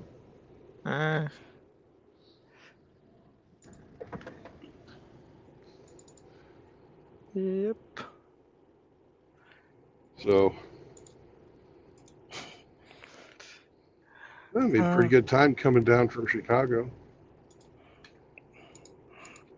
It's probably for the truck driver. It's probably best time. Soon it will be yellow leaves everywhere, and drive on that territory will be pretty enough, like I understand. Yeah. East side of Great Plain. I don't know how that region called. Well, East Coast, it's called the Midwest. Is where Midwest. we're at right now. Yeah. It's between Mississippi and Appalachian Mountain. Correctly, or? Yeah. I would say the states on the western side of the Mississippi are also part of the Midwest, depending on, if they're north or south. Then you get into the Great Plains, really starting in Kansas and Nebraska, and Oklahoma and Texas, north, Because you know, south, North and South Dakota. sure. Maybe a Everywhere. little bit, yeah, maybe a little bit into Minnesota. Because always such region, it's not really defined what it's mean. Because if it's some geographic fine, like Great Lakes area in Midwest, they're Well, practically the Great Plains they're pretty easy to define. yeah. The hills stop and the trees stop, and Yeah. except on the rivers and streams. Mm, it's happening. Yeah. More and more I hear about that Yeah. stuff. Mm, we're still alive. We still have electricity. We don't know how long it's take, but it's much better. We'll see how it's going. Yeah. Yeah. No, I see. I will not disturb you. You are tired and you are ready at place when you can sleep. Yeah. Have a nice rest. Thank you, and I'll see you tomorrow. Probably, if nothing changed, D&D according to the schedule. I hope so. We'll see how it's going. Talk to you. All right. Good night, Bye. brother. Bye-bye. All right, gentlemen, we've come to the end of another day on the road. Remember, no marriage, no cohabitation, and no new children will protect you from usury and indentured servitude. So remember that to save yourselves from the gynocentric court system.